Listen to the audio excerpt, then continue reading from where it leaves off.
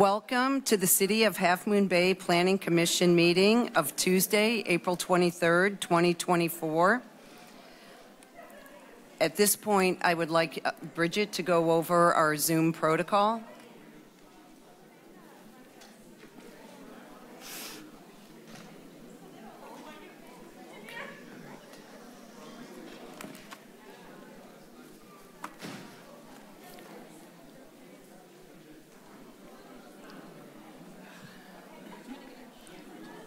Okay.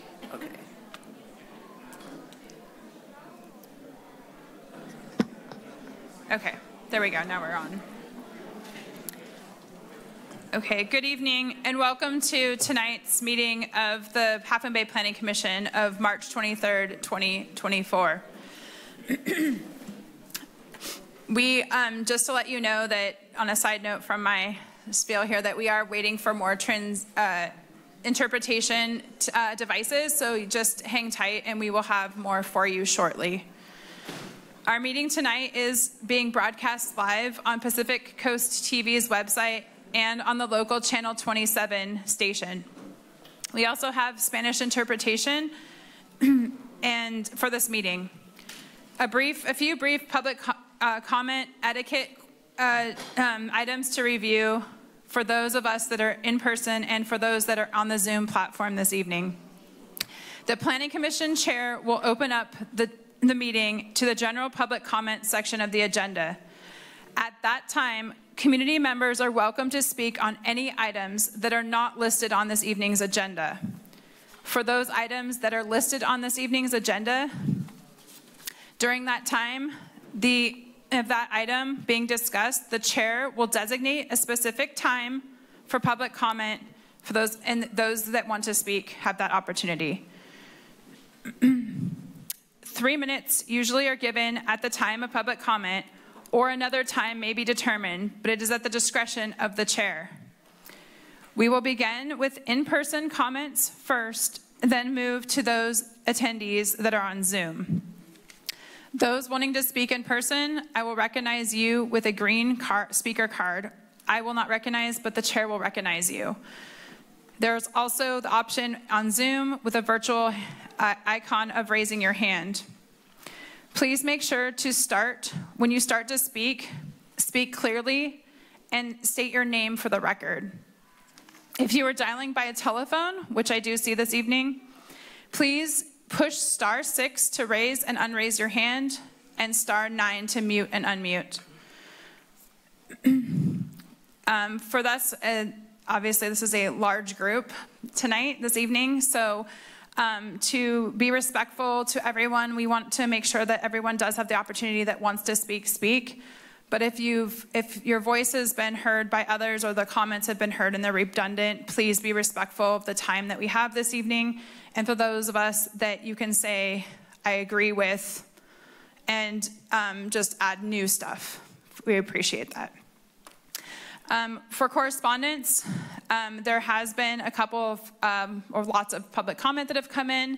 We released and posted public comment onto our website. It's at the very bottom of the agenda online. And we also, all comments that did come into the city were sent to the Planning Commission. So all of you have received it via email. At this time, I would just like to remind all of us to make sure that we speak directly into the mics so that not only each other here up here can hear, but the public can hear, and those of us that are on TV. I thank you, everyone, for your patience for this evening. It will be a long meeting, and excuse me, and I would like to now hand the meeting over officially to Chair Gossett to begin. Okay, at this point, we'll stand for the Pledge of Allegiance.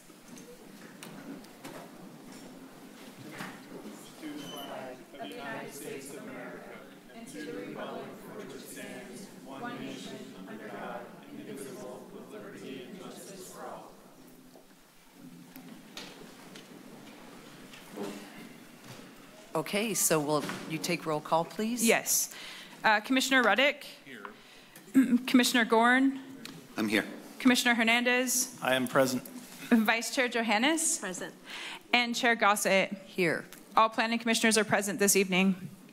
So I just would like to inform everybody, we're moving the agenda around slightly to allow those that are celebrating a religious dinner to show up at 7:30. So the presentation for the 555 Kelly will start promptly at 7:30. So prior to that, we're going to conduct Planning Commission business that normally occurs in between or at the beginning and at the end. So with that, I would like to move that we look at our draft minutes for March 26, 2024. Can I use this? Do I have a motion? I move we approve those minutes. I second the motion. All in favor? Aye. Aye. Yes. Aye. Okay, and then we'll move on to the April 9th minutes of 2024.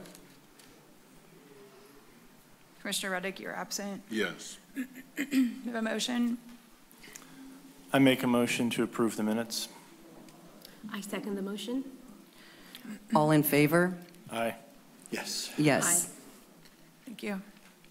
And at this point, I would invite anyone from the public to speak out on anything that is not on the agenda. I have no one online either. Okay, so then I would turn this over to Steve for a director's report.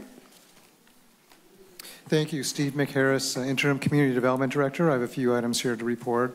One is for an appeal to the Coastal Commission for a project approved by the Planning Commission and Council. This is the Coastside Land Trust Coastal Trail. For those in the public, this is for improvements on a 2.8-mile segment of the California Coastal Trail and associated public recreation amenities west of the terminus of Wave Crest Road and north of the terminus of Redondo Beach Road. And the hearing is set for May 9th, and it is in Crescent City. The other two items are one and the same. These are appeals for Planning Commission approval of the Caltrans State Route 1 multi-asset roadway rehabilitation project. That was a project number PDP 2384. One of the appeals is specific from Caltrans regarding conditions of approval 8.1, 8.11, 8.6, 8.7, and 8.10. I list those in case anybody from the Public Commission would like to look at what those are on the record. The other appeal for the same project was submitted from Catherine Slater Carter. Now these are appeals to the City Council, and this one is regarding adding conditions to the area. I think of quite a bit of discussion regarding Surfers Beach. That concludes the director's report. Thank you. At this point, I would ask if we have any Planning Commission communications from the commissioners. I don't either. I do not. Okay, so at this point, we'll take a 15-minute break, and we will start promptly at 7:30. Thank you.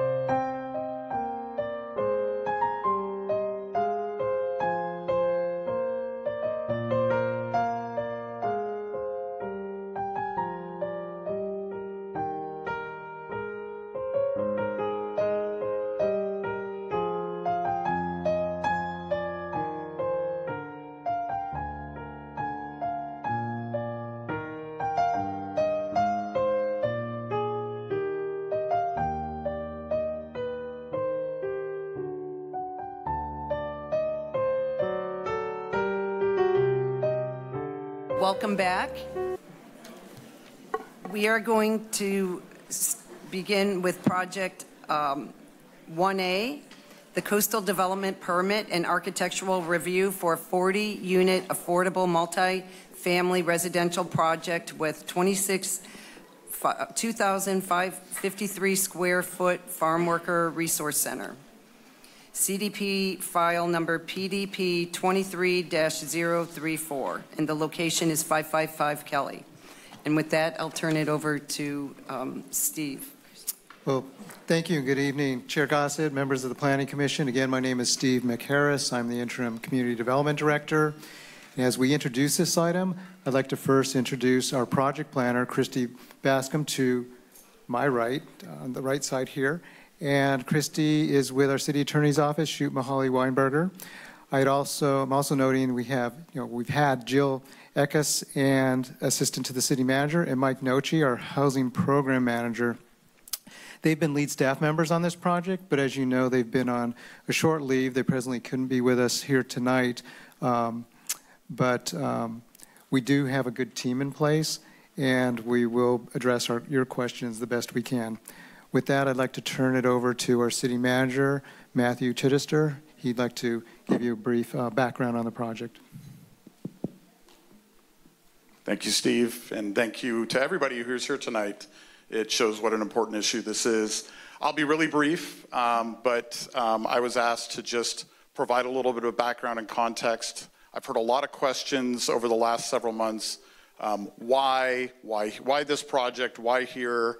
Why are things happening the way they are? And first and foremost, I want to let everybody know that part of our goal tonight is to be able to share correct information. We all get information from a lot of different sources, and often that information is skewed or it's been interpreted over and over again. So our goal is first and foremost to get the right information before you tonight.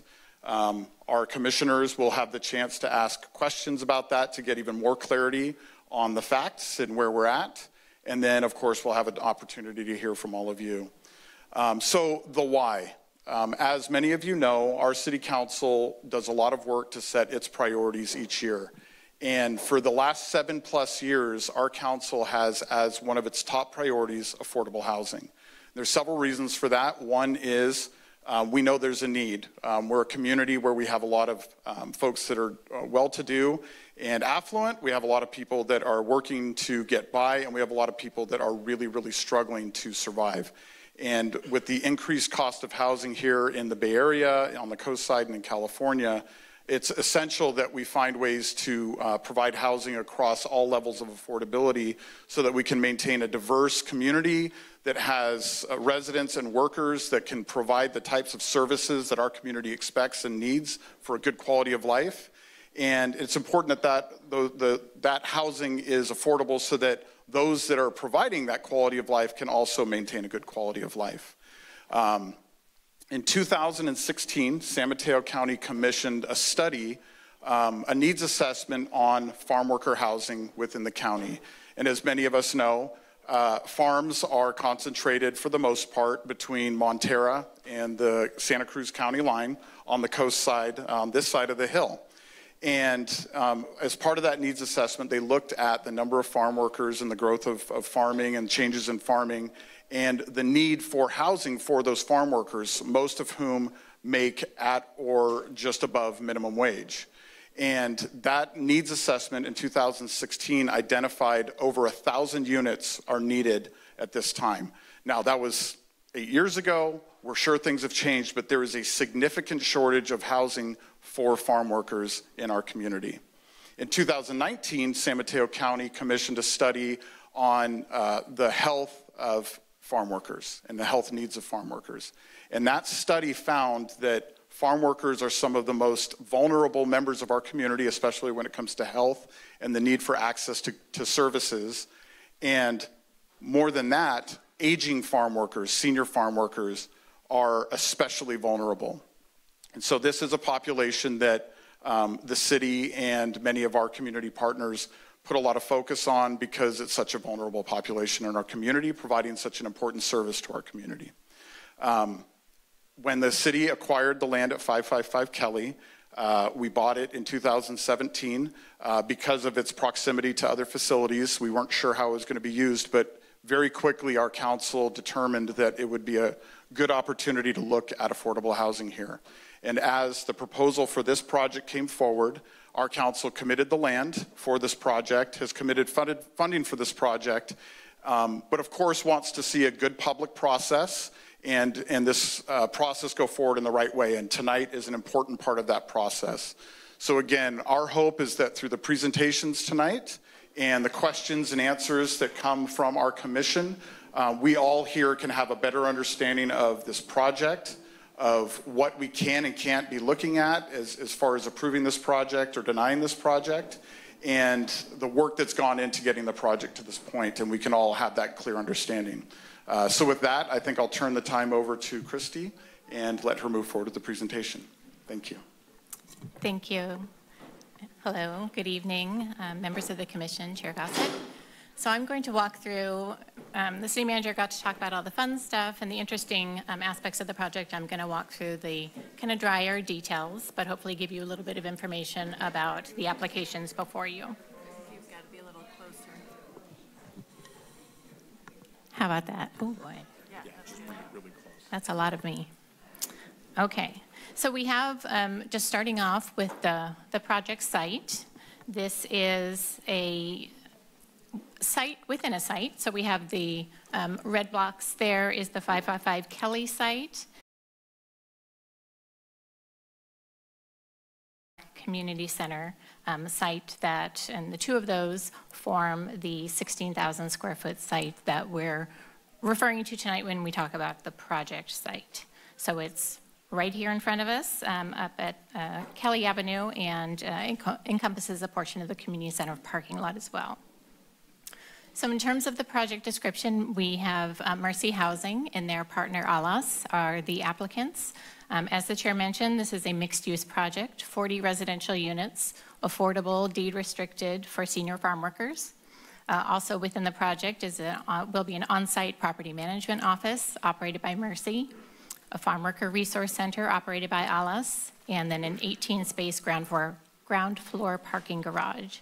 So the entitlement applications in front of the commission this evening are a coastal development permit application and architectural review. So the existing site is what you saw when you came to the community center this evening. We have the house and detached garage at 555 Kelly.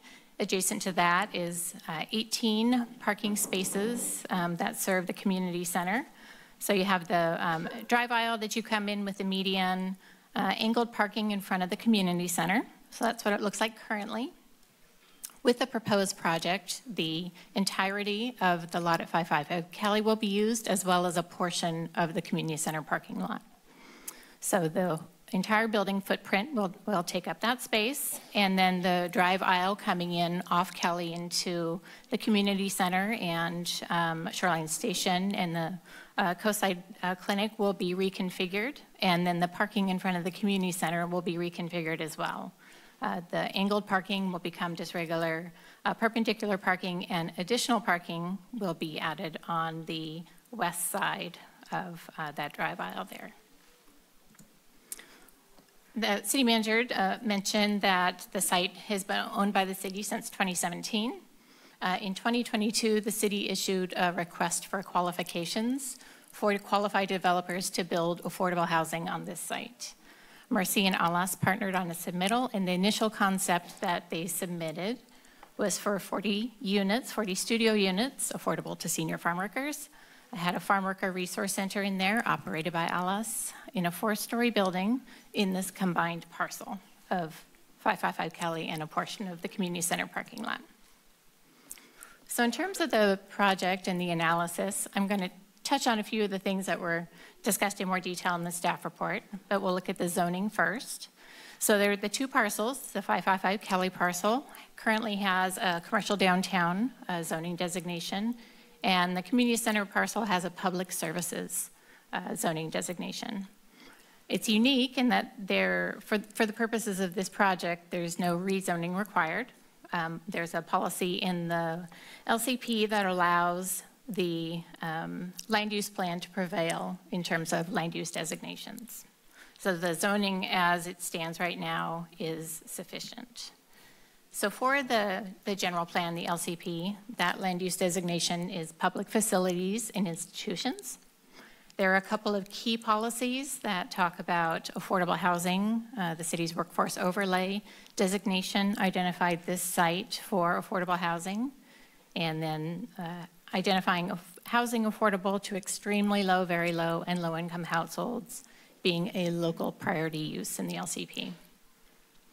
And lastly, the 2023-2031 draft housing element identifies this site with 40 units of affordable housing and identifies it as a pipeline project.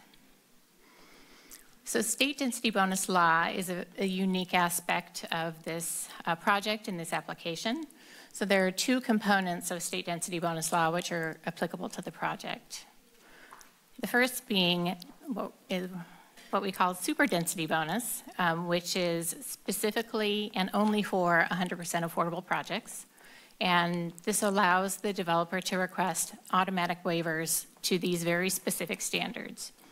The standards of density, so how many units per acre are allowed on the project site.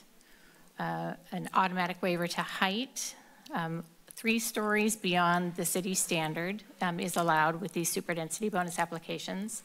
And then most uniquely is that there is no minimum parking requirement for a project that invokes the super density bonus and is 100% affordable. In addition to these automatic waivers, the applicant can also request up to 4 concessions to city development standards as part of having a project that has some level of affordability. So this project, the applicant could request up to 4 concessions, and this applicant asked for 2, a reduced front setback, and then a reduced open space requirement. And both of these concessions were anticipated in the city's request for proposals that they put out in 2022, looking for applications, or looking for a qualified developer for the site. So next, I'll talk briefly about the architectural review component of the project. I will cover building uses, site circulation and parking, and the AAC review and feedback. The design team, the applicant in their presentation will talk about the materials, design, elevation, and some of the building features. So in terms of building uses, this is just a table. We won't go into drill down into the details, but just identifying how much of the building is going to be used for residential uses, so about 3/4 of that, and then how much of the building is used for non-residential uses, be it the parking garage, circulation and service areas, the farm worker resource space, and then the Mercy housing spaces there. And you can see kind of how those divide up in terms of total percentage of the building. So the circulation and parking is something that was studied as part of the analysis here. And one of the provisions of state density bonus law requires the waiver of parking requirements. So the actual language is, upon the request of the developer, a city, county shall not impose vehicular parking standards. So that's stated in state law. We had, the city had DKS engineers prepare a site-specific transportation impact assessment, and Erin Vaca with DKS is here this evening if we have any questions for her. And although it is not required under the provisions of density bonus, Mercy Housing is taking a couple of additional steps in terms of the provision of parking. They're providing the 18 spaces in the ground floor parking garage of the project, reconfiguring the parking in front of the Ted Adcock Community Center to replace the 18 spaces that are being removed when the project is developed, and then also pursuing other avenues to supplement project parking that we discussed in greater detail in the staff report. So the existing site circulation looks a little something like this. The red lines are vehicular circulation, the blue are pedestrians. So right now, vehicles come in the site, as many of us did this evening, and you come into a driveway with the median, and then there's a median in front of the community center as well, and it's kind of a straight shot through there. With the project, the future site circulation will function very much the same way, but be slightly different in that the driveway entrance from Kelly into the project site will be relocated and reconfigured, and the pedestrian circulation, again, will continue to function in the same way. So just to illustrate that the before conditions and the after conditions will function very similarly. The Architectural Advisory Committee, of course, took a look at this project, reviewed it at 2 different meetings. One in June of last year, they reviewed the preliminary designs that the applicant was working on. After receiving the AAC feedback, the applicant went and made some revisions to their project plans. The AAC reviewed the updated design at a meeting on March 14th of this year, provided some additional feedback to the design team. The applicant went away and made some additional revisions. And then the refined design is what the Planning Commission will be seeing this evening. That was attached to your staff report, of course, as well, and that the applicant will present a little bit on. There was a summary of all of the AAC-inspired revisions provided with the staff report, and the applicant will highlight some of the key changes since the March 14th AAC meeting.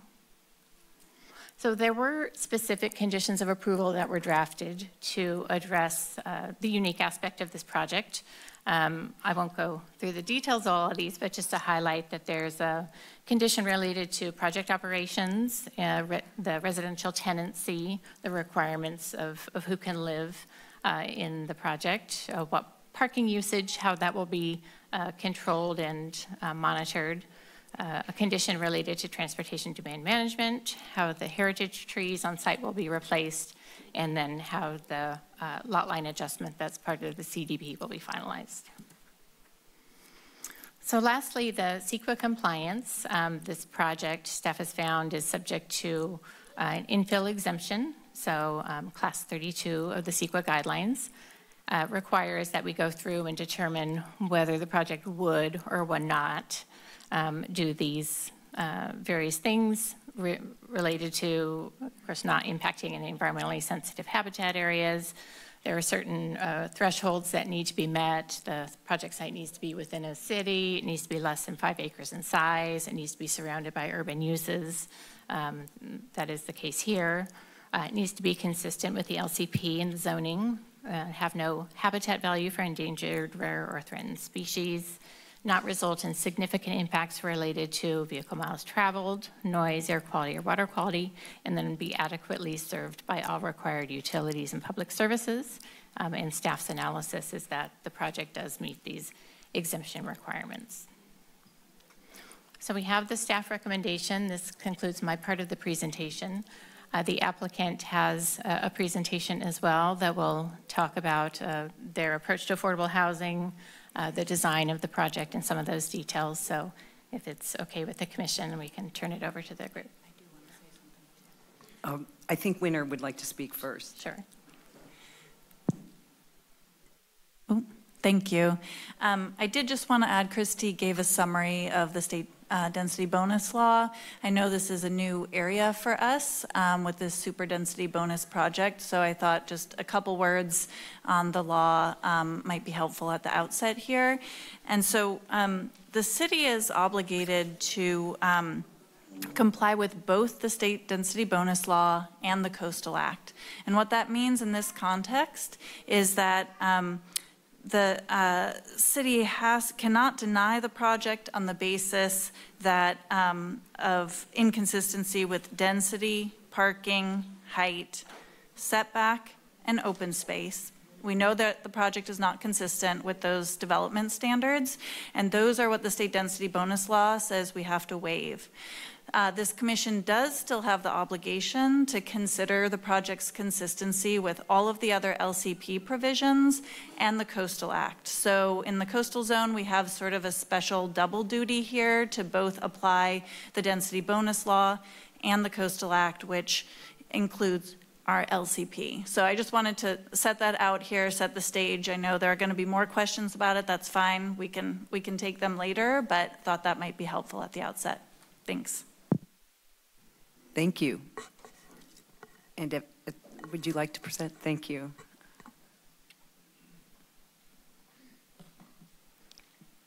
Hello?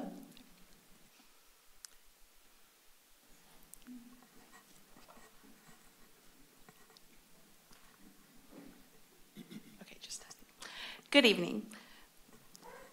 My name is Kelly Hollywood. I'm with Mercy Housing. I'm proud to be here this evening to present our organization, the partnership with Ayudando Latinos a Soñar, and the development we are proposing to address the urgent need for housing for senior farm workers in this community.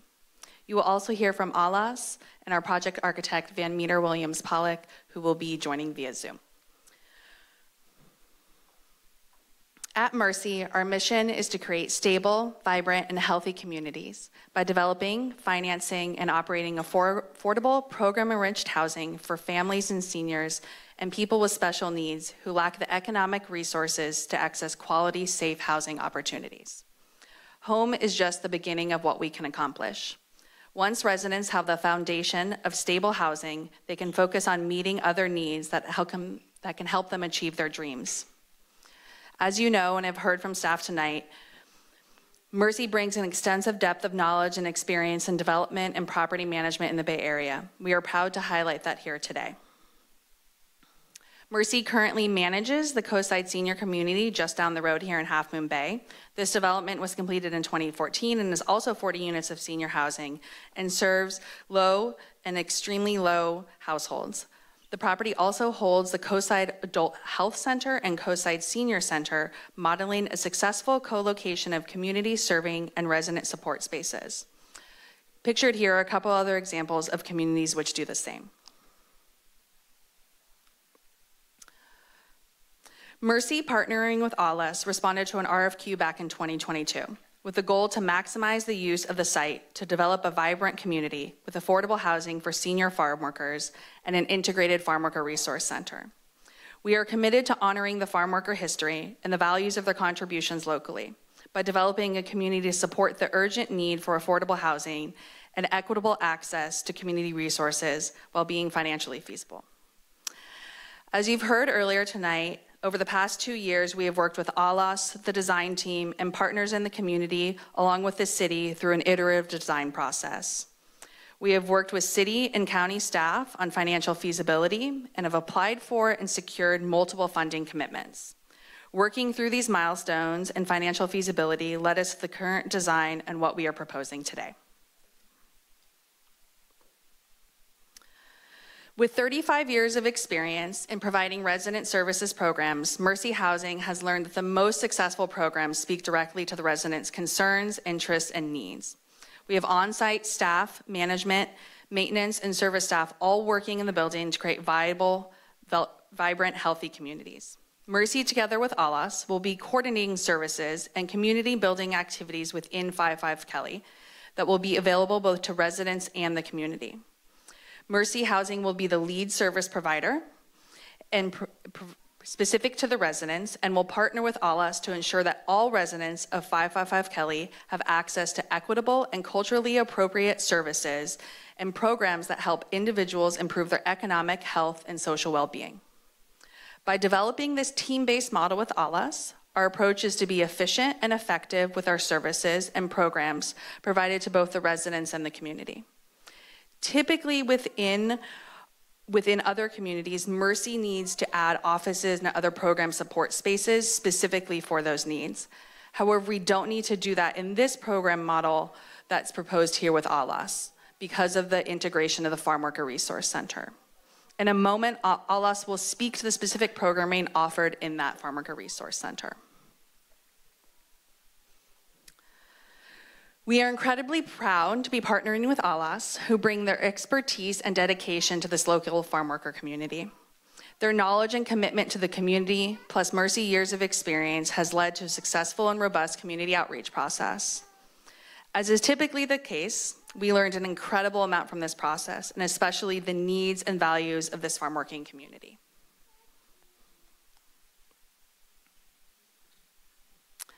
I want to highlight here the financial commitments thus far. We have a commitment from State Housing, Community Development Fund, County ARPA funds, and city funds allocated from Senator Becker. Currently, every dollar provided by local city funds are being leveraged at a rate of 8-to-1 for other state and county funding requests for 555 Kelly. Utilization of these resources and the impact goes beyond just the property line in the housing built and contributes to upgrading utilities, infrastructure, reconfiguring parking, and the circulation around the property. Finally, the unit mix shown here incorporates feedback from rounds of community outreach, city input, our collective development experience, and market research. This mix of units will be restricted to households earning less than 30 to 50% of the area median income. Our proposal meets the outlines provided by the city and does our best to highlight the quality housing that is both feasible and welcoming to our future residents. I'm now going to pass this along to Alas to discuss the Farm Worker Resource Center and our extensive community partnerships.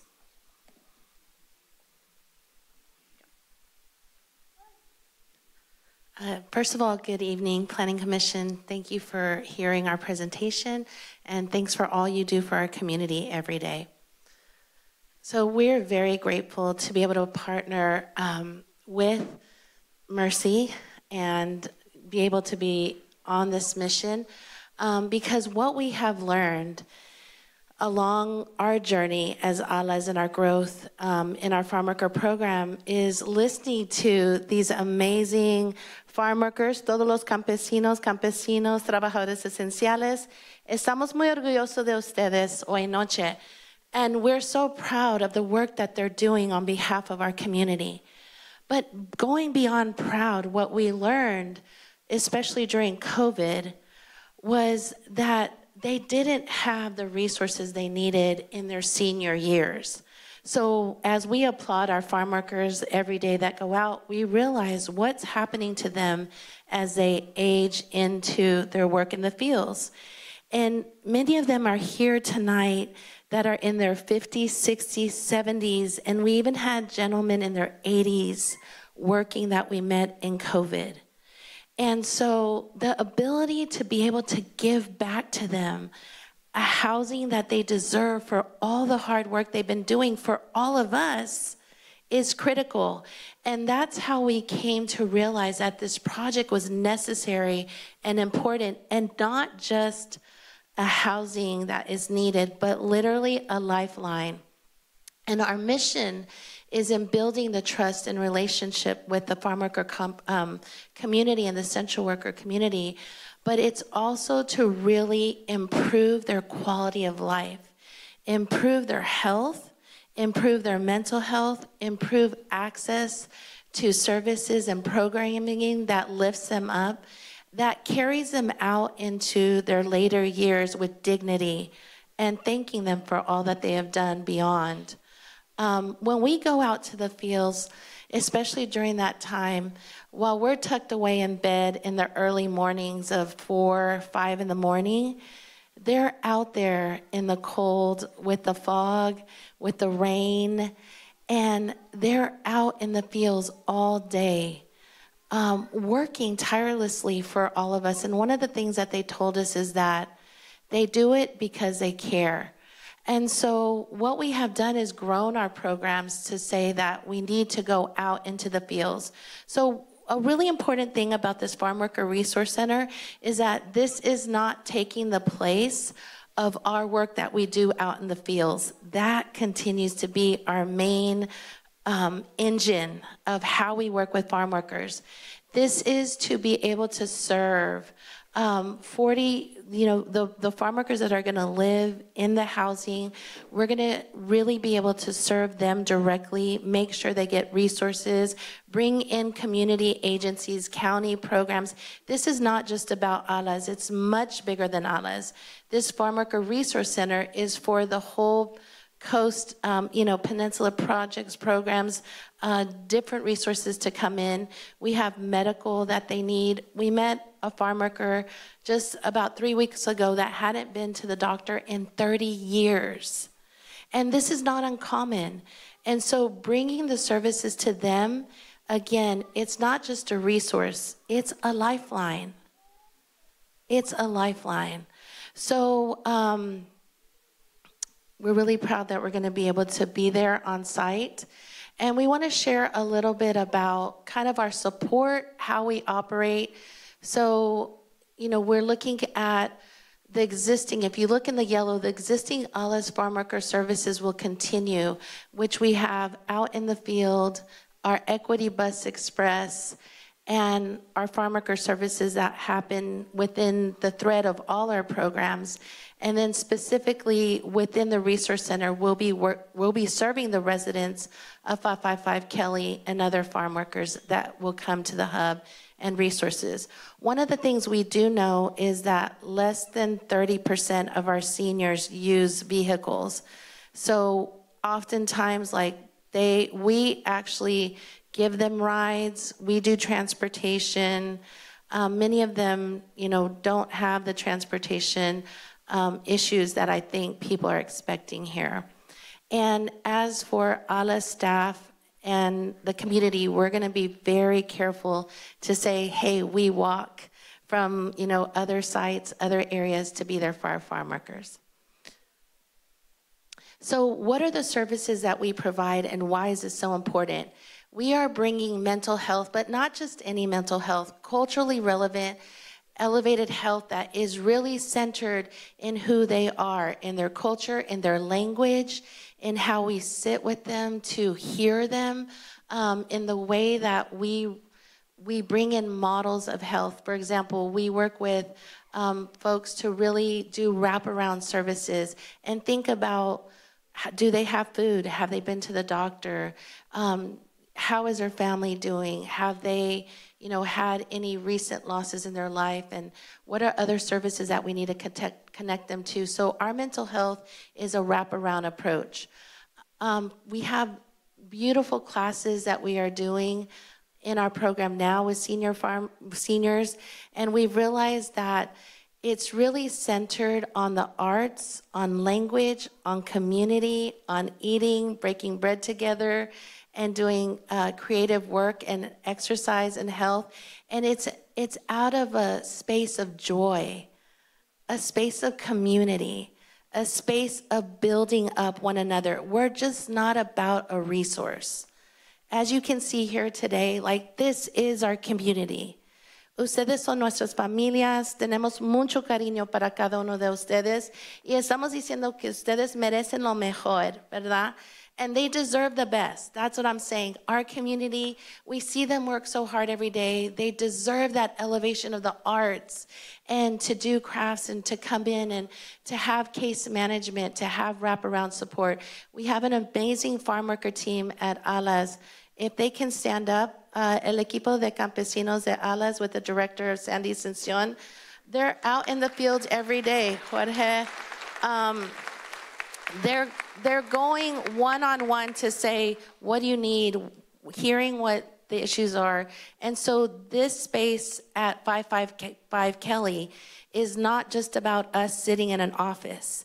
It's about us checking on every resident that lives there to mediate any issues, any concerns, mediate health issues, really bring them to the forefront, bring them out of their homes, help them to build community, and help cheer them on as they age. They've been working so hard. So we're just so excited about that, being able to do emergency work, crisis management, and with amazing partners of Mercy, there's so much to do. And with that, a lot of healthcare referrals, working with medical. We are really proud to work with our county partners and working with the county to provide all kinds of wraparound resources. So it's really hard to explain as I close the joy of ALAS in this Farm Worker Resource Center. But as I thought about the most important message I wanted to bring to you tonight, this is not a resource center. This is a lifeline. This is joy. This is community, and it's really embedding wellness for them as they close out their years of seniors and really being appreciated with dignity. Thank you.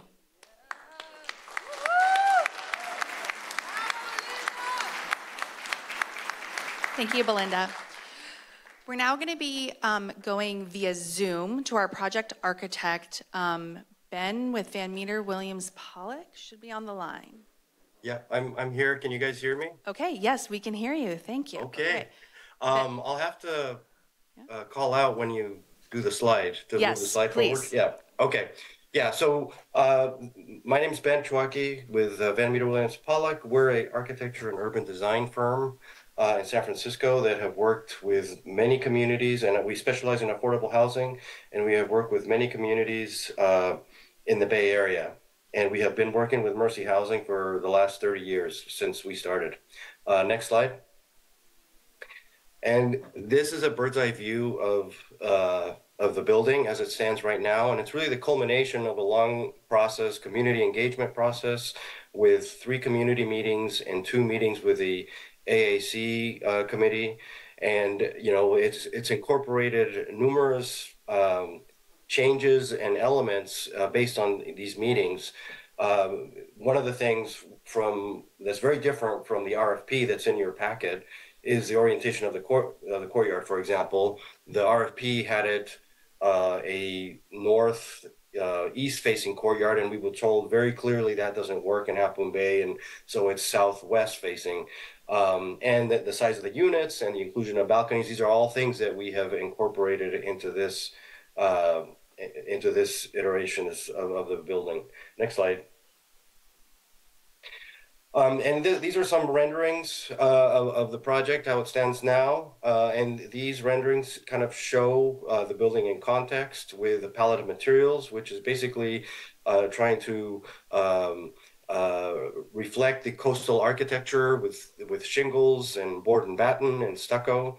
And it also reflects the latest comments from the AAC board, which include generally making it a more a less contemporary building by including more traditional details and elements. So things like the parapet with the brackets that we're including, things like awnings. The committee was very strong about we should include awnings, so we include awnings on the ground floor. A windbreak, also very important, and a stronger base are all things that we incorporated in this last iteration with the AAC committee. Next slide. And this is a view from Kelly, straight at the building, and it really shows how the 5th floor is not very visible. It's very set back, as you can see, and it also shows the parapets with the brackets. And I wanted to point out that that detail actually was recommended by one of the board members of the AAC from a local building in Half Moon Bay. And in your packet, there is a sheet A 5.1 that has several elements that are taken from local architecture in downtown Half Moon Bay that include these brackets, include awnings and a base, all these things that are elements kind of local to Half Moon Bay. Next slide. And here, another comment that we received from the AAC committee was a kind of smoother transition between the ground plane and the public plane and the building itself. So you can see in this rendering how there's a human scale to the building at the base with the awnings and the actual detail of the base and the entrance and everything that's surrounding that entrance. Next slide. So I'm going to quickly walk you through the plans. This is the ground floor plan. And I just generally wanted to point out that the ground floor has many elements that are sort of necessary to the building that are not sort of amenities. Most of the building, the ground floor uses are services and utilities. You can see almost 75% is used by either the parking, the things like the trash room, mechanical spaces, circulation, electrical room, things like that. And only about 25% of the ground floor is used for the Alice Resource Center and the offices, the management office. Excuse me, Ben. Yes. Could we have city staff, you look great, but I'd like to be able to, we can't see the presentation. Can we actually, we blow up the presentation and we don't need to see Ben. We appreciate how handsome he is. Yeah, I don't know how to do that. Thank you.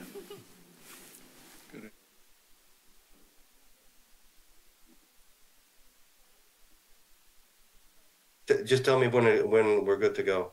You're good to go now. Oh, okay. Okay. So,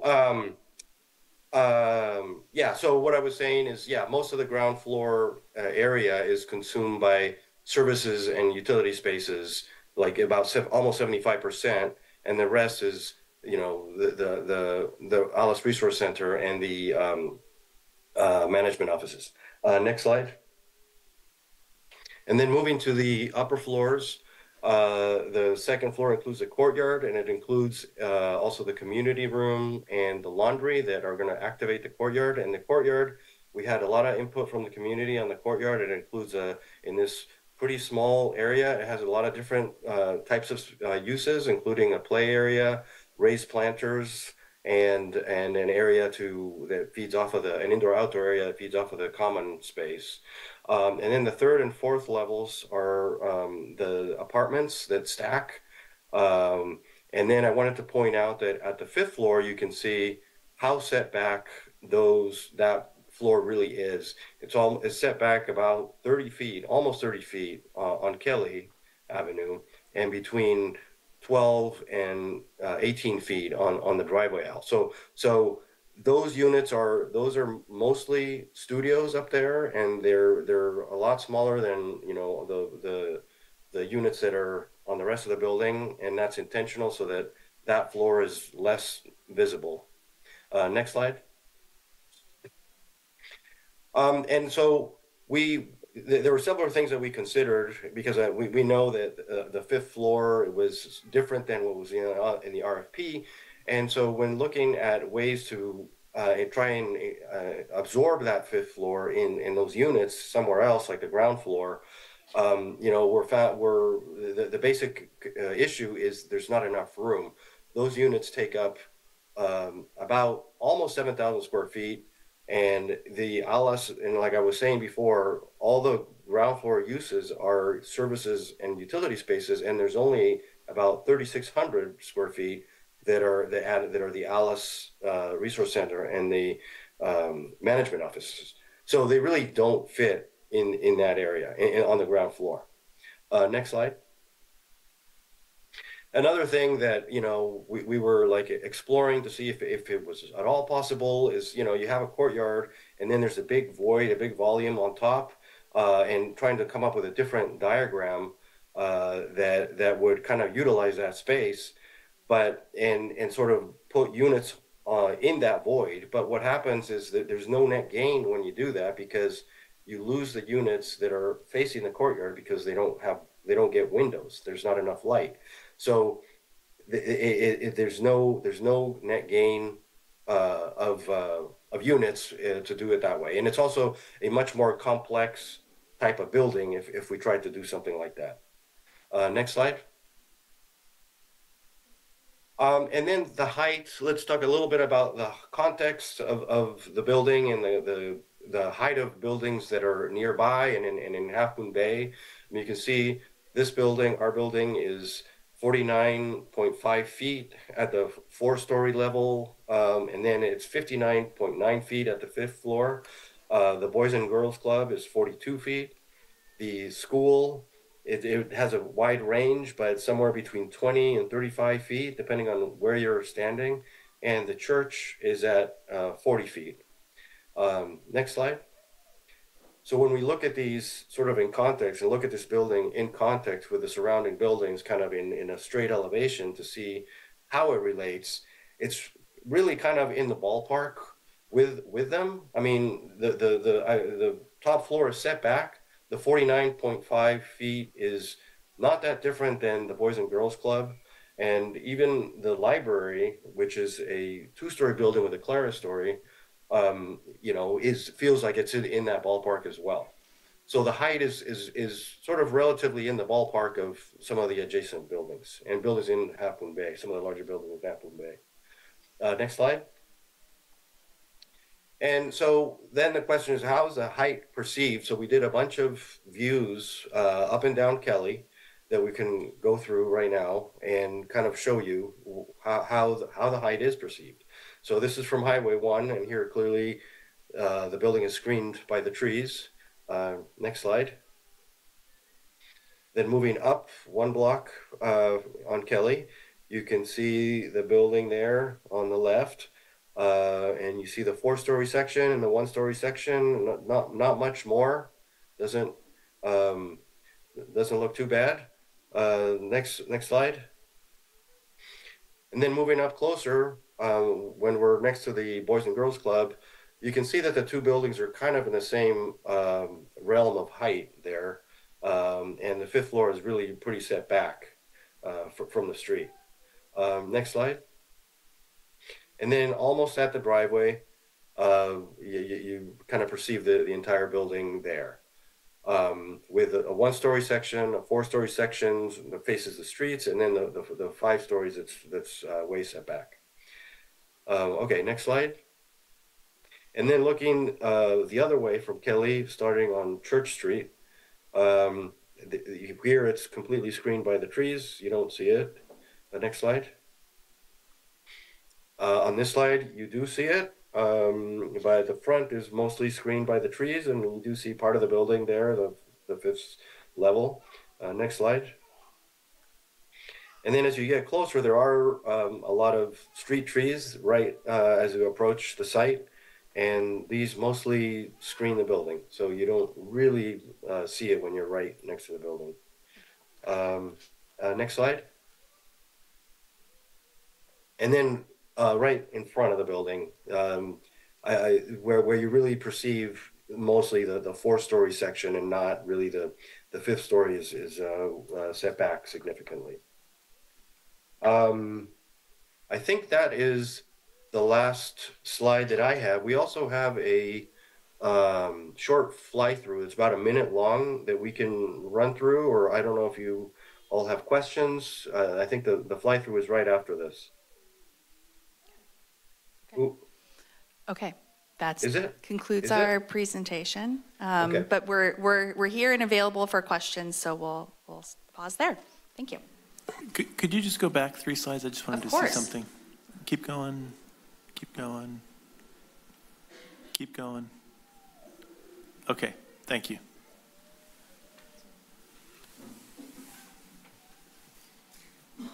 It's good. I'm good. Thank you. Okay, at this point, we are going to open up the public hearing.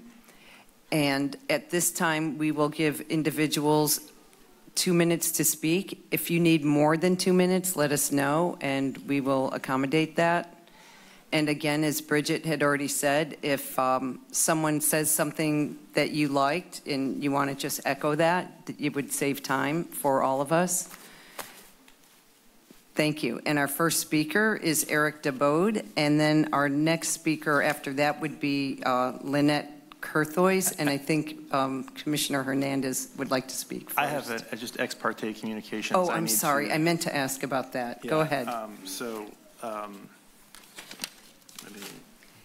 In fact, I meant to ask all my fellow commissioners if anyone had ex parte with the applicant.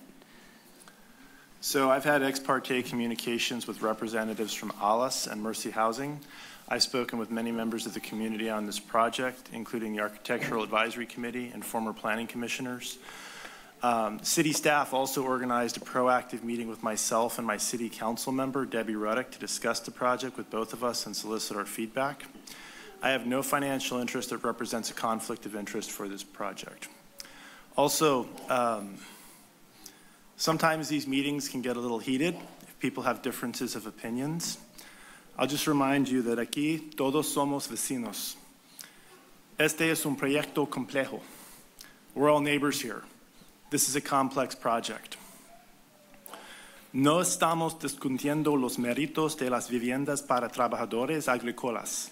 Claro que es muy importante. We're not discussing the merits of farm worker housing. Nuestra responsabilidad es determinar que este proyecto en esta ubicación sea consistente con el plan general a largo plazo para nuestra ciudad y el centro patrimonial. Esto puede tomar más de una noche para hacerlo bien. Our responsibility to determine this project at this location is consistent with the long-term general plan for our city and the heritage downtown. This may take more than one night to get right. Thanks. Thank you. And with, does anyone else have ex parte? I would like to say I did speak to the planning commissioner, Architectural Advisory Committee, one of the board members, and I did meet with my councilman and city staff on this project. That's it for me. I don't necessarily think that this is ex parte, but I did talk to the fire district, and I did talk to several members of the community, both on both sides, that are neither on any board or represent any group of people. I've talked to some farmers. I've talked to farm workers. I've talked to construction workers. I've talked to people that work at Safeway. I've talked to gardeners. I've talked to housekeepers. I've talked to a lot of different people from all parts of this community that represents all parts of the workforce in this city. Thank you. Okay, go ahead. Through the chair, thank you. Since we had some ex-parte communications, it is good practice to say generally the nature of the information you got from them and whether it's anything different than what you've heard tonight in terms of the public information provided. Thank you.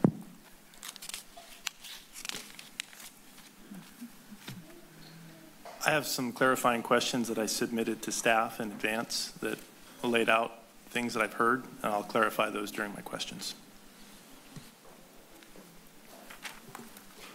My questions and communications with the members of the public were generally how they feel about what they see in this project and how it would help them and benefit them on all sides. So nothing to do with what I see in the project.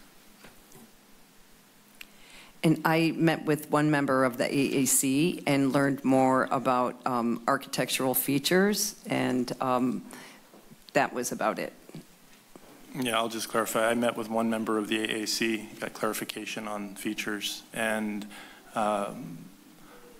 I received feedback on the design of the project and the larger design goals consistent with what I heard today. Okay, so at this point, we'll move into the public hearing, and if Eric DeBode would like to speak first. I don't know if Eric is here. Eric had to leave. So. He had to leave, okay. Then Lynn Kurthoys, and after that, we would have Leah Gray. Hi, good evening. I'm Lynette Kurthoys, and I want to say thank you to all you do to keep our town the amazing town that it is. I live a little over half a mile from the project site. I've lived in Half Moon Bay a long time, and I work at 719 Main Street at Resource Innovation, so I'm a local business person as well. I'm very actually excited about this project. I think the opportunity to do infill development in our town is so important because I care a ton about protecting agricultural and environmental resources on the coast side. I'm a regular participant at the Coastside Farmers Market, so I go to this area a lot. I drive by it every day on my way to work. And I go to the farmers market because I value organic produce and restorative agriculture, humane treatment of farm animals, and most importantly, humane treatment of farm workers. That's the most important thing to me when I make my food decisions. And I know as a regular attendant at the farmers market, there can be parking challenges in this area. I also know that they're very seasonal and episodic, very focused on Saturday mornings. And I try to, when we have those rare days where there's a farmers market and volleyball tournament and there's something going on at the church, to just think how lucky am I to live in a community where there are so many exciting things going on the weekends. And that's how I view it, and I think there can be coordination. I've heard from some folks at Alice that they wouldn't schedule events on Saturday mornings on farmers market weekends. Those are solvable problems. I love that the 18 parking spaces, even though they don't have to, have been offered to reconfigure existing pavement. What a great way to get more parking. And I think those inconveniences about the parking on Saturday mornings are minimal in comparison to the health and safety of our senior farm workers in our community. So I really, again, I think the project is a blessing. I love that it looks so Half Moon Bay-ish. Sure, it's a little bit taller, but we're getting 40 units of affordable housing in an infill development, which is really tremendous. So thank you very much. Thank you. Leah Gray, and after that, we'll have Ellen Coland. Oh, yes, and if we can, please not applaud.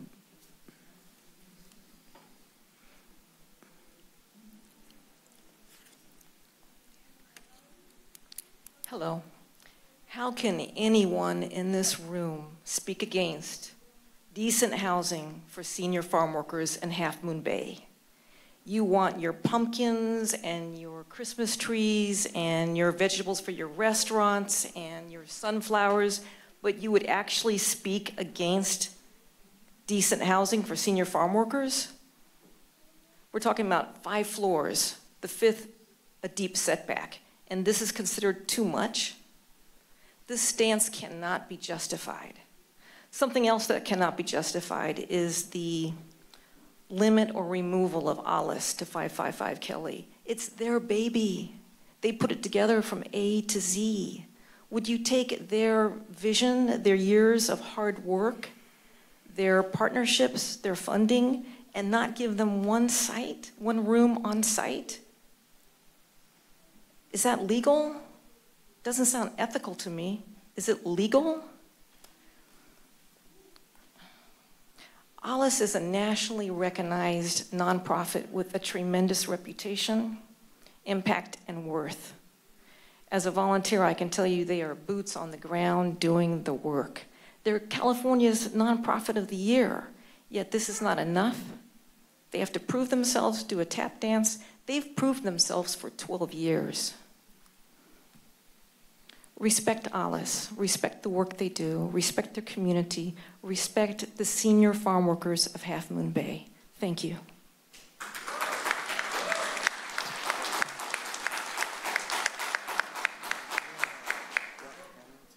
Yeah. Hi, my name is Ellen Coland. I live in El Granada, but for years I lived on Kelly Avenue and still consider Half Moon Bay to be my home. Normally, I would be standing with supporters of this project. In fact, when I first heard about it, I was really excited about having farm worker housing for seniors in the downtown area, close to the church, to the medical clinic, and other services. I thought this is really great. But it wasn't until I read about the proposed waivers on height and parking that I realized that in good conscience, I could not support the project because it will have such a dramatic negative impact on the town that I love. It turns out I'm not alone, even though it feels that way right now. Many are opposed specifically to the size and scope of this project at this location. Since April 15th, 2 messages were posted on Nextdoor about this project. While this is not a statistical sample, the results present a snapshot of where many co-siders stand on this, even though they may not be here tonight. By 5 p.m. last night, there were almost 250 comments on this project. True to Nextdoor, about 150 were off topic, asked questions, or complained in general about local and state government. 93 comments were posted specifically about this project. Of those, 17 were in favor of it right where it is being proposed. Only 5 were negative about farm worker housing. Tellingly, 70 comments opposed to this project because a 5-story building is too tall and its design too big for the historic downtown business district, and it doesn't fit within the look and the feel of our small town. So I understand from hearing these presentations in particular that there are laws that allow for waivers on density, on height, on parking. But my question really is that just because those are allowed, does that mean that this project has to be this big in this place? Isn't there any way to either reduce the scope of this project so that fewer units are here? And I know it sounds like there are some constraints about that, but a building of this size in this area is just too much. Thank you. I'm sorry. Yes, our time is up. Thank you. Oh. Okay, thank you. Can we please refrain from clapping? Okay, Chad Hooker.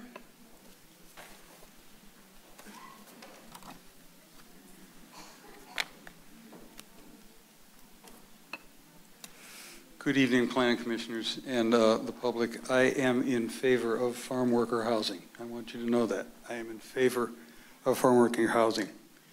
This commission has received, however, letters showing that I oppose this project. I am on the Architectural Advisory Committee. We have seen this project twice. I am not here to speak as an AAC member, but rather a member of the public. But my kudos to the architect for the changes that have been made since our last meeting. The architectural work looks good. That doesn't change the fact that this building is too large, too much density, not enough parking for this site, and there are alternate sites. I hope we can get to that. What I want to talk about is something completely different. I did not find, stated in the staff reports that came to AAC, perhaps it's in the staff report that's come to the Planning Commission, but I've not been able to find it. The fact that this site is in the historic downtown as called out in our downtown specific plan. To quote from the specific plan document, section 3.430, quote, the specific plan policies focus on the key issues identified through public participation processes, including parking availability, design compatibility, gateway identification and enhancement, landscaping and signage, end quote. Of those, this project appears to comply with landscaping and signage. Section 4.114 of the specific doc also states, quote, any project needs to require the provision of parking spaces as specified in the zoning code regulation for all new development, end quote. It goes on to mention in lieu fees, but I did not see any such requirement for this project. I've walked this town, I live right here in town, but I've walked this part of town quite a bit. And adding 50 or 60 cars to the streets immediately surrounding this is just impractical. I neglected to say at the beginning that 2 minutes won't do it. I really do need a few more minutes here. So what that means is that if this project is built as designed, the burden for that deficit in parking will be carried by the neighboring businesses, the Boys and Girls Club Event Center across the street, the church, the school, this Adcock facility. Since we can all see this coming, why would we approve of it? There are better sites for a high-quality farm worker housing that Mercy can put together. So much work has been done on this project already. It is transferable. A 3- or 4-story building built in this concept on an appropriate site with enough parking is a much, much better idea. State density bonus permissions aside, this is just too many vehicles for this neighborhood. I point out to the commission also that the Kelly and Highway 1 area, this spot right out here, is also specified as a gateway in the specific plan. And that is, quote, location suitable for signage, landscaping, and other visual enhancements designed to draw visitors into the specific plan area, end quote. That said, envision, instead of this proposal, imagine the site with the house deleted, the parking lot enlarged, and it's a very nice quality of city welcoming signage. So to this issue of better sites, I mean, the problem is that so many people stand up and say, I'm really in favor of something or other, in this case, farm worker housing, but not here. It's the very definition of NIMBYism. I'm not trying to do that. I'm not trying to say, go find another place. I'm saying there are better places. The county has agreed to purchase 50 acres for farm worker housing. It's the old Bay Cities nursery just south of town. A portion of that is in the city limits. That will close escrow on July 15th. Imagine transferring this project immediately down there, be the first building built on that farm worker housing site. This proposed site, just by reference, 50 acres down there, this site is less than half an acre. If you were a retired farm worker, where would you rather live? Probably with your friends and families. There's another site right across the street, or virtually across the street. It's the bike shop with the Victorian house there. That's on a half an acre, so there's more property there. And the corner of 92 at Highway 1, down along the creek, southeast corner. Great big site there. Beautiful place to put housing if the urban facilities accessibility is an important piece. I urge you not to approve this project for this site. I know my time is up, but there's a citizen who absolutely could not be here tonight, and he sent me a very short note. This is a friend of us all, Mr. Jules Sofer, and it reads as follows. I am a two-term founding member of the Architecture Review Committee. I wish to voice 3 major objections to the proposed new building. 1, too much mass for the site. 2, too high for the area. 3, way too little parking for what is planned for the neighborhood. Dolores Mullins founded the ARC to prevent such a building. I feel it's my duty to honor her wishes. Jules Sofer. Thank you. Thank you. Okay. The next speaker is Jill Jacobson and then Ramon Sonakey.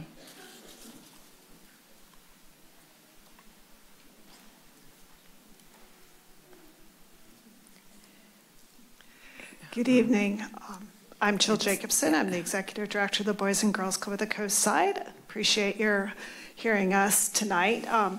As was mentioned in this presentation, the Boys and Girls Club has the property at 530 Kelly, a youth-oriented multi-use facility.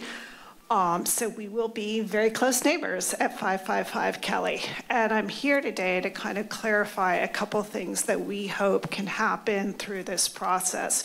One is I want to make sure everybody understands that the building at 530 Kelly, although it has logos for both Boys and Girls Club and Cabrillo Unified, is owned and managed completely by Cabrillo Unified. So it is a school district building. And I'm pretty sure the planning commissioners understand this, but for the public to understand that the regulatory guidelines for how a school is built and managed fall into a different track than the school, than the city. And so as we look at the staff reports, they really only spoke to one side of the street. And I am really excited about this opportunity for our community to respond to a really pressing need. But I think that everybody that has seen the event center understands that right now, one of the ways that it works is that many parents pull into the parking spaces between the Tad Adcock Community Center and Kelly and wait and do drop off and pick up for their kids that are in the event center using that guided parking, the guided crosswalk. And so as these parking spaces disappear with these plans, I really feel a need to bring these 2 regulatory groups together, the school district and the city, to talk about a safe way to ensure drop off and pick up for young people and anyone using the event center. We are completely supportive as an agency of this use, but our concern is what we can do to ensure the safety of young people coming to and leaving the 530 Kelly Event Center as this process evolves.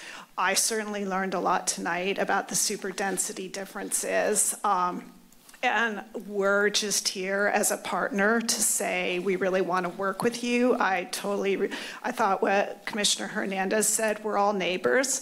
And even though this is 2 different regulatory agencies, there's only one community here. And so I want to help be this bridge that can really look at how we serve our community, even though we've got 2 different worlds governing it. Thank you.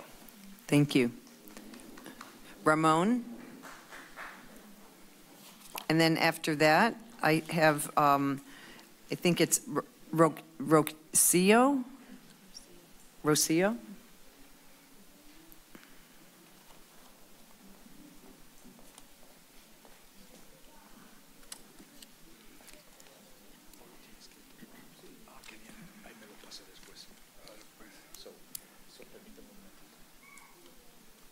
So Mr. Ramon is first of all going to say what he has to say, and then what I'll do is I'll go ahead and give a side translation to it. Buenas noches. Mi nombre es, estimados comisionados, mi nombre es Ramón Sonoki. Tengo 68 años de edad y he estado trabajando en el campo agrícola por 42 años. Actualmente vivo en una casa muy chica y sobrepoblada, a las afueras de Half Moon Bay. Yo tampoco tengo transportación para movilizarme. Me emociona la posibilidad de calificar y vivir en un lugar digno como este, así que espero que nos apoyen en quienes tanto hemos trabajado por Half Moon Bay y aprueben nuestro proyecto. Muchas gracias.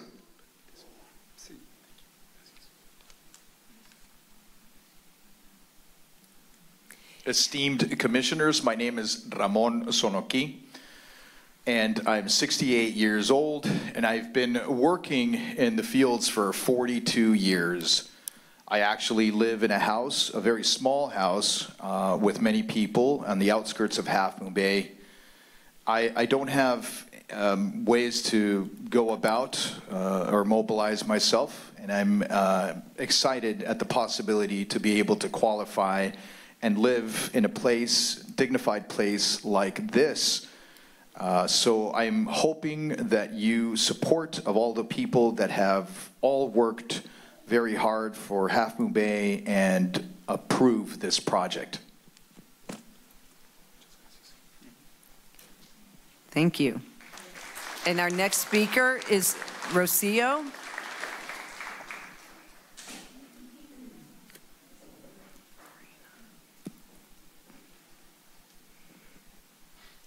So once again, Rocio is going to provide her comment, and I'll go ahead and do a side translation afterwards. Buenas noches, comisionados. Como muchos ya saben, soy Rocio Ávila, miembro del Comité de Viviendas de Half Moon Bay. Y quiero expresar mi comentario. Lamentablemente, siempre hay muchas excusas para estos proyectos, como este, que se frenen y no se hagan realidad. Necesitamos la empatía de cada uno de ustedes. Si ustedes o sus hijos estuvieran en la misma situación de los campesinos aquí en Half Moon Bay y sin vivienda digna, estoy seguro que harían lo posible para que este proyecto se aprobara hoy. Como esto no les afecta personalmente, déjenme recordarles a quienes les va a servir este proyecto. Estamos hablando de las personas que siembran y cosechan los alimentos que llegan a nuestros hogares. Es gente que no se escondió durante el COVID, sino que arriesgó su vida para que el resto tenga algo que comer.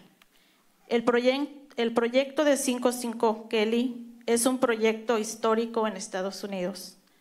La comunidad campesina en estos momentos tiene la vista puesta en ustedes, porque en sus manos está que este proyecto se haga realidad.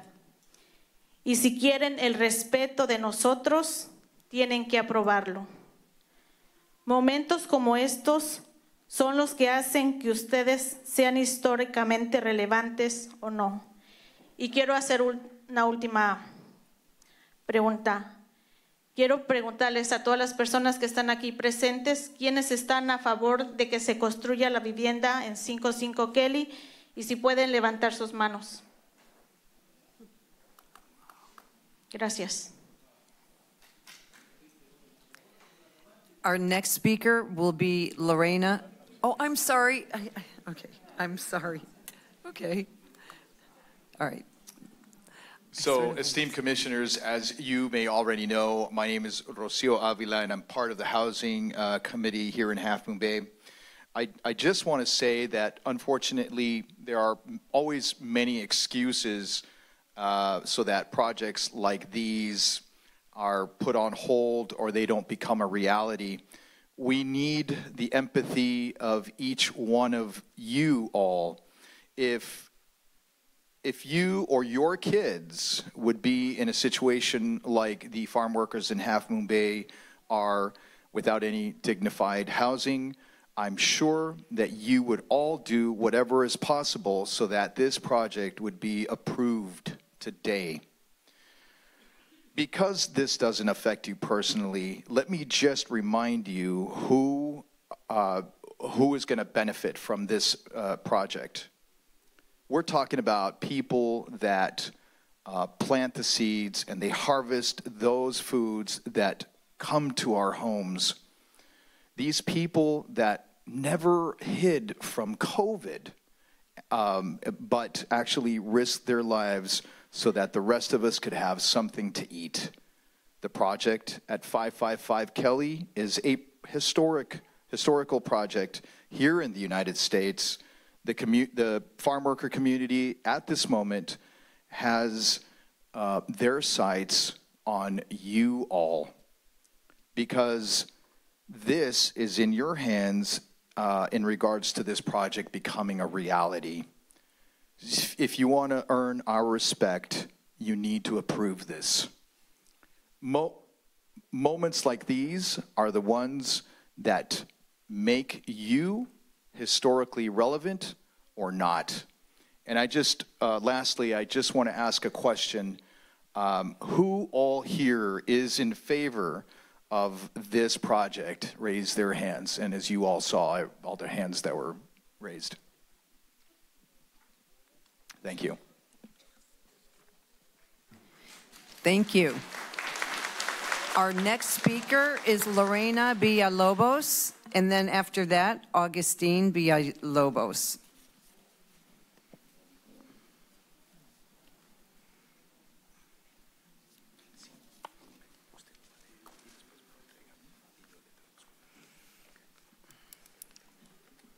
Once again, she's going to provide her comment, and I'll go ahead and do a site translation afterwards.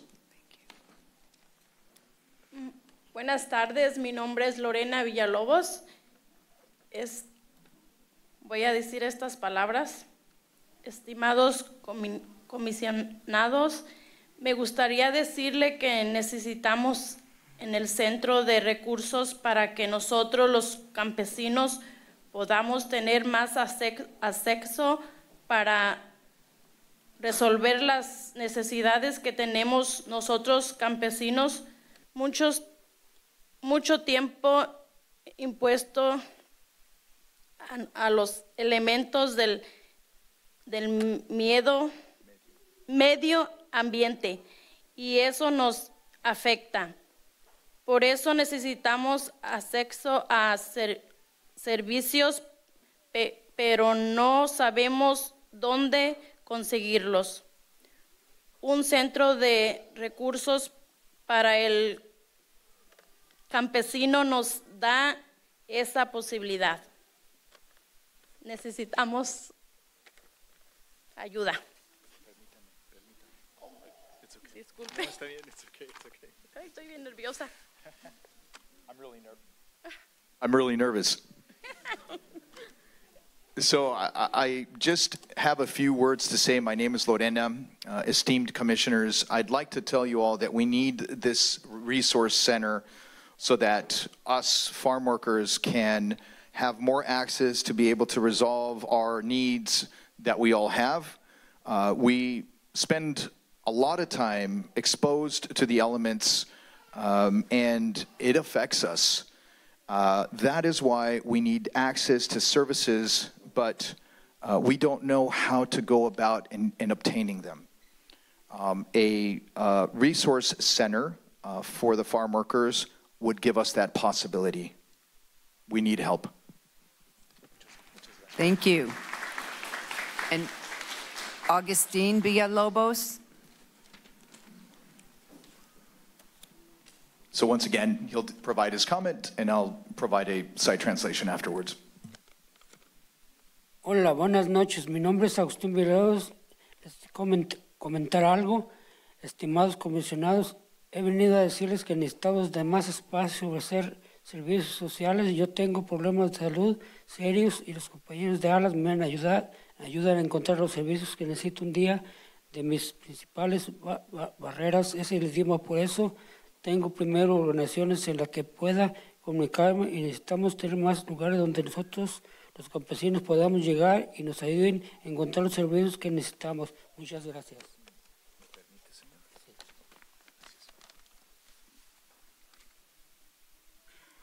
Hello, good evening. My name is Agustin Villalobos, esteemed commissioners. I've come to tell you all that we need more space that offers social services. I have problems with my health, serious problems with my health, and my partners at ALAS have helped me find these services that I need. One of my principal barriers is the language, and that's why I firstly come to these organizations so that I'm able to communicate.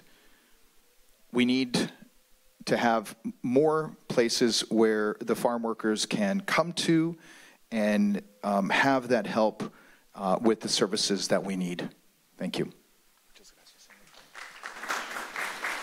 Our next speaker is Petra Murillo, and then following Petra will be Feliz Torres.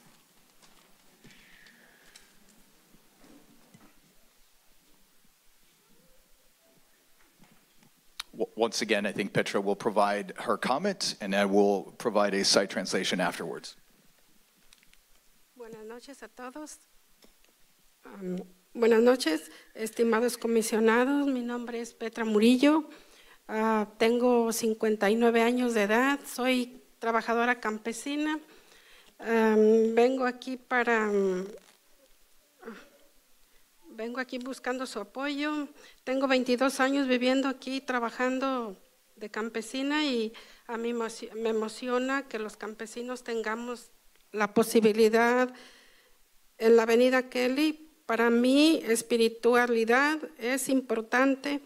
Yo quiero ir a la iglesia del pueblo los domingos, pero el acceso es complicado. Yo no manejo y vivo lejos de Kelly. Estaríamos a un paso y eso sería una bendición. Muchas gracias a todos los comisionados y a los que apoyan este proyecto, y gracias a la Fundación de ALAS por ver siempre por nosotros los campesinos, y gracias a todos por escucharnos.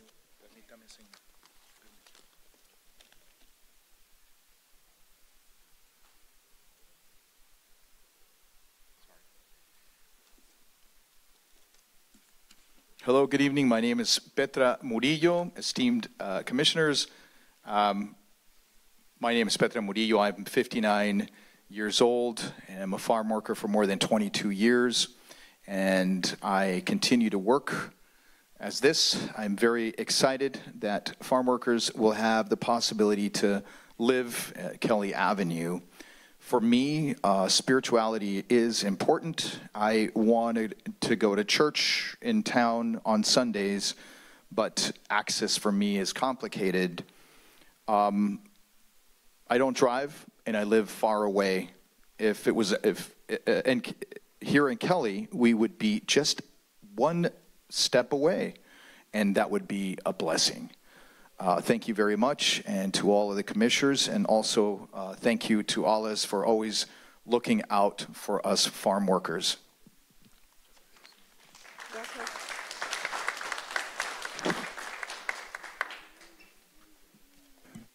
Feliz Torres. Okay, he's coming up. Okay. And then after that, Noreen Cooper Havlin. just have to inform you that he'll provide his comment and I will provide a site translation afterwards. Thank you. Okay. Muy buenas noches, comisionados. Mi nombre es Félix Torres. He estado trabajando en Half Moon Bay por 44 años. Este pueblo ha ido cambiando. Nosotros también conocemos la historia de este pueblo.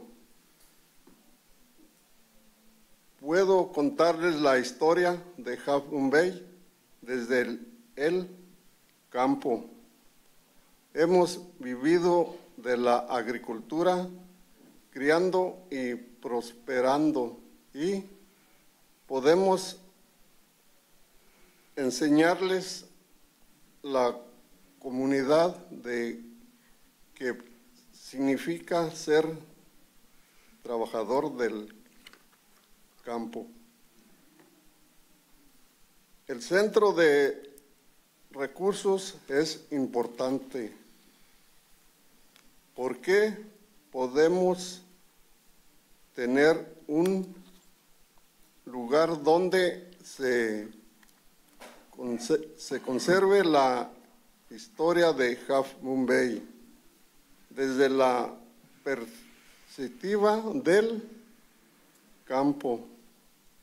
Es un lugar donde nosotros podemos ser los profesores protagonistas. Gracias.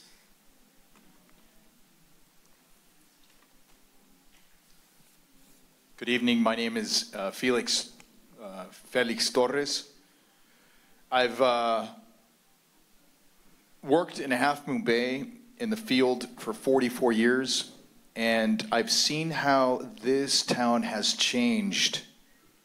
We also know the history of this town. I can relate or tell you about the history of Half Moon Bay from the perspective of the fields, of the field workers. We've lived from the agriculture, growing and prospering, and we can show the community what it's like to be a farm worker.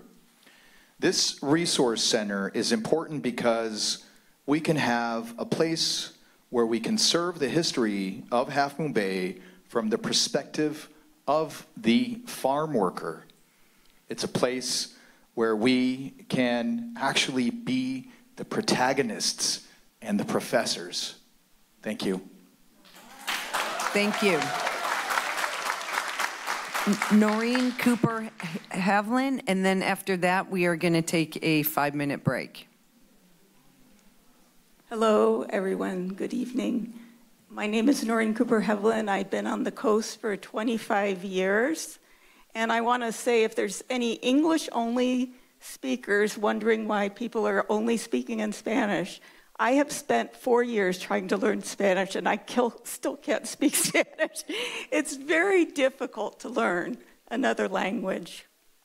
And I have the privilege today, by the way, I'm one of those next-door people that is arguing in favor of 555 Kelly. And I'm going to refrain from going into those reasons.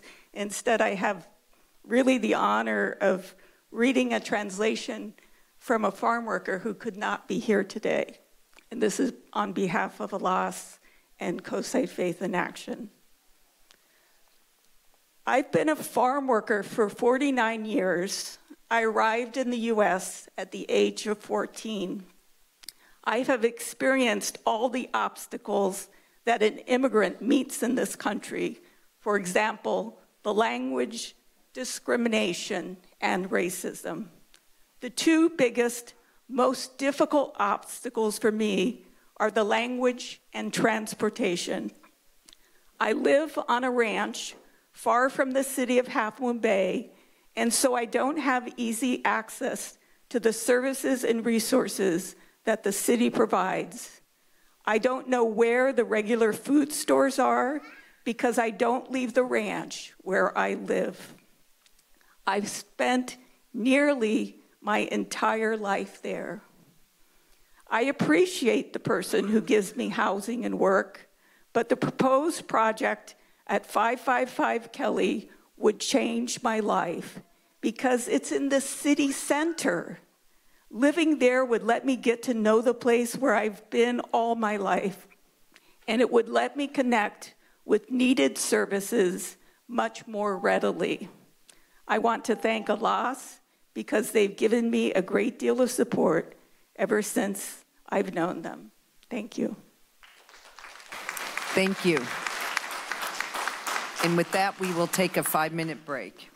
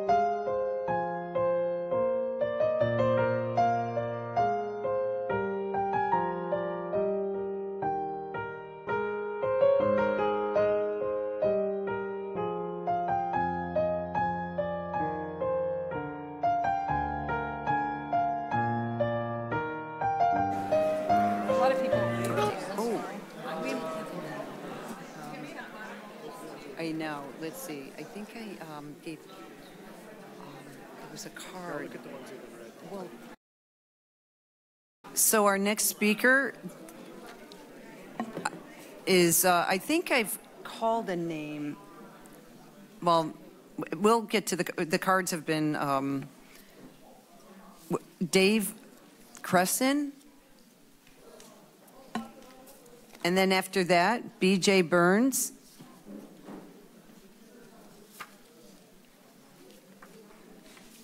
Hello. Somebody at the beginning of all this said if you think you might run over the time to ask for a little slack. So can I ask for a little slack? That having been said, or that having been requested, my name is Dave Cresson. I'm a local. I love our coastside community. I have a few topics that I want to talk about, and I'm going to visit them as quickly and efficiently as I can. But the first and most important is, personally, I'm totally in favor of affordable housing. I'm totally in favor of ALAS, and in fact, I have some contact. Mr. Cresson, speak to us, please. You're addressing us, please. Oh, I'm sorry. Yes. Eye contact for Thank you. Thank you. And my last comment, I will speak with my hindsight, is that I have great empathy and respect for these people. So there's nothing that I'm saying in opposition to this project that has anything to do with the worth of this outstanding project. The main point that I want to make is that in this place, this specific place, this is not a good project. It is the historic downtown business district. It's out of character for this. So, and my primary distress with it is that it rises up into the air 59 feet, 5 stories tall. And that's out of character with the coast side. I wouldn't want it any place, but worst of all, right here. So allow me to say that once this process started, it started by having a vacant, no, yes, it was vacant, a vacant residential lot, 6,000 square feet, and that became the, say again, 6,000 square feet, roughly. Then it got expanded once the RFP, the request for a proposal went out to allow a building with a pretty massive base. But as soon as it went out, it was forced to go up the 5 stories that I'm so very uncomfortable with, and I think it's so much out of sync. And this is the part that I really want for the Planning Commission. So it was cursed once it was based on that one lot, because mathematically, you can't ask for affordable housing. You can't ask for many affordable housing units and then put it on a tiny parcel and expect it not to go up and exceed the height limits that have been in place here. So I love the town, but I especially love the fact that it's somehow been able to protect itself from the kind of rampant development that causes it to lose its unique character. So let me say, my most important suggestion is to echo what I think I've heard before, which is there are other ways that we can do this wonderful project right here on the coast side, but not right here in this spot. According to my math, this same building, if you don't think vertically, if you think horizontally and lay this building down on its side, you could do this building with 3 stories, thereby matching the low profile, at least, of the town. But it would take 2 acres to do it. According to the way I figured, I could be wrong, I'm not a math zealot, but it would take 2 acres. So my principal request is that we slow down a little bit and think maybe another place. And of course, that means for these wonderful people, these wonderful underserved people, that all this time that we spent, if I'd been aware of this, I would have made this comment the very first day. You said, I want to use that lot as the as the starting point for this, because the math would say you're going to wind up with a 59-foot building. So that said, the real applicant for this really isn't, I don't know the linguistics, but the real applicant must be the owner of the land, and the owner of the land, of course, is the city of Half Moon Bay. So this comment, is that a warning beeper for me? Because I'm there anyway. I really believe that the city of Half Moon Bay is the applicant, and the city is the people that you as the planning commissioners are responsible to put your stamp of approval on this or not. The reason that you can't do anything but put your stamp on it, according to my reading of your packet, is because there are laws, one of several, was shown up here about the density. Was it density? Yeah, about density bonuses, but there are others that require you, or at least nothing requires you to do anything. So the important point is, I don't think that you have to follow the recommendation of the staff in the packet that they gave you that says give this your seal of approval and let it go on and go past. I don't think you have to do that, because what you're losing is time, and that's really regrettable that this didn't have a higher public profile as a 60-foot building coming at us. So my request is that you consider that I do not feel the commission should follow the staff recommendation. So therefore, if the city is the decider, then the planning commission should be able to state their opinion, be direct, let the city know if you feel the height and the parking and the other issues are out of character and out of scale in this town. If the city is the owner, then the public is the owner. Please let your voice be heard in having distress that this height limit is new, and the only reason that we're ignoring it is because these laws apply to buildings that are high. This would be fine otherwise. And I will take this one extra second, which I don't have to, but I'd like to say, is our coastside really special? Look at our seashore, our mountains, our streams, our open spaces, our redwoods. If we are so blessed to be surrounded by such beautiful natural things, wildlife, and so forth, then we are obligated to make only the changes that blend quietly with nature. So thank you. I hope that you can not put the rubber stamp on this. B.J. Burns. And after that, Bill Havlin. Good evening. My name is B.J. Burns. I'm a farmer in Pescadero, and I'm also the president of San Mateo County Farm Bureau. And I totally agree for the farm workers to have housing, especially if they're up in retirement ages, when you're talking about 50 years and better. They've done a lot of work, and we appreciate all the work they've done. And I know they want to still work. But our concern is, what guarantee are we going to have from Farm Bureau and for the farm worker that this housing is always going to be used for farm workers, the retired farm worker? Because if you look at Moonridge, what's going on down there, that is a mess. They ought to be embarrassed. The county and Midpin should be embarrassed the way that's being run. 40 years ago, I was involved in that to get that through, along with Naomi Patras here in Half Moon Bay and Anna Eshu, to get that put in.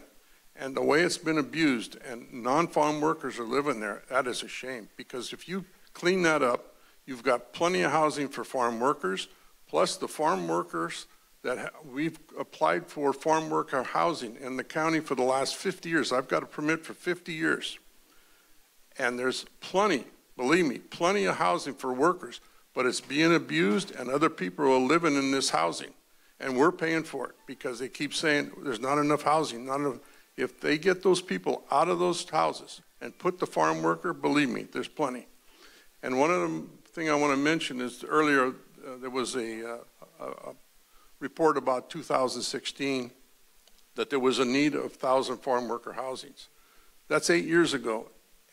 From these last 8 years, since 2016, we've lost between 500 to 600 workers with taking Bay City and all the other companies that have gone out of business. And I hate to tell you, I believe there's more to come. So agriculture is suffering, and it's going to cause heartaches for the farm workers because they're going to lose their jobs. And most of these workers are not working in agriculture because it's too expensive.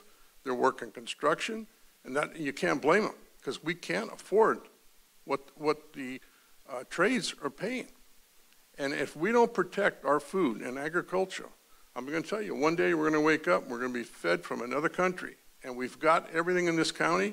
We're trying to develop a market. I hate to disagree with Todd. Anyway, about Bay City putting the housing down there, we want to develop that and make a market down there. The county's very interested, Chad, I'm sorry, to develop a market there. If we can, we got to save agriculture. If we don't, I'm telling you, these farm workers are not going to have jobs because little by little, we're going by the wayside. Thank you.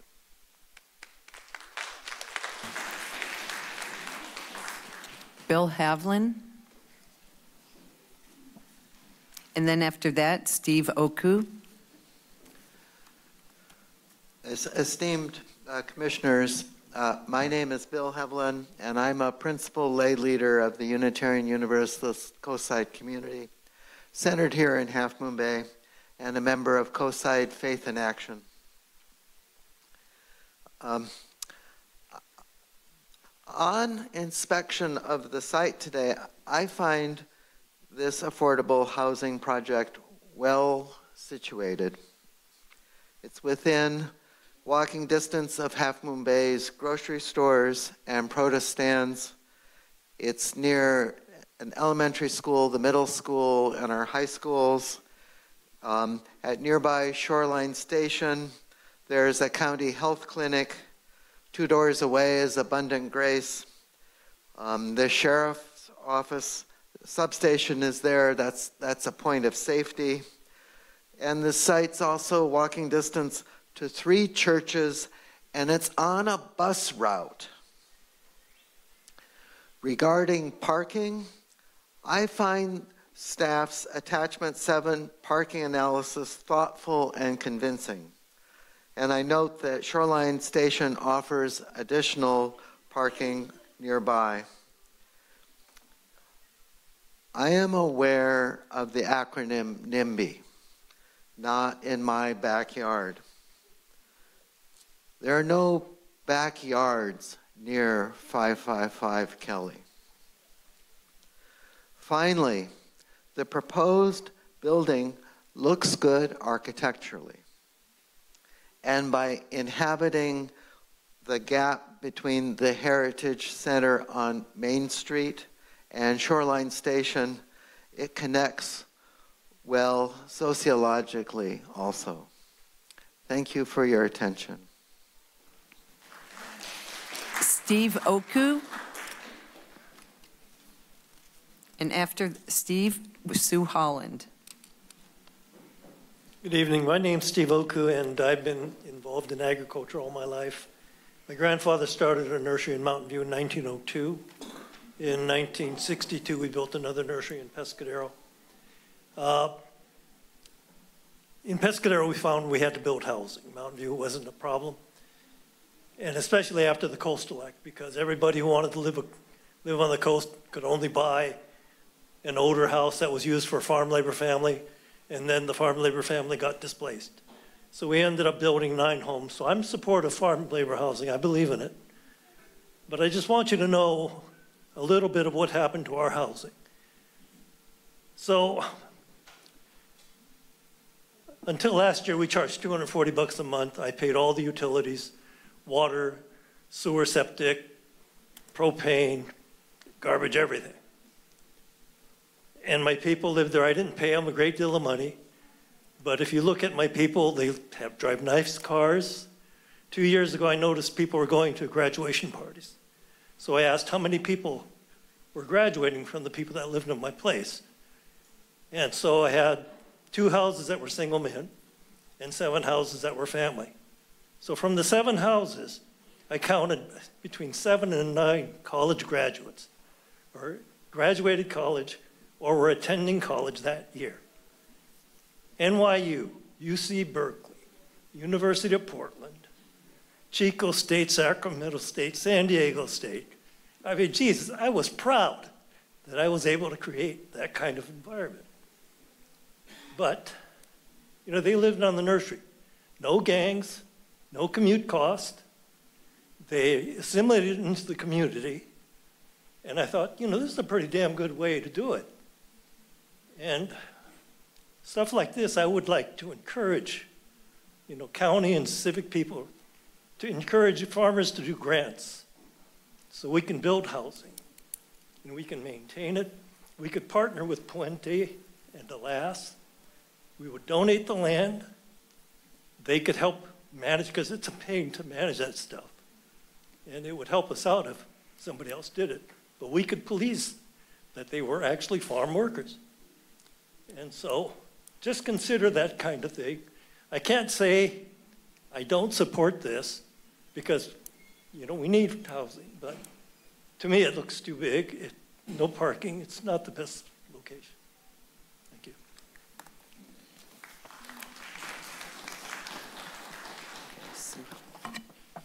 After Sue. Okay. Is that Betsy Del Fiero? Esteemed commissioners, good evening. I'm Sue Holland. I'm a local pastor and a resident of Half Moon Bay, and I'm also a member of Faith in Action. In our state and in our town, we have a dire need for low-income housing, especially for our most vulnerable neighbors. 555 Kelly certainly is not going to solve the whole problem. It's only one piece of the puzzle, right? All other solutions still need to be pursued because the problem is pretty big. But 555 Kelly is a start, and it will make a world of difference to the 40 families who will have a decent place to live once it is built. I went to some of the meetings over in the library and participated in those. And I have to say that I'm very impressed with Mercy Housing and the architects and the project sponsors for responding to the comments that I heard that were made and changing the plan.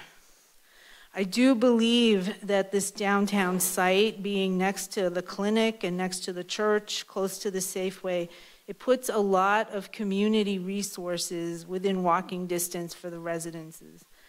And I think having the Farm Worker Resource Center in the same building gives people easy access, the residents, and also to the other community members that live in this area. So I think we need to go forward with this project. I think it's a great site for this type of project. And I do believe that with the setbacks on the higher floors, I really don't think it's going to be the problem that people think it is. Thank you. Thank you.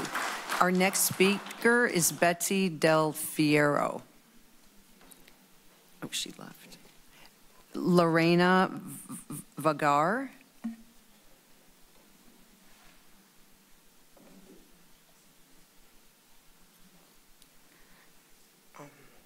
Dear Planning Commissioners, my name is Lorena Vargas de Mendez. I work for San Mateo County Health Department under the Health Coverage Unit. Our main mission is to connect San Mateo County residents to affordable health coverage through the different government programs such as Medical, ACE program, Cover California, etc. We provide one-on-one enrollment assistance, education, navigation, and advocacy services. We have been collaborating with ALAS for more than 2 years to ensure that the farm workers community get enrolled into the health coverage programs. The space that ALAS currently has provided is a cubicle that has been adapted to offer this service in a weekly basis once a week. Having a new space with more privacy and more availability will improve the quality and quantity of the services, so more community members can be also benefit from that. Thank you so much for your time, and I hope the best for the South Coast community. Thank you. Our next speaker is Bernarda.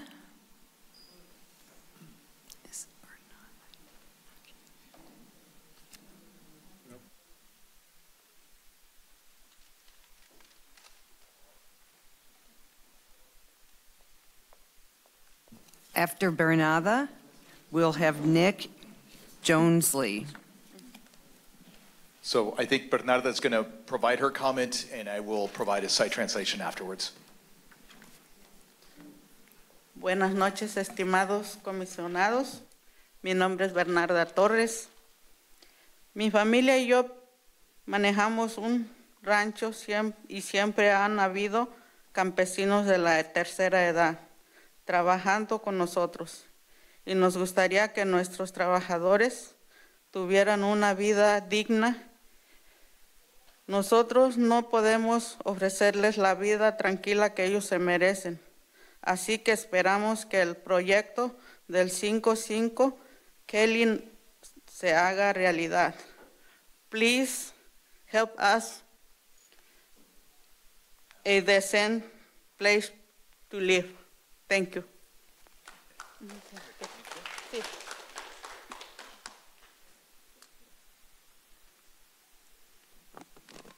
Good evening, esteemed commissioners. My name is Bernarda Torres, and my family and I manage a farm. Excuse me. We've always had farm workers, senior farm workers, working with us, and we would like that our workers should have a dignified life. We can't offer them any kind of tranquility in their life in regards to this, which they deserve. So we hope that this project at 555 Kelly can become a reality. Thank you. Thank you. Our next speaker is Nick Jonesley, and then Sandra Sencion.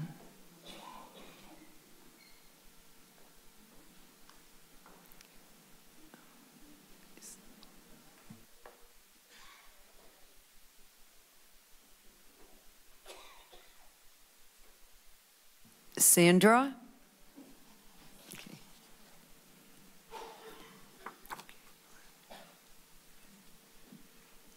Good afternoon, Planning Commission. My name is Sandra Sencion. I was born and raised here in Half Moon Bay and would like to commend our local farm workers for their contributions to our coastal community. Our farmers markets were mentioned earlier, and I'd like to remind you all that without farm workers, we wouldn't have any. I'd also like to mention that oftentimes our farm workers aren't able to pay for the same produce that they help cultivate because they can't afford to. Tonight, I would like to stress the importance of senior farm worker housing in a central location.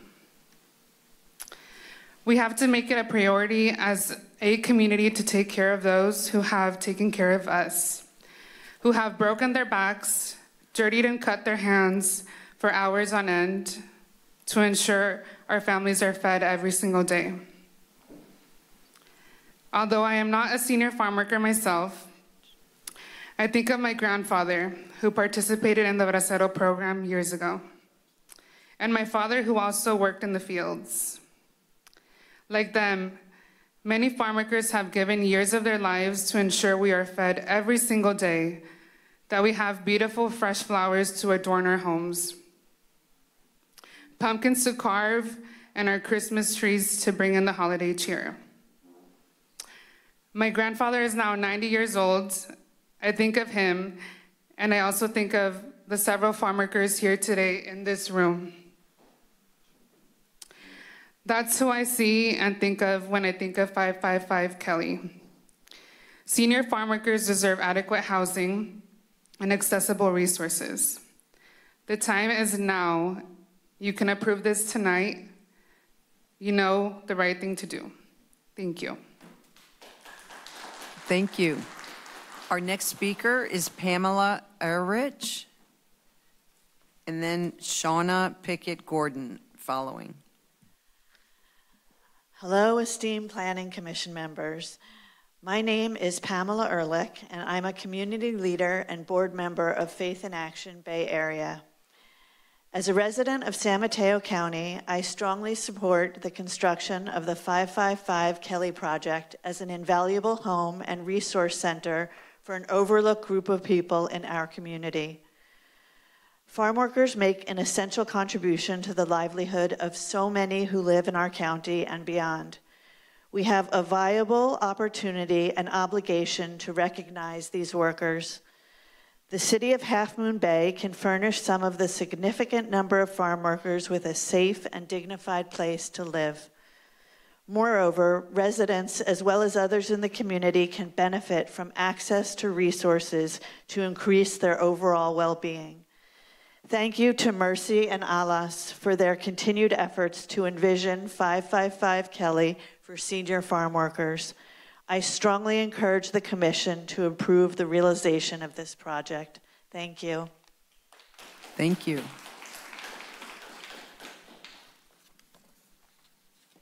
Esteemed Commissioners, thank you for the opportunity to give our public comment. I'm Shauna Pickett-Gordon, 33-year resident of Montera. I'm also a member of Faith in Action, and I fully support the proposed housing project at 555 Kelly. I have the honor and the permission to share briefly with you the lived experience of two of our senior farm workers who could not be here tonight. Here's the first experience. My name is Candido Rosales. I'm 65 years old, and I've lived here since 1985. I'm a retired farm worker, and now I'm in a very difficult situation with housing. They've asked me to vacate the place that I share with a co-worker. I'm really worried because I have nowhere to go. I want to find whatever housing I can, even if it's a tiny little place. I should be retired, but I have to keep working so I can cover my expenses and help my family. Thank you very much. And here's the second one. Hello, everyone. I'm a single mother. I'm 57 years old, and it has been difficult to find a place for my son and me to live. Where we live now, we have no privacy, and that's really hard. We need housing that we farm workers can afford. I've worked here for 24 years, and it's awfully sad to have spent most of my life working hard in agriculture while never being able to offer my son a decent, dignified home. I fully support building the apartments at 555 Kelly. Thank you. Thank you. Our next speaker is Joanne Rakowski. And after that, Ariana Santana.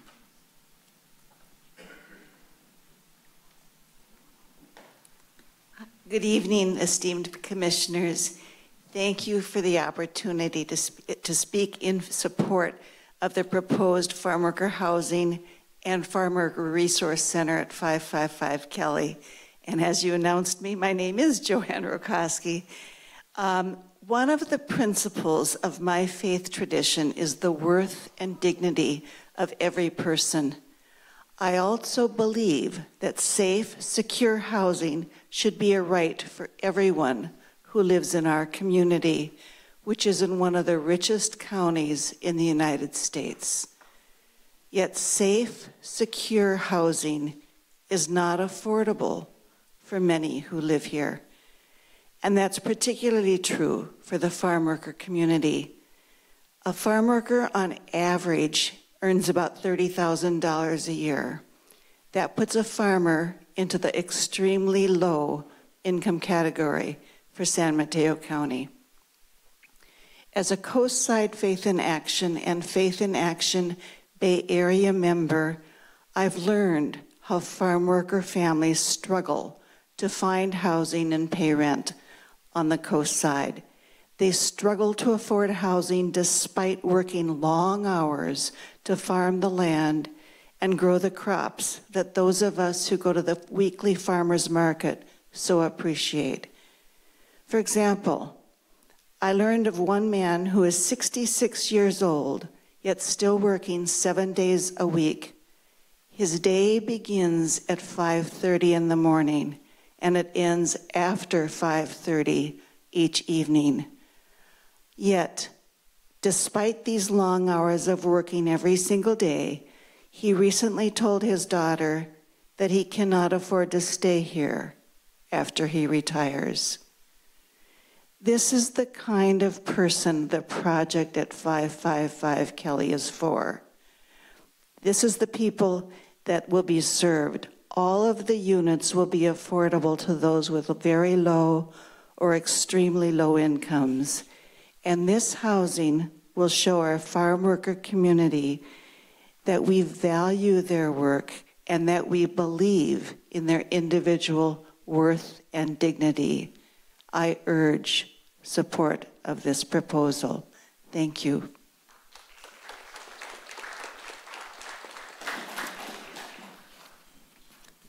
After Ariana, it's Cameron Zeller. Good evening, Planning Commissioners.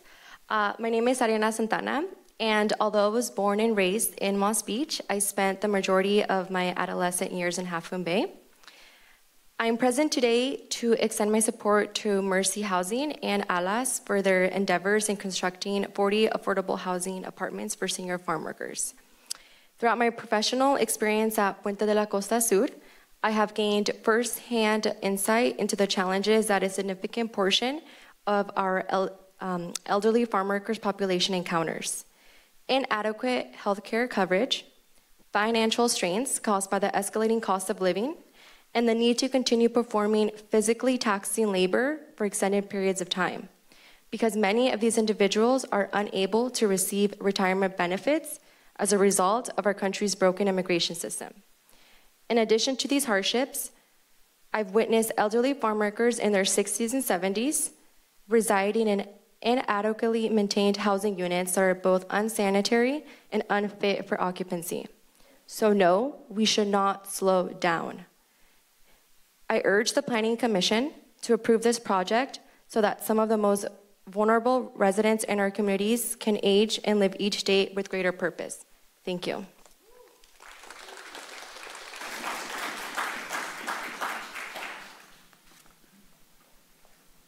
Cameron Zeller. Catalina Gabajal. Okay. April Vargas.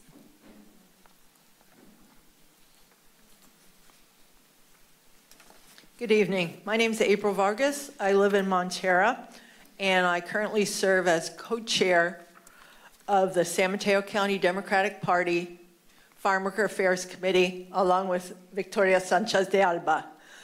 We created this committee to focus exclusively on farm workers, their families, and the challenges they face every day. Our committee last year organized the first ever in our county Farm Worker Public Summit, and every farm worker who attended and spoke mentioned affordable housing as one of the biggest problems that they face when they were talking to our federal, state, local, county officials who were in attendance and pledged their support. And just in March, during the Farm Worker Convention in Pescadero, a number of the farm workers who spoke identified themselves as being at least 65 or 75 years old and still working full-time. Because one of the main reasons they're still working is the cost of housing is so high, there's no way they could ever consider being able to retire, even though several of them did have health issues that made working more difficult. 555 Kelly needs to be approved, and it needs to be built. It will benefit farm workers, their families, and also our community. Our farm workers provide for us, and it's time for us to provide for them what they need and what they deserve. So please pass this project and build it. Thank you, and si se puede. Lily Ray. Lily Ray. And then after Lily, Veronica Rodriguez.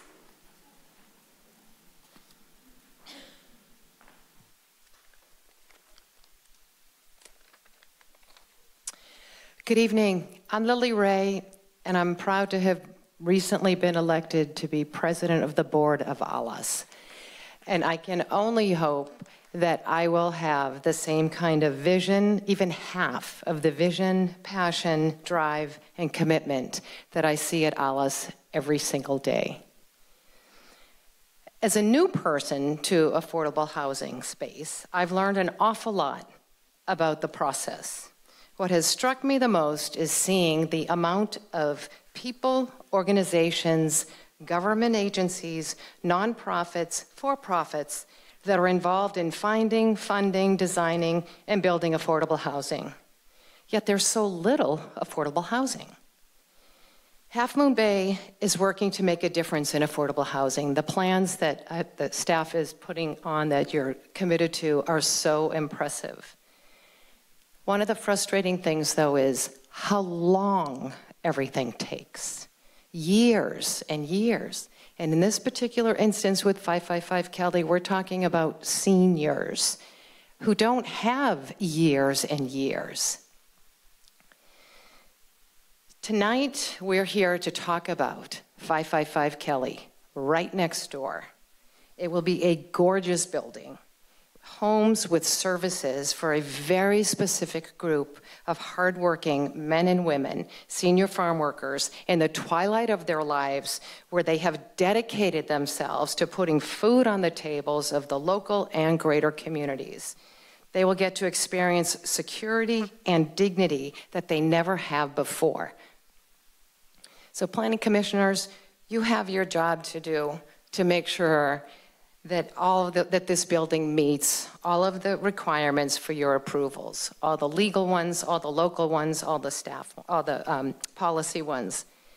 And the town staff has done such an amazing job, dotted all of their I's, crossed all of the T's, and the rest is really up to you. So I urge you to vote to approve 555 Kelly. There's no time like right now, so there's no reason why we can't do it tonight. Thank you.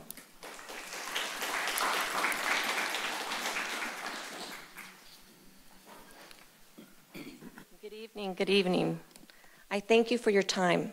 I know it's a long evening, but it's such an important topic. My name is Veronica Rodriguez. I'm one of the founding board members at ALAS. I want to share with you that through our work at ALAS, we are working with 30 farms. 30 farms. We are on the ground, getting to know our community, and making an impact on what it takes to make a difference in our town. I don't know if you know this, but ALAS is homegrown. 60% of our staff is local. 70% of our board is local. We have built ALAS as a grassroots effort organization, directly having to do with the services that are needed in our town. The leaders that you see are mothers and fathers, PTO presidents, construction workers, essential workers, teachers. Those are our ALAS families. They come in every color, they come in every size, donors, volunteers, supporters from over the hill, from the north and from the south. ALAS is very, very, very fortunate to hold this space in our town. And we take this responsibility very, very seriously. A lot of our work has become advocacy, okay? Advocacy. We never thought that this was going to be one of our core jobs. We are building what we want our community to be. And it takes stepping into a role where we're being innovative. We've never done affordable housing. We've never done things that are out of our zone until the opportunity presents itself, and we don't back down. Lily Ray, have you done affordable housing before? No. But Lily Ray is front and center. Every single thing that we do because the need is enormous. And our commitment to our community is enormous. Now, when we think about the values that we do our work, I question, we as ALAS are doing our part, right? I'm sharing with you our commitment. But an effort to change the affordable housing on our coast takes more than just the commitment of us. We need to make a change, and I ask for more time. We need to make a change in what we see as our values as a city, as a county, as a state, and as a nation. Farm workers are key to our survival, to even Half Moon Bay's survival. The agricultural community will not survive if our farm workers do not have appropriate housing as the basis to build their life in Half Moon Bay. I think of how we can push this forward is that as you as the committee look for ways to make this project possible. Look for ways to be innovative. Look for ways to support your local organizations, your local community that has an enormous need.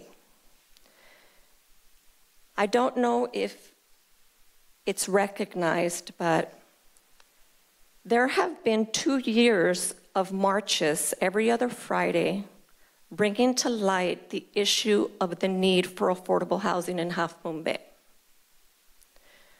I don't know if you understand the magnitude of what that commitment means to a community that works day and night, 2, 3 jobs, to then come and march and come and say their story in different levels and different spaces so that you understand the level of need that there is. You know, with the shootings, it's so hard, you know, to think of what we've been through as a collective group. The shootings set a light on the enormous inequities that we have in housing. Okay, the governor was here, the state officials, and everyone saw the realities, right? And it's shocking. To say that we don't know that affordable housing is an issue, I won't take that. I will not. Everyone here knows that it's an issue.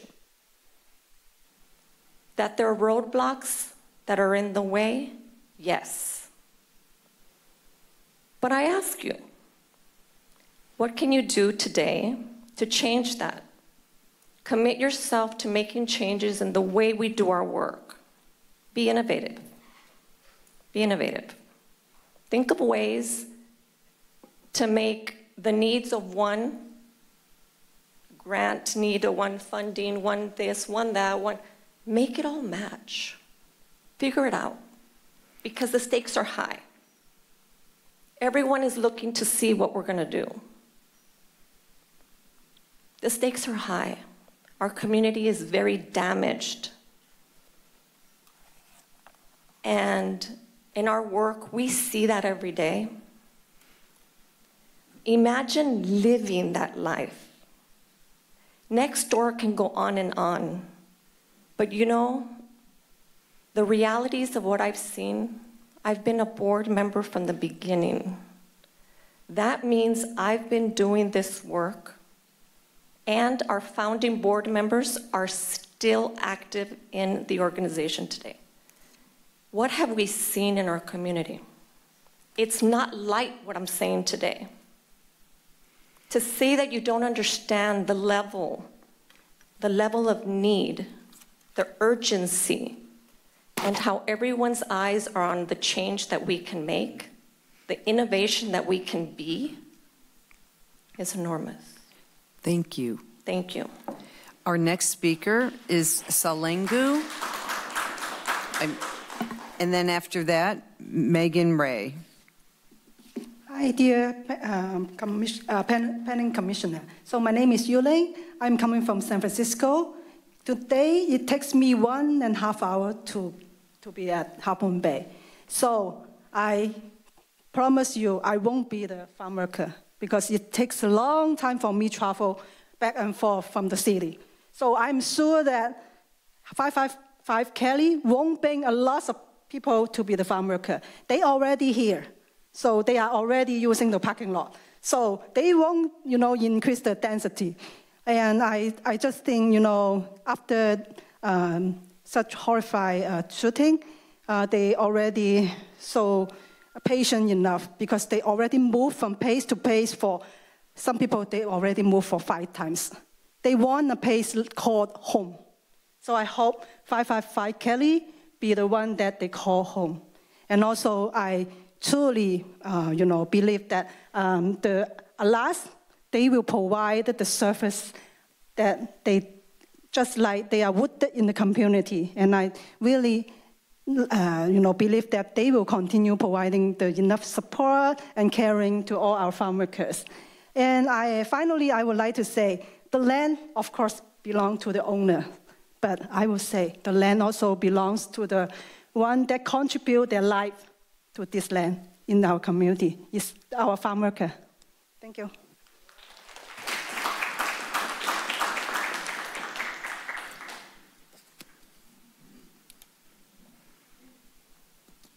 Good evening, I'm Megan Ray, and I've been a resident of Half Moon Bay for about 16 years. Thank you guys for being here so late at night. Thank the staff for an amazing report. I really came here to listen to the needs, which are obvious. Nobody has disagreed that this is a lawful project, that this is a project that's needed, that the community wants it. I heard 2.5 concerns. One of them I thought was really interesting. One concern was parking. It seemed very disconnected to the facts that I heard from the people who would primarily be living in here when only 1/3 of them had cars and there was transportation provided. So I live on Miramontes on the west side. I lived through the COVID parking. It never troubled me that people who had a need for fresh air during COVID parked in front of my house. It troubled other people. Everybody here claims, and I believe them, to want farm worker housing. There's no legal obstacle here. The staff has supported it. The concept of parking, I think, is really a red herring. I think the concept of the height is a red herring. This is the historical district. This town, this community was a farm working community. What's more consistent with the historical downtown than housing that's beautiful for farm workers, as well as one of the most notable not-for-profit organizations having a community service center. Housing and community go together. Finally, the concept of dropping this project into a large space behind the end of where the post office is, it's just delay. I was a little disappointed to hear that people on this commission think that this needs more public hearings. I really appreciate how much time the folks who work for the city, who are elected officials, who are appointed to commissions, spend listening to the privileged among us complain about things that are just frankly inconveniences to us when the needs are so strong. So I don't see any obstacle for you not to vote to pass this evening. The only half obstacle I heard was the coordination of the safety of children at the Boys and Girls Club. I don't think that's a planning commission issue. I think that's, I don't know where our sheriff went, but our public safety folks to figure out a way. So thank you very much, and I really hope you vote to approve this tonight. There's really no reason to delay. Our next speaker, Alice Linsmeyer, and after that, Jordan Grimes. Thank you, commissioners. I imagine you're tired at this point, so I'm going to try to go through my points quickly. You know, I'm so grateful for your work on this much needed housing for farm workers. One of my greatest gifts has been knowing and working farm workers through my full-time job, which I do, through ALICE, this amazing organization, in our community as my neighbors and friends. You know, during the pandemic, you know, people woke up to the fact that that farm workers are essential, even though we've pretty much known that all along.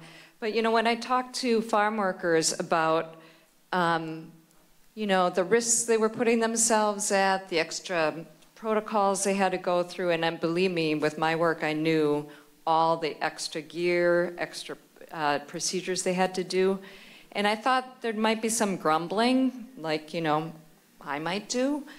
But no, it was the opposite. They said, we are so grateful that we could help out and feed healthy and safe food to people at this time, and we're so grateful for our work. So I'm calling on all of us to have that same generous, giving, hardworking spirit. You've already heard about the wages that farm workers do despite this and the conditions. And I just looked up the median cost for housing, $3,057 a month. If it's $30,000 a year, they can't, their entire check goes to rent, and they can't even feed their own families or themselves. So, on a personal note, I'm fed by farm workers. So raise your hands if you eat.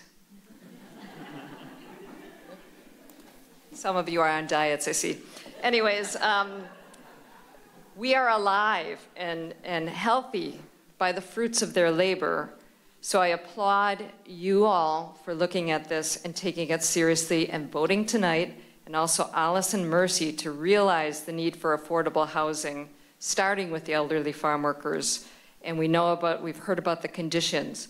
We've also heard about the fact that this is the right thing to do. This is the just thing to do. You know, aren't elderly farm workers' lives and their care worth a couple of street parking places? Or, I live on Kelly, I walked here tonight. You know, maybe we could do the walking because they are walking in the fields. I've never had an experience, except for Pumpkin Festival and big festivals, where I've had to park longer than 3 blocks.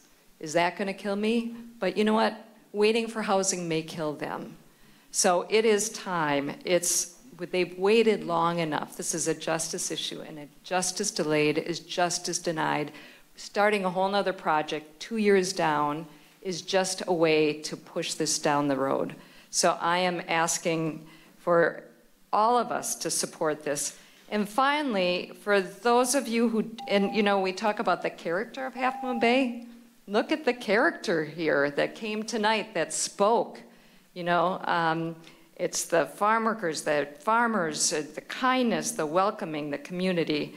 And just finally, for those of you who don't have the pleasure or opportunity to have met farm workers in our community, I want you to be able to join the party and to be able to celebrate, to know these greatest gifts in our community. So please, I urge you, along with all of the people here tonight, to vote tonight to support this project as is. Thank you. Thank you. Our next speaker is Jordan Grimes.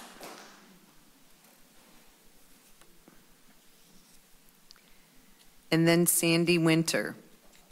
Good evening, commissioners. My name is Jordan Grimes. I'm a lifelong San Mateo County resident and volunteer member of housing advocacy group Peninsula for Everyone, here in strong support of 555 Kelly. I'm going to be brief in the hope that we can maybe get out of here before the sun comes up. But in my mind, it's hard to imagine a better project than this. 555 Kelly will directly house farm workers who we know all too well by now are in dire need of affordable housing. It's centrally located near a multitude of services like schools and grocery stores, in a walkable downtown area near Samtrans, and it's using state law to maximize the number of people served in the most cost-efficient way possible. That is a benefit, not a drawback. When it comes to the concerns listed tonight about heightened parking, I want to urge you to challenge yourselves. Challenge yourselves to see and listen, to see homes for families instead of a 5-story building. When thinking about parking concerns, listen to the voices of so many commenters here tonight who noted that they do not drive, they cannot drive. And think about the lifeline that this access to living in a walkable downtown with services will provide them. Think about the woman who spoke earlier who can't go to church because she doesn't drive, but could if she lived here. That's who this project is for. And then finally, on the topic of community fabric, I want to say this. If those who feed us cannot afford to live in our community, we have failed as a community. And our community's character is only as strong as the ability of our most vulnerable members to stay rooted in the place they love, the place that they call home. I urge you to advance 555 Kelly tonight. Don't make the community wait any longer. They've waited long enough. Thank you. Thank you. After Sandy Winter, Patty Ramirez. Good evening. Thank you so much for your attention this late at night. My name is Sandy Winter. I'm the Executive Director at Senior Co-Siders. Senior Co-Siders is located at 925 Main Street. We are on a senior housing campus that has housing that's provided by Mid-Penn, Leslie Community Services, and Mercy. There is about 350 units there that provide housing for about 400 people or so. In my time of 5 years being the executive director there, the waiting list to get into that housing has been opened twice, and it's very, very difficult to even put your name down for the housing. When housing does come up, the chances are it's not going to be in Half Moon Bay, and so many people are relocated to other areas and have to leave their communities. And this is just an indication of how important and insufficient senior housing is on the coast. And it's not just senior housing that's affordable, independent living. We have no assisted living here on the coast. We have no memory care facilities. We have very limited workforce housing, and particularly the senior farming housing that we're talking about tonight. As a person who works in a building with Mercy, housing has the 2 floors of housing above us. Co-Side Adult Day Health Center and Senior Co-Siders are also located in that building. So I can speak to the fact that for 10 years, we've had a wonderful partnership with Mercy Housing. We provide the programs and services, they manage the housing, and it is a model that works and is a good example for others, and particularly for this project. We also can be ready to assist with ALAS as they do the Senior Resource Center. We have a lot of experience that we can bring to bear, and we are already good partners with both Mercy and with ALAS, so we look forward to working with them on this project. I went to some of the earlier meetings where the architects and the staff gathered input from the community, and it's been a very inclusive approach. The responses to the concerns that have been raised have been very thoughtful. And when I hear my colleague Jill Jacobson say how she wants to be a bridging partner to help sort out the issues around parking and the seniors, the students, it just indicates how connected this community is with making sure that this project moves forward. I don't want to speak on behalf of Senior Co-Siders to say, but personally, I make a strong recommendation that this housing project moves forward, and I look forward to working with Mercy and ALAS to help them in any way possible. Thank you. Thank you. Our next speaker, Patty Ramirez, and then Tony Serrano.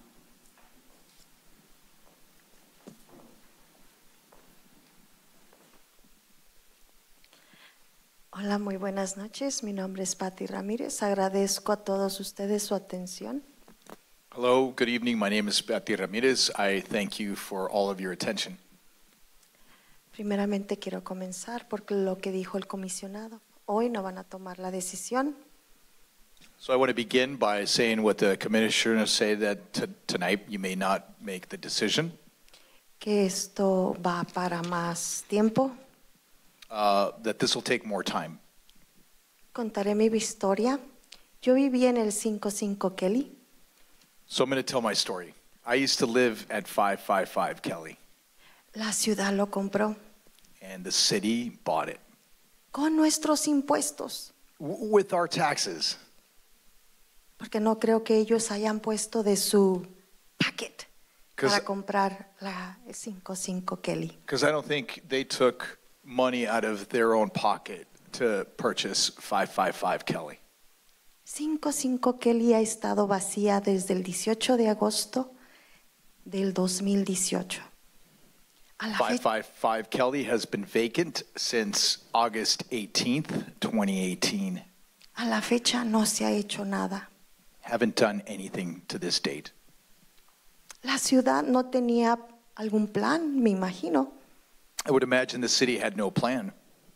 Y ustedes como comisionados tienen la responsabilidad de proveer para su pueblo. And as commissioners, you have the responsibility to provide for your community. Me preguntaba lo que la comisionada decía. Yo le pregunté a varios campesinos que no estaban de acuerdo.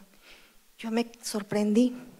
So I was surprised when the commissioner was asking, like, I was asking many farm workers about something, and I was asking myself,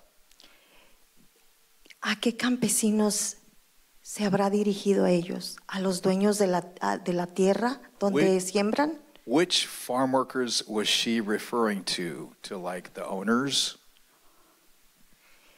Pues los propietarios tienen tierra y ellos pueden hacer casas, pueden hacer lo que quieran con su tierra. Owners have the land and they can have houses, they can do whatever they want with their property.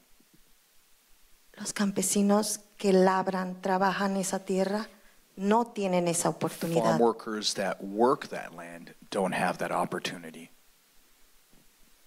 Ellos lo único que tienen es sus manos, su corazón y el amor para dar a esta comunidad. The only thing that they have is their hands and heart to be able to provide for this community.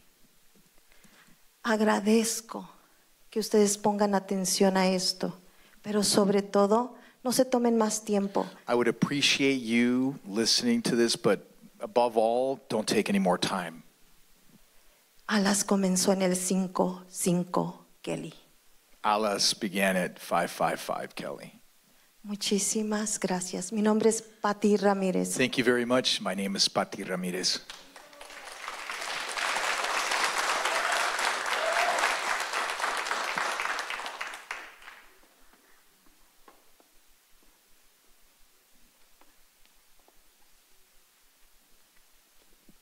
Good evening, commissioners, members of the public. I want to start by saying that I serve as a board member for the Health Care for Homeless and Farm Workers health program for San Mateo County. Both of my parents are farm workers. I'm really proud for what they've done for me and also the community. The development of affordable housing for senior farm workers at 555 Kelly in Half Moon Bay is a project that deserves the unwavering support of our community. This initiative is about more than just building homes. It's about recognizing the backbone of our town and providing essential care for those who have dedicated their lives to nurturing our community. Farm workers are woven into the very fabric of Half Moon Bay history. Their tireless efforts have shaped our agricultural landscape and fed our families for generations. The housing development at 555 Kelly Avenue is an opportunity to give back to the individuals who have given so much to us. By providing affordable and dignified housing for senior farm workers, we demonstrate that we respect and value their enduring contributions. These developments ensure that those who have spent their lives working our land can age with security and support that they've earned.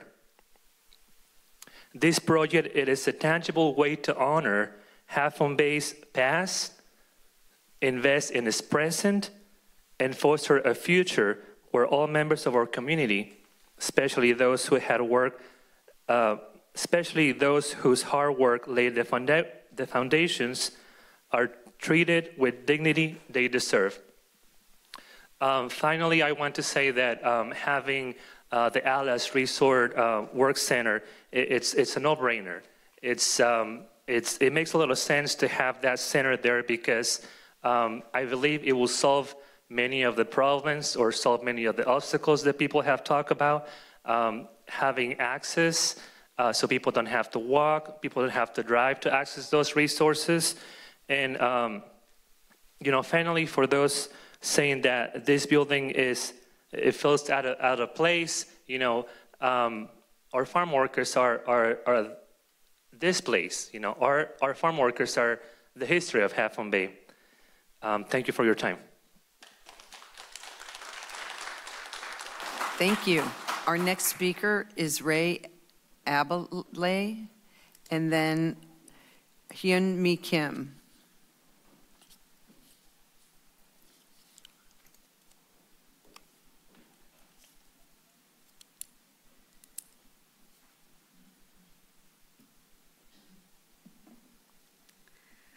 Hi, esteemed commissioners. This role should come with endless pots of coffee. My name is Ray Abalaya. I'm here to express my support for this beautiful housing project we've been looking at all evening. And I'm here wearing 3 hats. Really, they're the 3 valves of my heart. As a community health advocate, as a local resident, and also as a clergy member. First, in addition to the assessments that were mentioned way back at the start of this meeting, ALAS led a countywide community assessment on mental health and substance abuse prevention in the Latino community that I had the opportunity to work on with Tony, who just spoke, and others in this community. The #1 recommendation of that study was that we must address economic challenges that impact mental health and provide culturally appropriate services in locations that are accessible to the community. Transportation is an issue.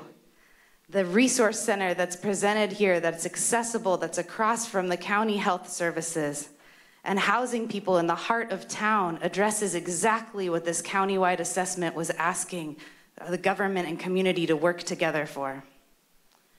If we learned something during the pandemic, it is that those who grow food in our community are our national heroes. Without their everyday courageous work, would we survive? We have a responsibility to ensure our aging farm workers not only survive, but thrive in the heart of our town. As someone born and raised here on the coast, this feels like a dream come true to me. Honoring the often invisibilized history of our town by centering those who have been the guardians of our land and the most impacted by injustice. The only thing exceptional about the height of this project is the reach of its valor and vision. I am not surprised that some of my neighbors would like to push this community to the sidelines in the 11th hour. But after the horrific violence here a little over a year ago, I am disheartened to hear it. Beyond any memorial we could build to those we have lost, this is a monument that we build to those who live, who not only get by, not only survive, but ensure as farm workers that this whole community can thrive. And lastly, as a Jewish faith leader in this community, I'm choosing to be here tonight, which is one of the 2 most holy nights of our holiday of Passover. Why? Because this holiday is about telling the Exodus story of how my ancestors were oppressed and how we got free. We are told that the memory of our own bondage should inspire our work for collective liberation. To me, showing up in solidarity with our farm worker community tonight is the most sacred way I could celebrate this holiday. In these excruciatingly trying times, we are not asked to rant on Nextdoor. We are asked, as the scripture says, to love our neighbors. And as a neighbor, I look forward to the ribbon-cutting ceremony and celebrating your role in this achievement for our collective future together. Thank you. Thank you.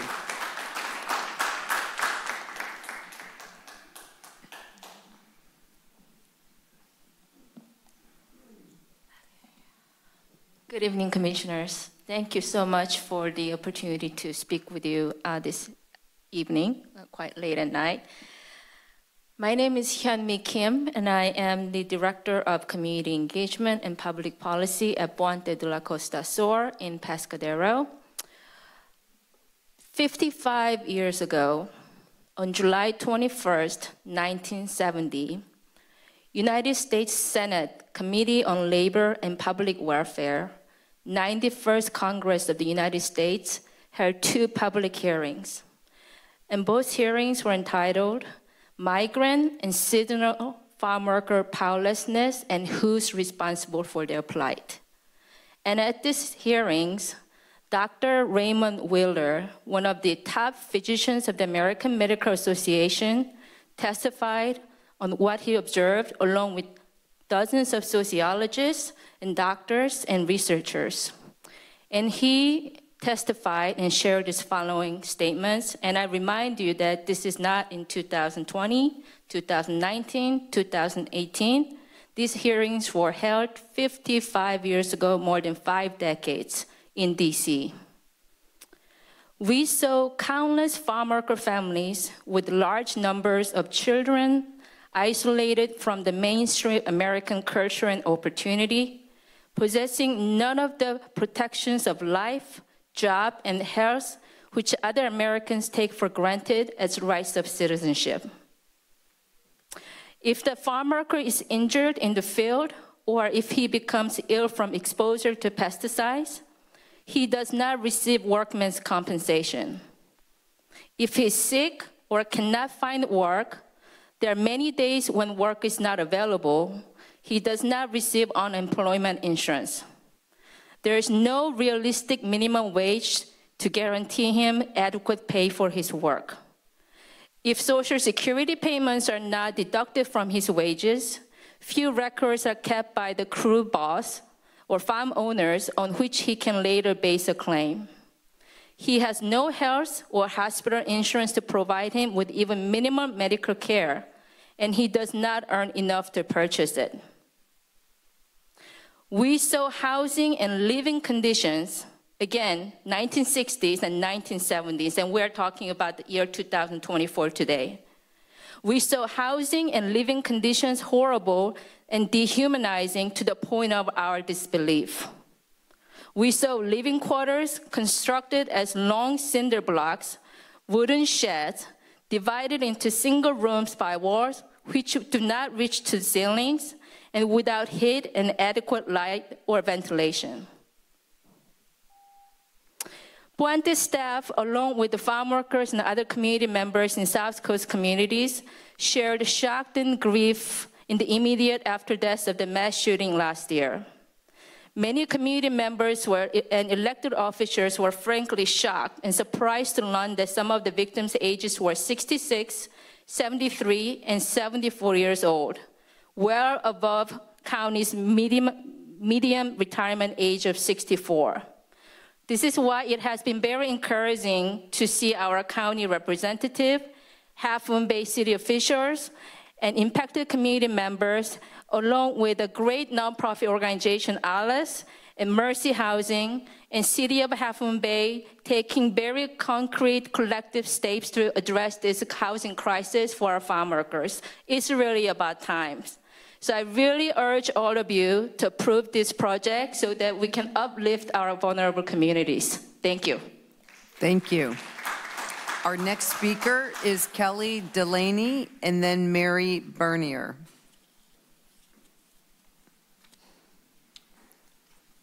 Through the chair. Yes. We need to make a motion to extend. Yes, we do. One moment, please. Does anyone wish to make a motion to extend our meeting? So moved. I make a Until- motion to end, you want to give us a time? Yep. I make a motion, I'll make a motion to move, extend the meeting to 11:30. Okay. Second, sorry. Okay. All those in favor, or do you want? Aye. Yes. All those, Yes. okay. Yes. Motion approved, you can continue. Thank you for that. Okay, please. Thank you. So my name is Kelly Delaney, and I'm the Director of Education at ALAS. I'm also a university professor, but more importantly, I'm a history teacher. That's kind of who I am at heart. And so I want to first and foremost build on what Felix had said earlier about farm workers being such an important part of the history of this community. Some have been here for decades, and I know a lot of the people that are complaining about the height of the building and the parking have not been here for as many decades. Many have, but some have not. And this history in this community really needs to be honored and supported.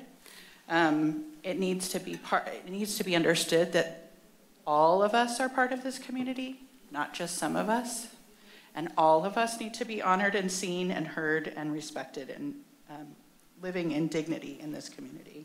And to be clear, the people that we're talking about that would benefit from this housing that are farm workers already live here. They already live here. This is about finding them a place to live that allows them to live in dignity. And so are there some concerns about parking and the height of the building? Sure. I would agree with what some of the other speakers have said. They seem to be a little bit off topic. The staff has already addressed that it's legally possible to do this. So really what we're talking about is a choice. And that choice is between, is this building a little taller than some of the other buildings? Yes, but we're not talking about a skyscraper here. It's a little bit taller. As we saw from the amazing drawings and photographs, it's pretty close. It sounds like a lot, but it's pretty close. We also heard that lots of the folks that would benefit from this would not drive. And I don't know about you, but I'm currently working with family members to take away the keys from some of my own family members that are getting up there that maybe shouldn't be driving anymore. So the idea of having farm workers, senior farm workers, in a walkable part of town that is close to the services and things that they will need is really critical. And the timing piece is also really critical. So I think what I really mostly want to emphasize is that you do have a choice here, you do.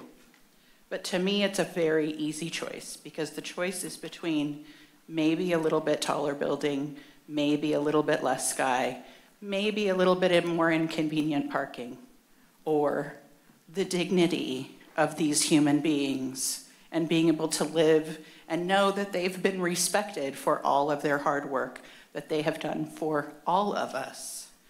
So that's your choice. To me, it's a very easy choice. Thank you. Thank you.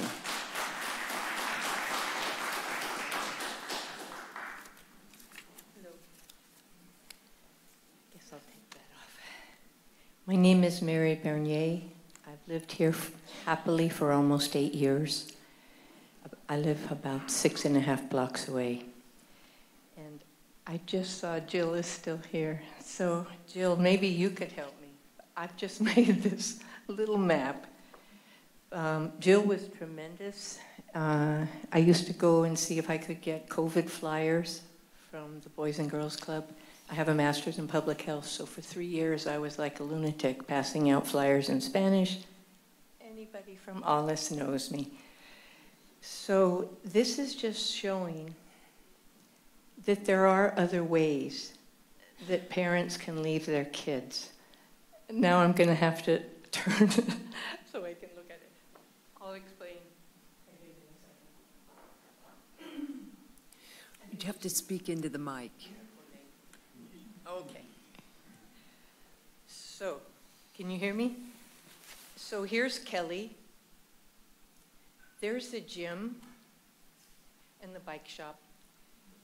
And this is the street that goes to the library. Cunha's here. Because I've been going to the Boys and Girls Club a lot, to get whatever COVID tests I could get. I'm a little familiar with the way it works. So there's a parking lot right there by the library. There's a much bigger parking lot that parents come to leave off their kids, to go to the soccer field, the athletic field, and basically that's mostly it, or to go to the Boys and Girls Club. But parents could take this street that goes to the library and they could leave their children off there. There's a road that goes to the parking lot. That's that road. And there is also a gate inside Cunha that could be opened and the cars could park there, let their kids off, and then drive, stop by the library, whatever. And Jill could, confirm this and try to make a much better map, but I don't want you to go away tonight thinking, oh, that parking, that's a problem.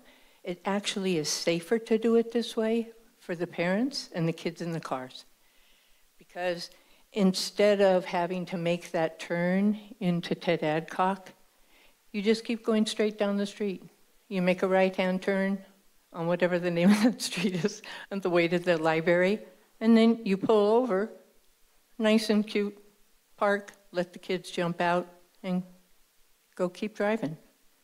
Make a left turn, go by the library. Thank you. Bye. Thank you. Bridget, that's it for our in-house speakers, and we have some speakers online, I believe, that wish to speak out. Yes, we do. We have 5 we have more speakers. Okay, yeah. I guess if anyone wants to speak on Zoom, if you can please raise your hand now so we can take you in the order. Okay, so the first one we have is Ellen Hage, or Hag, I'm not sure. Let me just... Okay, Ellen, you can speak. Good evening, commissioners. My name is Ellen Hay. I'm a leader with Faith in Action. I'd like to read aloud testimonies from 2 of our own farm workers about their need for affordable housing. So here are their stories. My name is Esperanza Rios. I'm 55 years old, and for 30 years I've been employed as a farm worker in Half Moon Bay. As long as I've lived here, I've never had a stable place to live. I completely support this project at 555 Kelly, and I look forward to the opportunity to put in my application to live there, to have decent housing. I hope this project can be approved. For many years, a lot of us have lived in the shadows. Thank you very much.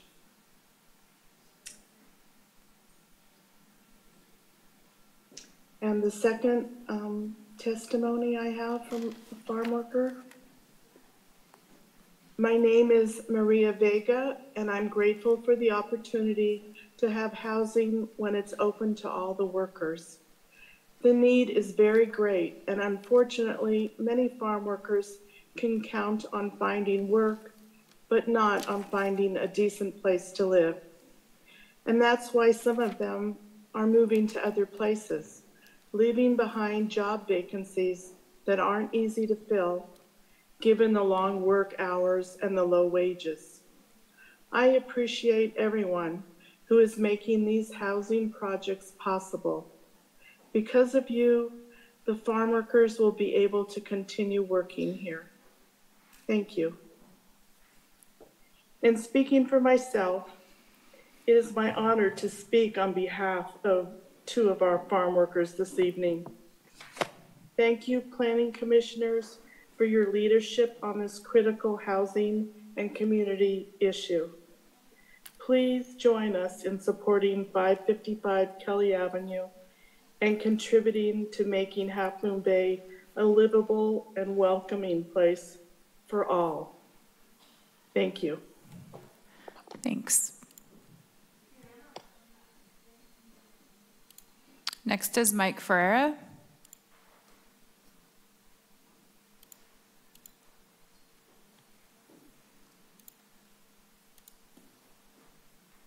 Mike, are you there? You can unmute. There he is. Go ahead. Good evening, commissioners.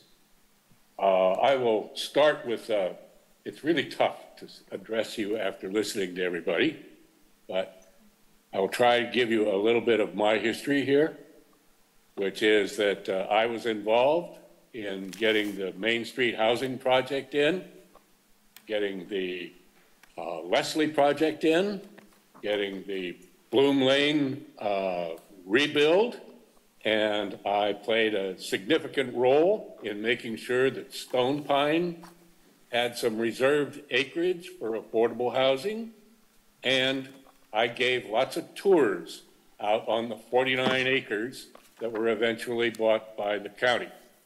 All right, I am in for affordable housing. But I have to say, I'm getting a little steamed at the idea that a planning commission is being pushed to just drop the approval stamp tonight. This is a complicated project. Kelly Avenue is not El Camino Real. Half Moon Bay is not Redwood City.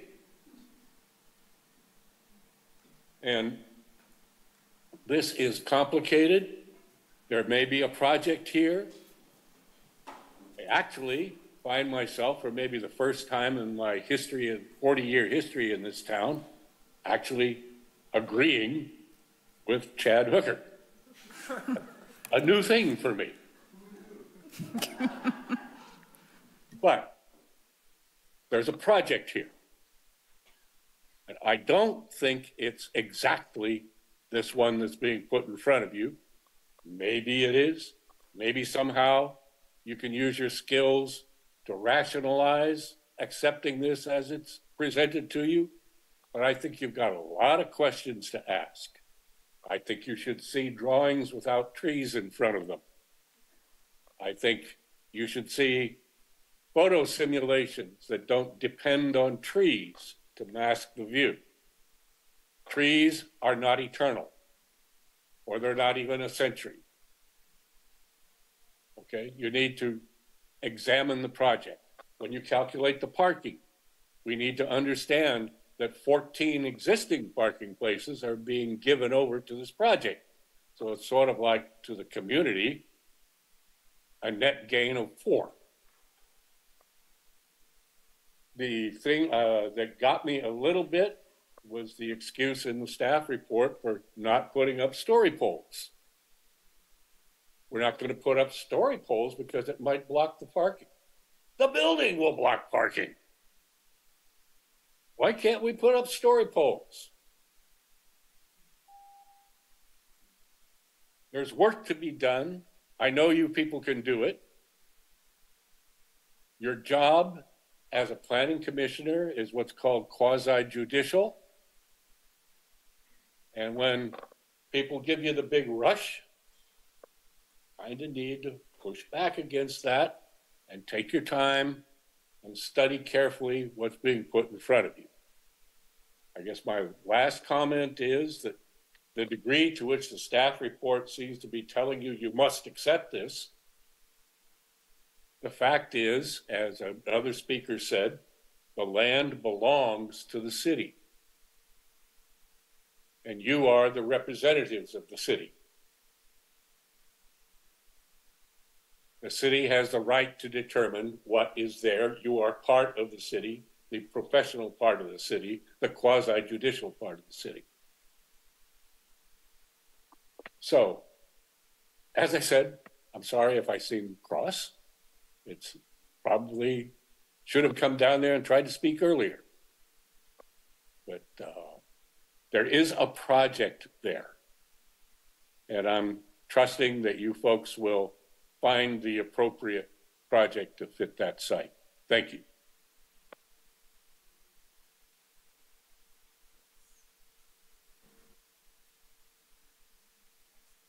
Next, we had Jean Knight. She actually I got contacted she was ill, and there's a lady here that could speak on her behalf. It's a written, quick little bit that Joanne can speak to.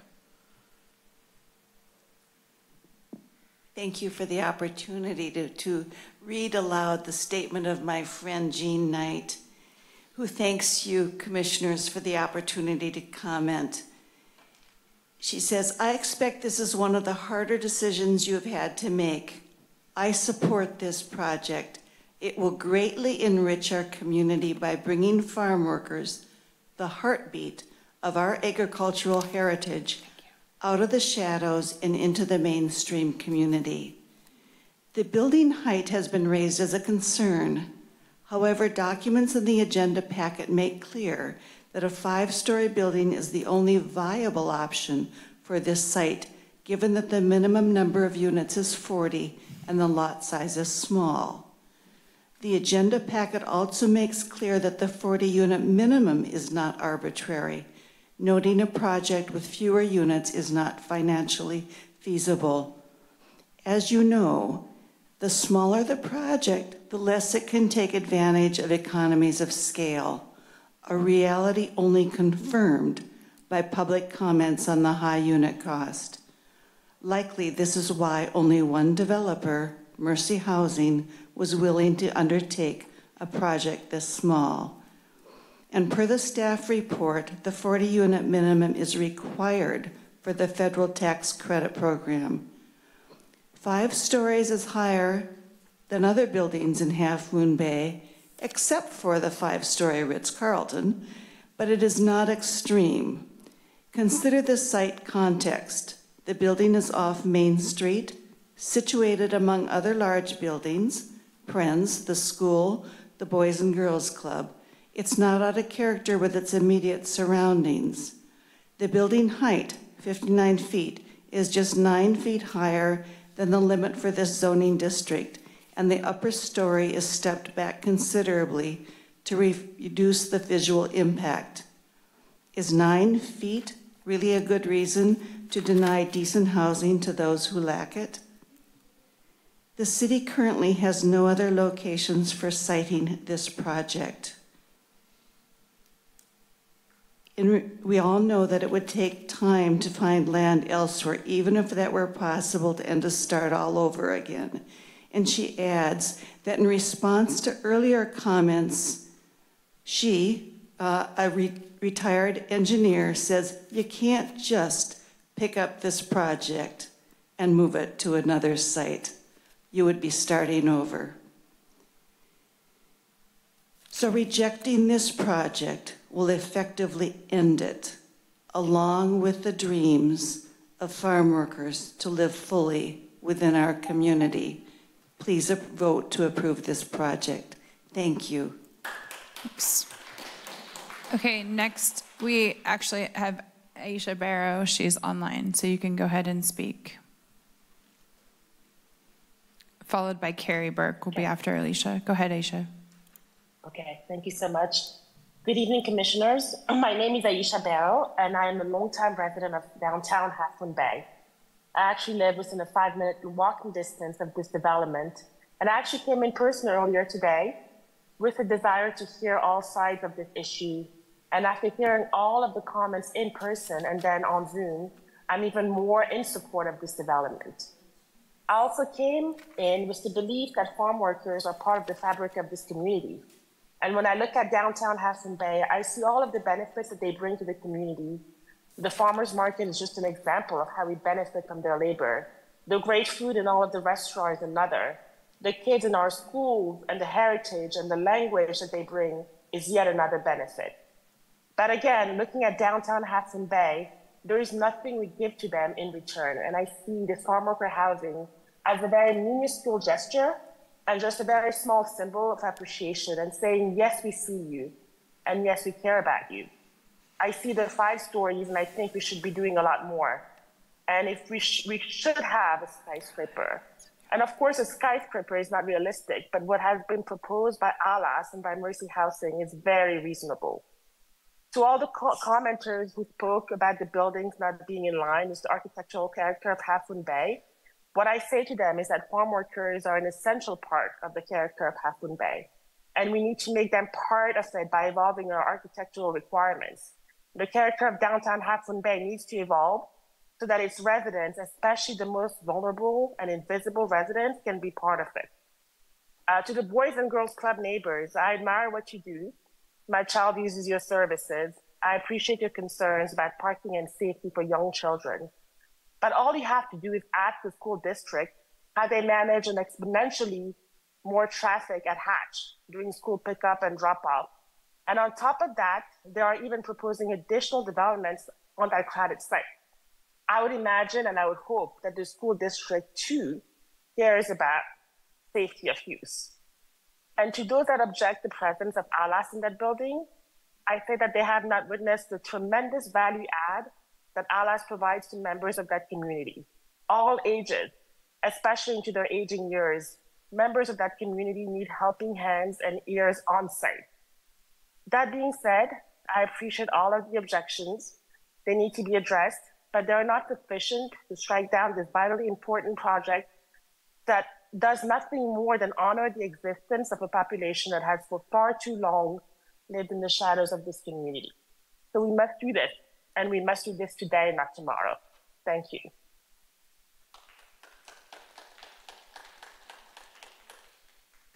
Next, we have Carrie Burke.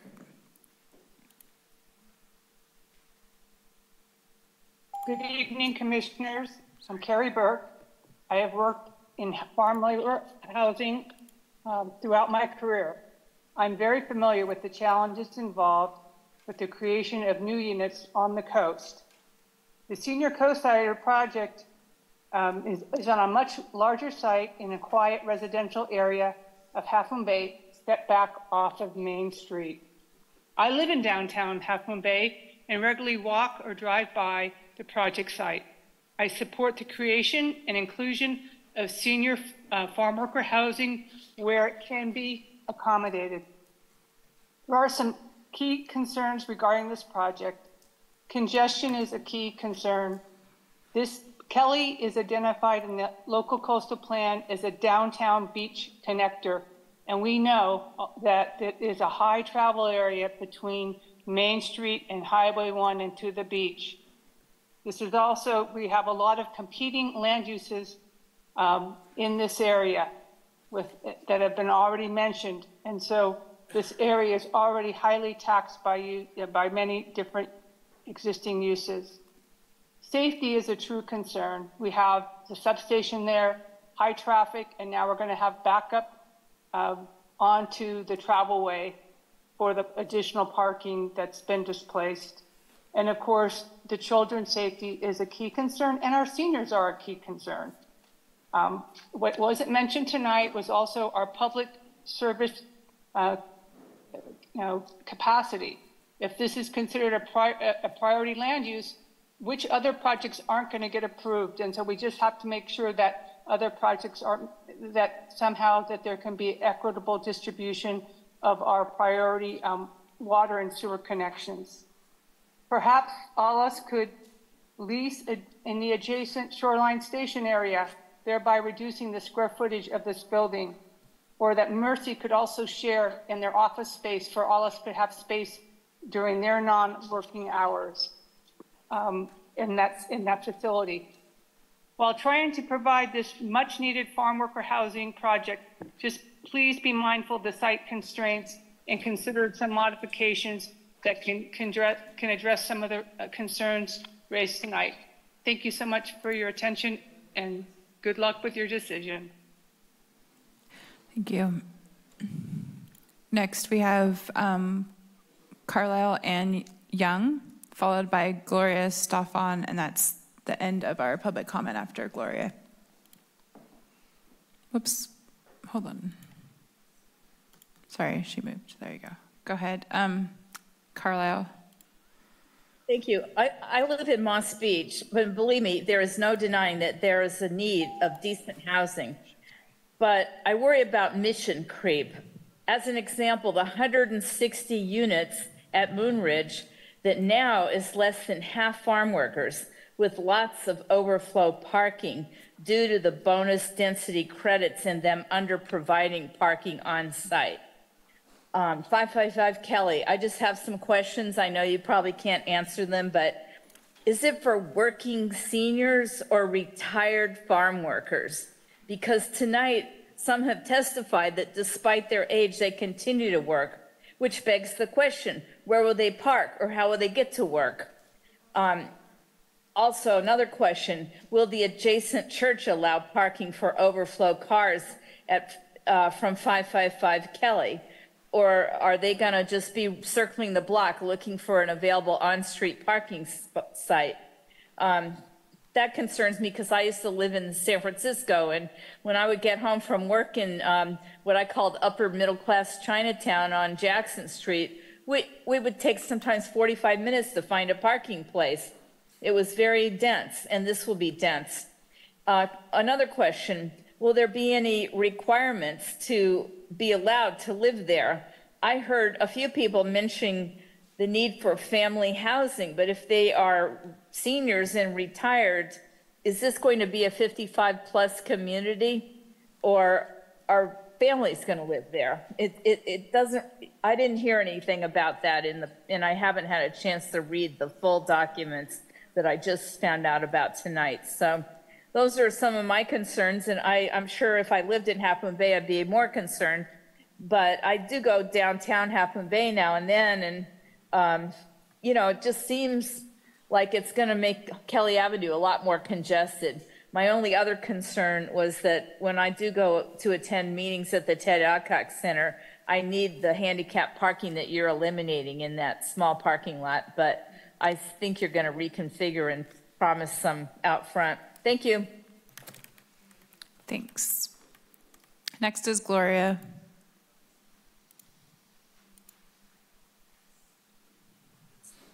Good evening, commissioners and city staff. My name is Gloria Stofan, and I'm a member of Coastside Faith in Action. I was so happy to hear that 40 affordable units for senior farm workers were to be available at 555 Kelly, and that Mercy Housing and Alas would be involved with this project.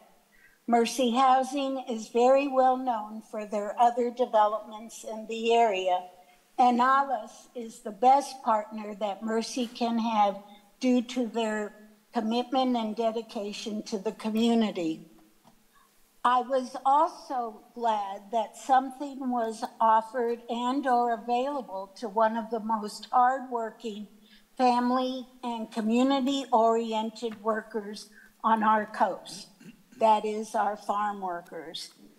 I understand that there are concerns about our coastal environment, about the parking and the height issues that this property will create on the coast. However, these affordable units enables those who work the fields and the nurseries in the Half Moon Bay area to live there with dignity and respect. My parents immigrated from Central America with their hopes and their dreams for themselves and for their family, just as these farm workers who immigrated to this country with their hopes and their dreams. I urge the approval of the city staff's recommendations for these new homes for senior farm workers and a resource center for the entire farm worker community. Thank you. Thank you. That concludes. Is there anyone else who hasn't spoken tonight that would wish to speak and didn't submit a card? Okay, with that, we will close the public hearing. And we need a 5-minute break.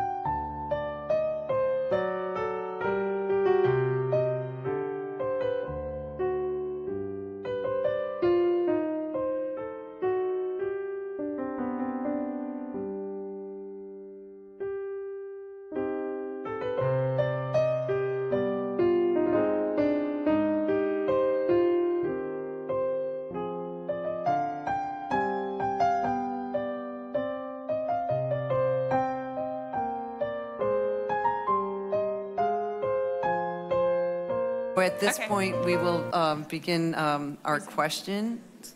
Okay. Any commissioner questions? Through the chair. Clarifying questions. Thank you. Yes. So, personally, I don't believe that we can get through this in half an hour.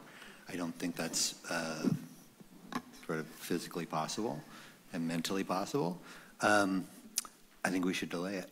I think we should move it to. We have a meeting on the 30th. I don't know if we can piggyback in that meeting with the Measure D stuff, but I think we should just start there. So that's my personal feeling. You can debate it. Has a point of order. Yes, Winner. Through the chair, we did just want to note that we have the traffic consultant here tonight. So if you were considering taking or asking questions, it might be a good opportunity to take advantage of her time here. Hopefully get through those questions. And then, you can decide if you want to continue to a date certain of the 30th. Sure, sounds good. Thank you.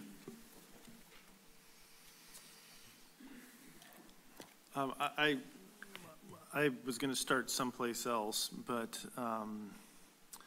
since we have a traffic consultant here tonight, did we do a full traffic study or a traffic analysis, and did we drop a cable?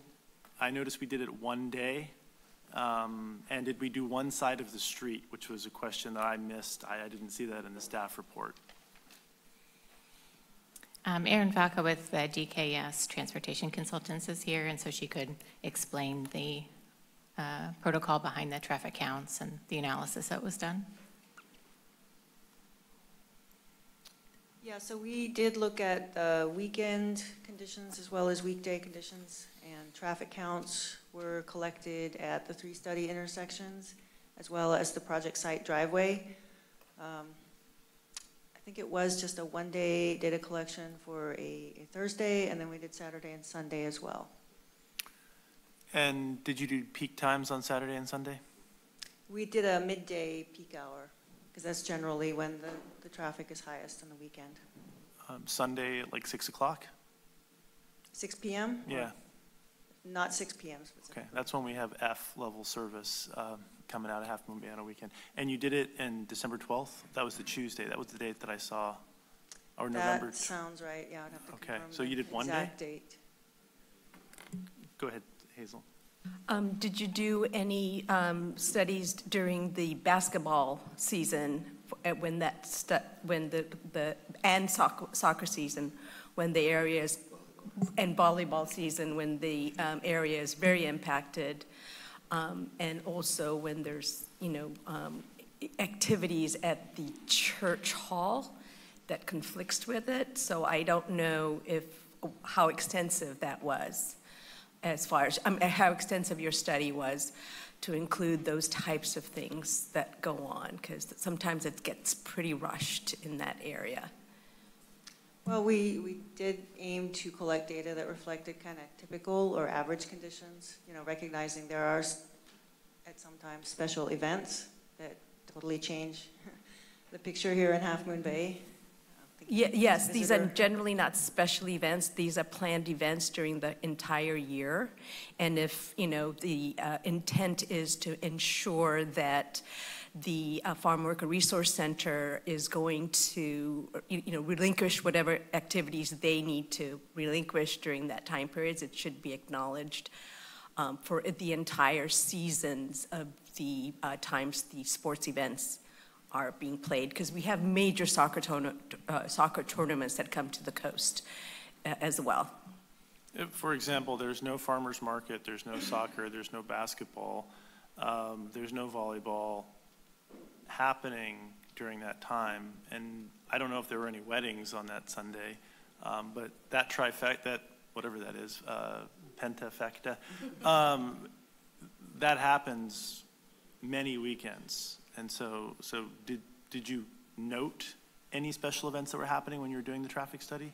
And was it 1 day or 3 days where you actually, did you drop a cable and do traffic counts with a cable? I don't recall if they used a cable or video cameras. Okay. But yeah. Whatever. Yeah. Okay. But you're using Data vendor, an automated device to do the counts. Right. And you did it on 3 days. That sounds correct. The dates noted in the traffic study were Thursday, November 2nd, Saturday, November 4th, and Sunday, November 5th. Okay. Yeah, I guess I'll just note that, you know, in terms of operational impacts, the additional delay in queuing associated with project trips is pretty minimal. So, you know, if there are special events that cause additional delay, the incremental effect of this project will still be minimal, right? What about the concern that was raised about parking and circulation with respect to the school that's across the street? So the city asked us to look at the parking that was being provided by the project and immediately adjacent to the project. And the conclusion was that, you know, we looked at kind of a range of potential demand. And again, the conclusion was that the parking associated with this project is most likely not going to spill out beyond the project site.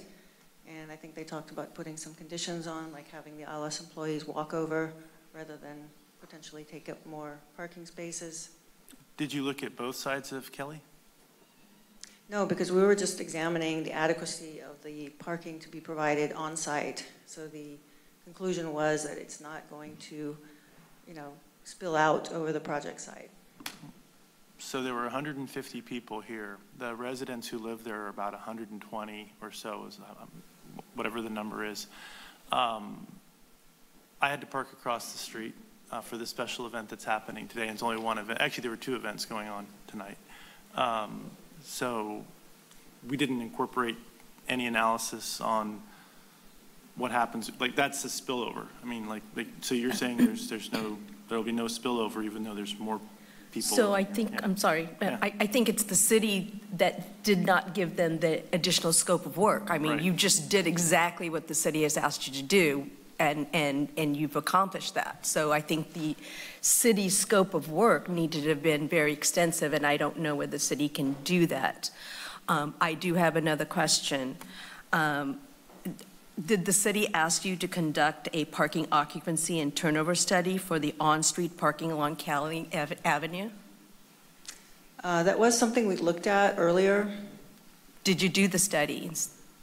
Data were collected, and I don't have the results at my fingertips, but it did show, you know, there is availability on street. So is that the occupancy or the turnover?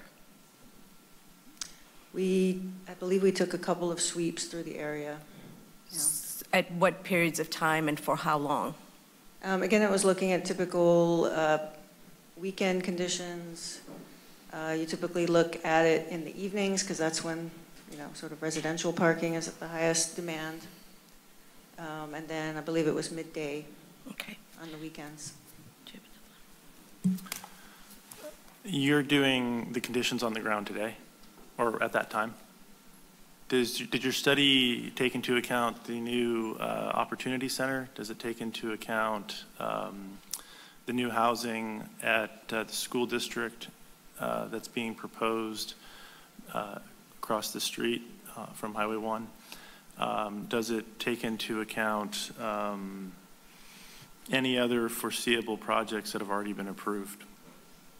We looked at just existing plus project conditions. Okay. I do have another question. The IT land use code of 252 for the senior housing was used to determine, you know, the level of parking as well as I'm missing the word, it's late at night. Trip generation. Trip generation, yes.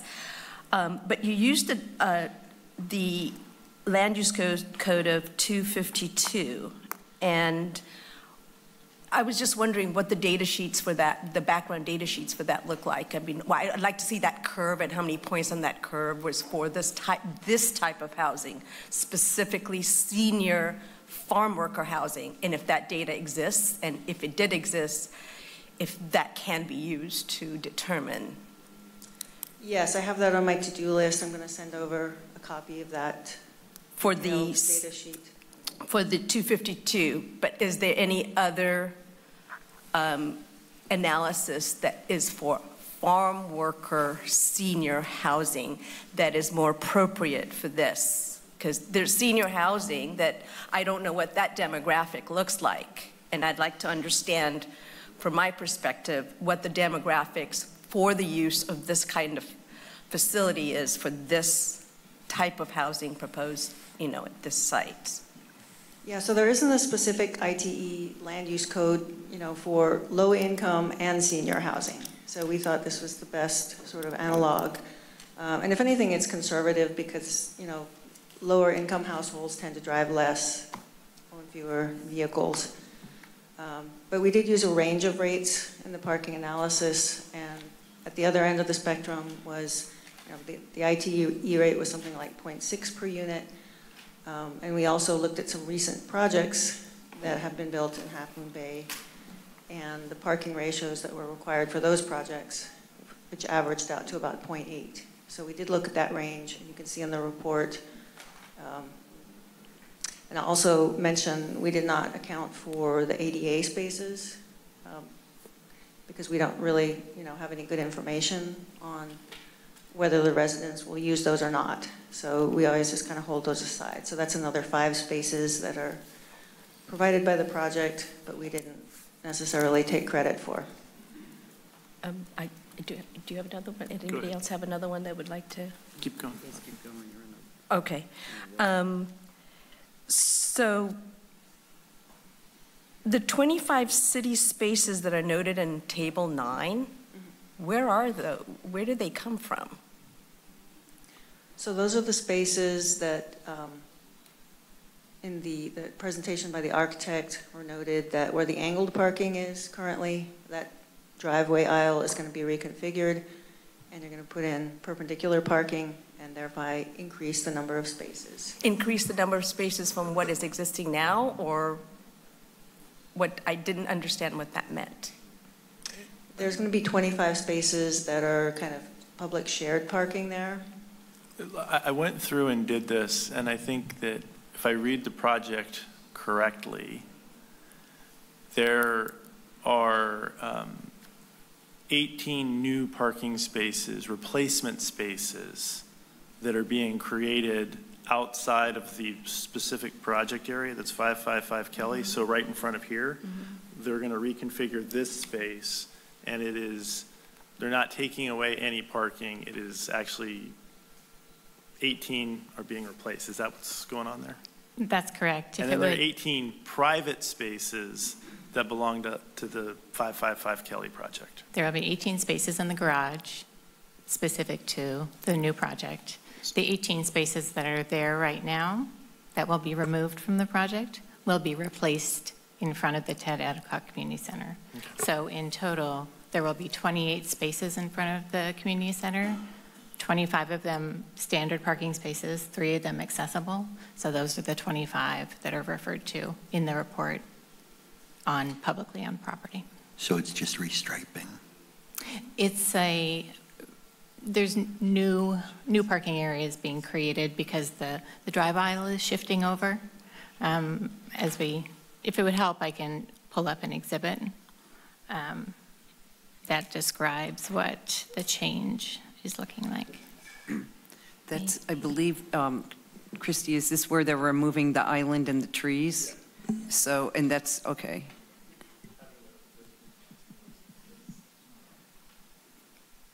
Maybe.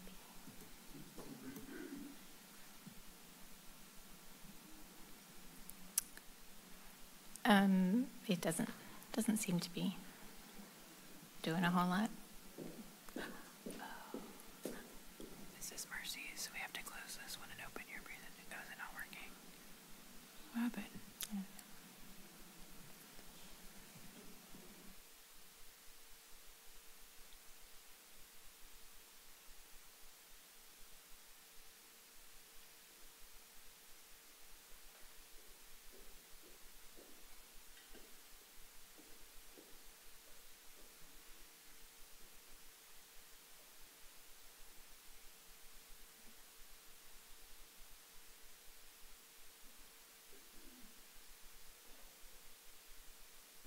Can everyone see this on their screens? So this is the existing site circulation with the existing angled parking stalls right here in front of the Ted Adcock Community Center. Just gonna blow it up just so it's. Oh, thank you.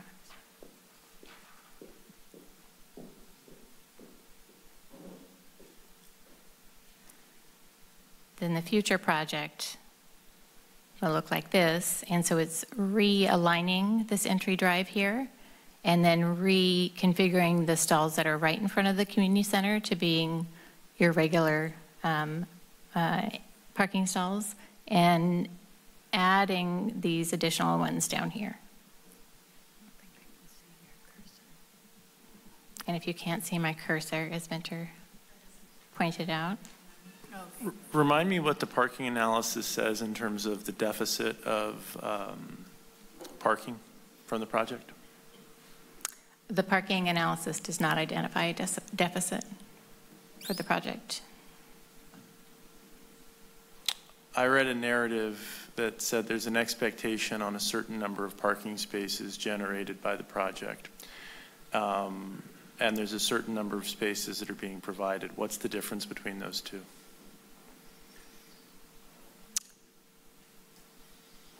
Aaron, and there's an all the parking demand that's expected associated with the project would be contained within the new parking configuration, those new stalls, and the on-site garage. And so there would be remaining between 7 and 14 spaces remaining in the this reconfigured parking area for other uses. And there's only 2 people who are going to be using the office who have a car. Right. Two office users. Okay. And then I saw today that there's 400 or 500, maybe it was 400 farm workers are supported by this project. And I think when I spoke with Mercy and Dallas, I heard as many as 2,000 farm workers are serviced by this. Where is that casework happening? Is it happening on site or is it happening off site? In your analysis, what was the assumption that you made? Did you have a number that sounded like that, or is it a lot less? Well, because I think the program for activities at the site has not really been, definitively determined.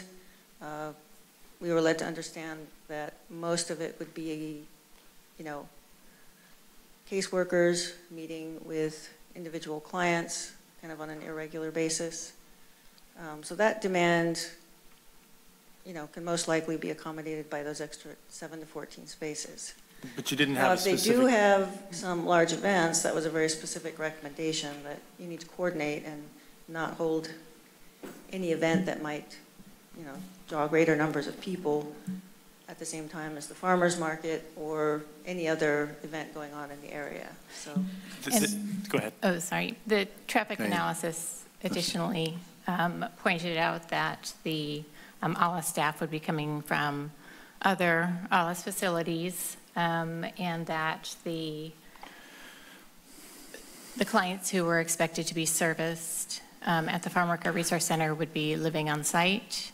They would be living at the nearby 880 Stone Pine and would be coming from other places within Half Moon Bay, not necessarily needing a lot of parking demand and creating a lot of parking demand at the site. Do we have I saw a number that said there's 400 farm workers that are being supported by ALAS. Is that a month, a day, a week, a year? A year? I'm asking, I heard 2,000 was what I heard when I spoke with ALAS. So I'm asking what was used for the calculation.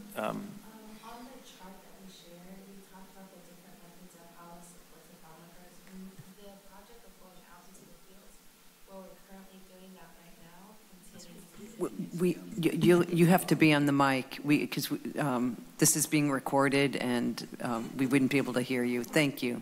Sorry. It's okay.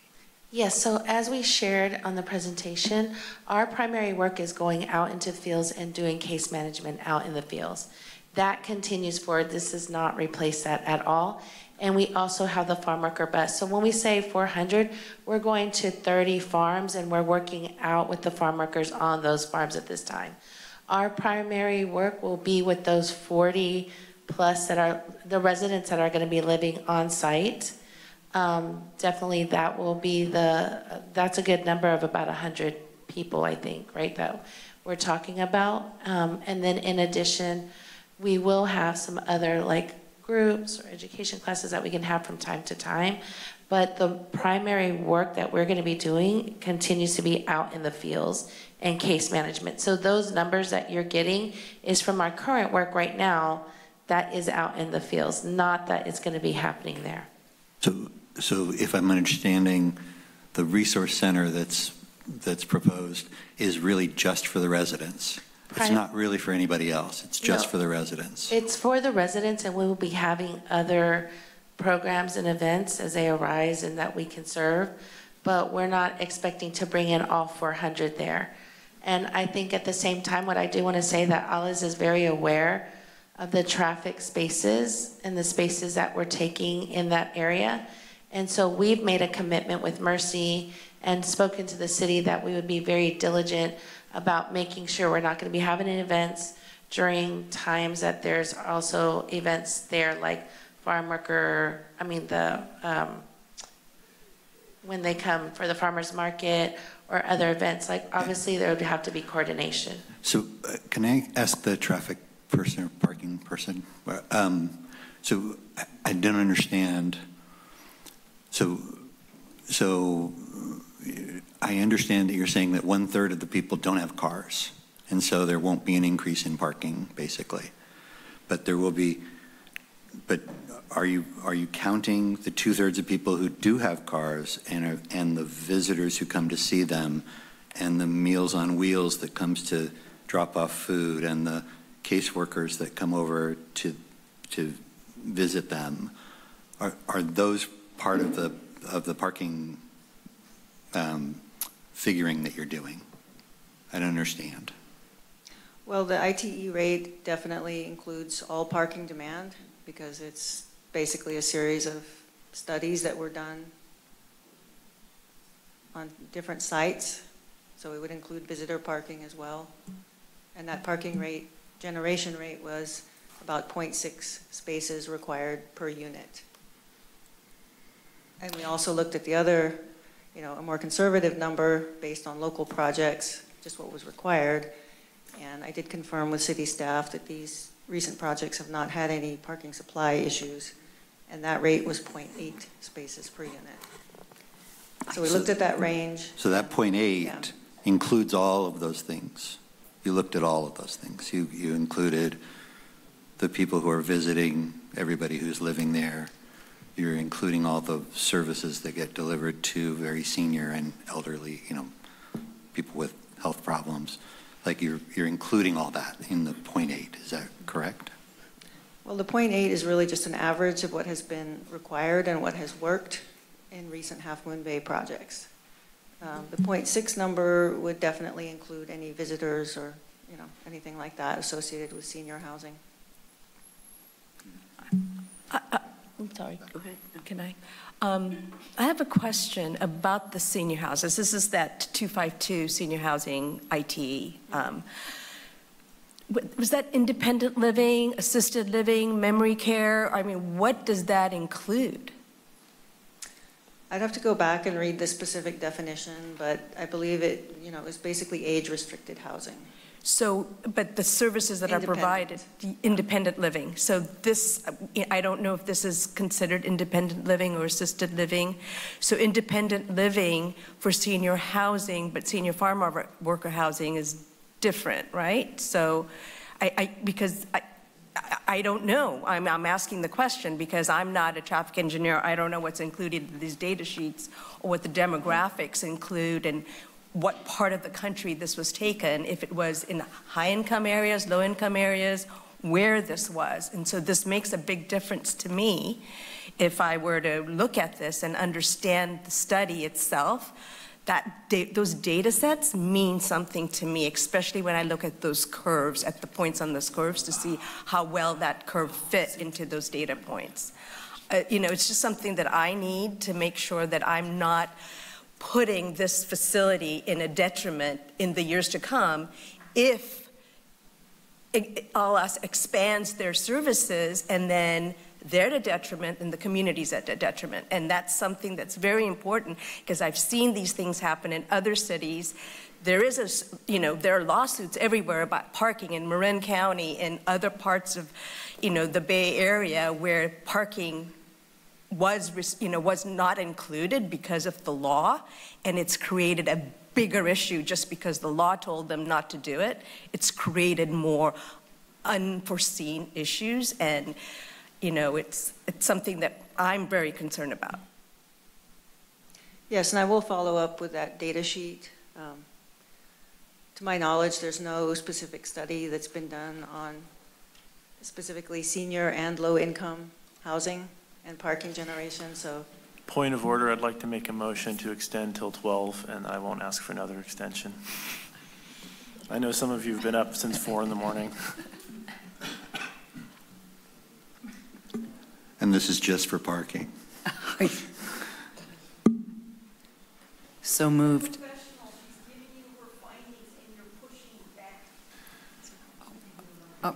Please, this isn't time for public input. We're working with our traffic engineer to get information while she's available. Thank you. So do you have a motion? I'd like to make a motion to extend till 12. I second. All in favor? Yes. Aye. Thank you. So now I lost track. Now I lost track of what I was going to say. She was telling you she was going to get the data sheets. Well, I guess the point here is we're trying to understand the assumptions that go into this. Is this multi-generational housing? Is the housing deed restricted? I saw in the report that it's for, you have to have at least one person over 55. Is there a number of, on the limit of the number of people who can be there? It says a caretaker. But I just want to make sure all that's factored in to the analysis so we can make findings, right? We can't just make up a number and say, I think. We have to have, like, the evidence needs to be put forward to us. So that's what I just want to make sure that we're not making a number up. I use 8 because it works in Half Moon Bay. It has historically worked in Half Moon Bay. I'm not an ITE traffic standard, but I know that the range can go from 1/3 of that to a lot more than that.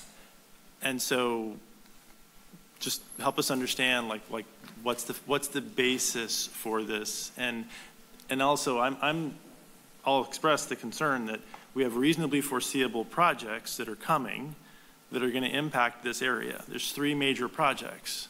So I just want to make sure that we're addressing that, and it hasn't been factored in.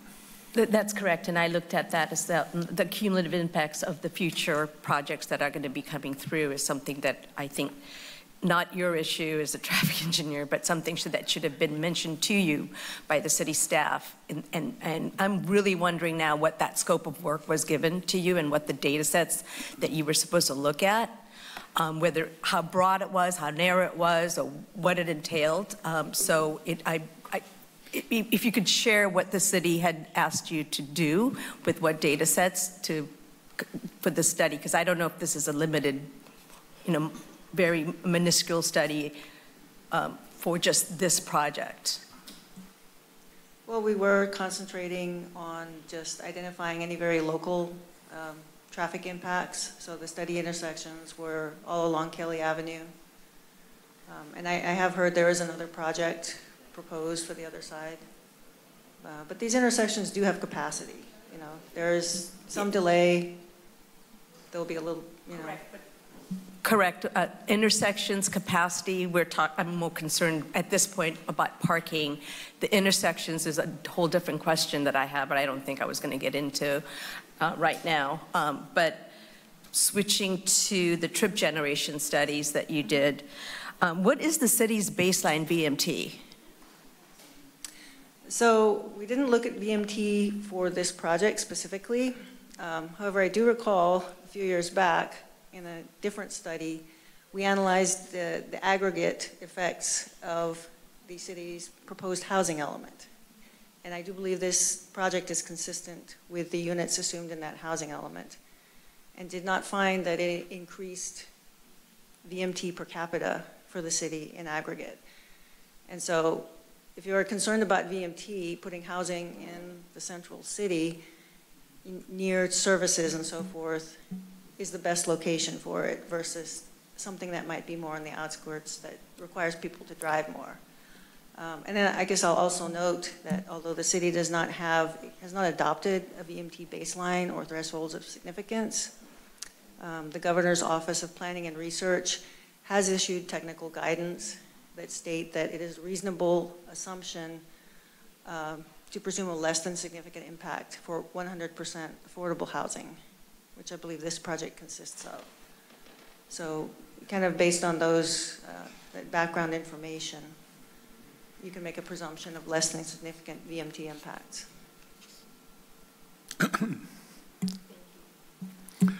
Just a question for my fellow commissioners.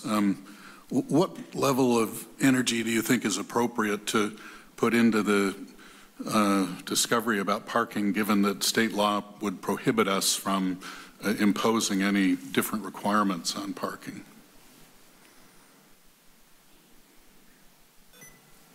Well, I think we have three issues here, right? We've got consistency with,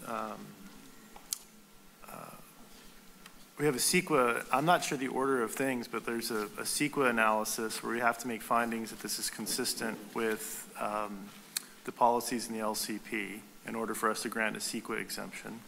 We have to, which parking may not be there, may not be part of it, but I think the rigor of but parking is a major policy in the downtown specific plan. It's actually the first, it's like the policy for the downtown specific plan says to maximize parking. And so there's an inconsistency with the LCP. I guess I'm trying to figure out the rigor that was applied here so I can reasonably make a finding. Commissioner Roddick, you make a very good question, which now prompts me to ask the question of our city attorney. Is this development a private development because the city owns the land? Who is responsible for abiding by the state's rules about parking? Is it the developer for just developing the building, or is it the owner of the property? I don't know what you mean by the state rules for parking. I can tell you that you as the commission and the city of Half Moon Bay are responsible for complying with the state density bonus law, which does say that for projects that meet these qualifications, we can't require any parking whatsoever. There is, of course, as Commissioner Hernandez pointed out, the CEQA exemption that the city is relying on, which does require the city to have some evidence that the project won't have significant traffic impacts. But in CEQA, parking isn't a traffic impact, and in fact, congestion isn't a traffic impact anymore. The only thing that would count as a traffic impact under CEQA is this substantial increase in vehicle miles traveled, which is basically a measure of, you know, are you creating a development that's going to make people drive longer distances and create air pollution and greenhouse gas issues? So I think the only remaining area I see for sort of inquiry into parking is, you know, if there are other LCP policies that relate to parking. And I did want to note, because there have been a couple of comments about the downtown specific plan, that that plan was adopted in 1995. And then in the recent update to the LCP, it is referred to, and we can provide you with the citation and information.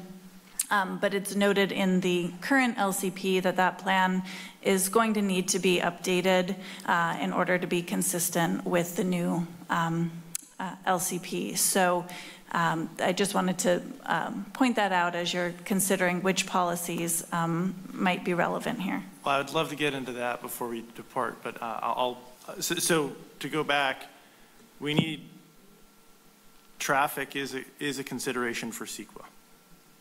VMT, correct. And I didn't hear conclusive evidence that we have a clear analysis under the VMT standard nor do I hear that we've put any planning into reasonably foreseeable projects. That's what I'm hearing. I'll maybe let Christy speak to that, but I will note, as our consultant pointed out, there's essentially a presumption that 100% affordable, and this is guidance by the state OPR, that 100% affordable will not have significant VMT impacts just because of the nature of the project. But I'll let Christy respond to that since it's not technically a legal issue. But it's also a major arterial road that feeds the beach and the downtown. So like, I understand it shouldn't, but help me understand the details of this. Sorry. So what specifically is what that you're looking for? So you're putting in 40 units of housing, it's not going to impact VMT. The assumption is no material impact from 40 units out. But what about the disruption to existing parking? What about the disruption to the circulation pattern? Because the project, we heard evidence today that it might, we actually heard testimony from the Boys and Girls Club about the impact to traffic across the street, right? Like there is an impact, I mean, due to the nature of the location and the fact that you're changing development, you're changing the way the parking works in the area. Does that factor into the analysis at all? The circulation provided for the project, I mean, the exhibits demonstrate that the circulation will function more or less the same off Kelly as it does currently. I think the point that was brought up by the Boys and Girls Club is that there were going to be challenges with drop-off and pickup for kids attending the Boys and Girls Club, not anyone in this project. And in terms of, impacts to VMT, I think we've covered that already. And just in terms of the analysis of how residential development on this site will impact circulation in the area, that's covered in the transportation impact analysis that Aaron's been talking about. And it might be helpful just if you could explain what VMT is and how it's calculated, because I think that might elucidate how it is or may not be connected with parking and circulation. Well, VMT is just vehicle miles traveled, and under CEQA, as it's been mentioned, local agencies can no longer count increases in vehicle delay as an impact, transportation impact. So now it's VMT because that aligns more closely with the state's greenhouse gas and climate goals and that sort of thing. So if you look at the VM, it tends to get measured on a per capita basis for residential units. So you would say, how much vehicle miles travel does this area generate per capita or per dwelling unit? There's different ways of measuring it. Typically, the closer a development is to a downtown area, closer to services, walkability, all those factors tend to reduce VMT. Affordability also reduces VMT just because that's been shown to be associated with lower rates of trip making, lower auto ownership. For example, you heard about the lady that does not attend church because she doesn't drive. There's a trip that's not being made on the local roadways. And if she lived here, she could walk to church. That's just an illustration of that point. Right. So VMT and parking are not really related until you get into the mitigation arena where, for example, the CCAG transportation demand management requirement actually allows you to take credit for having restricted parking in reducing automobile travel. So if with the superdensity provision, we're not allowed to look at parking, we're not allowed to look at density, we're not allowed to look at height, we're not allowed to look at traffic, we're not allowed to look at environment, we're not allowed to look at CEQA. So why do the study? Why did we do that study? Why? I don't understand why we would need it, right? Because we don't need to prove that the parking isn't affected. Is well, that correct? local agencies still want to know, as a matter of policy and in response to community concerns, what the likely effect will be, even if they are not specifically considered impacts under CEQA. And the likely effects of 40 residential units and 1 floor of office space and a resource center is nothing. No, I mean, is that I guess accurate? To summarize the findings, there will be a almost unnoticeable impact or increase in delay at the study intersections. You know, we quantified the likely number of auto trips that would be associated with the residents. The parking demand will most likely be contained within the site, within the garage, and then the associated expansion of parking spaces immediately adjacent to the building. You know, recognizing that there are special events that are held in this area that can make parking an issue, but you know, the demand from this site is not going to spill off the site and make that worse. What's the relevance of CCAG with respect to the CDP? Is that relevant to us, the CCAG study? Because we're not meeting we don't have the plan doesn't meet the CCAG requirements yet, but there's a plan to make a plan, I guess. Help me understand the relevance to our project today. Where does this, how should we be thinking about that and the fact that we don't meet the CCAG standard? Sorry, I sort of lost track of how the CCAG study came into this, so maybe you could go back to that. Are you referring to the TDM checklist? Yeah, we think that the project will have to fill out that checklist and submit it as part of CCAG's program. And we also demonstrated that there is a range of feasible mitigations that can be put in place, such as subsidized transit passes and a few other things that show that it can meet its trip reduction requirements. So we're going to have 120 people living downtown. Most of them aren't going to have cars. And they're now going to be walking to the grocery stores downtown. What have we looked at from pedestrian safety perspective? Well, pedestrian safety is important, and you know, you want to make sure you have all your crosswalks and intersections up to standard. Does your parking standard take into account, does the traffic analysis take into account the fact that you're going to have increased pedestrian traffic at this location? Well, we're not really looking at that as a negative effect. Okay.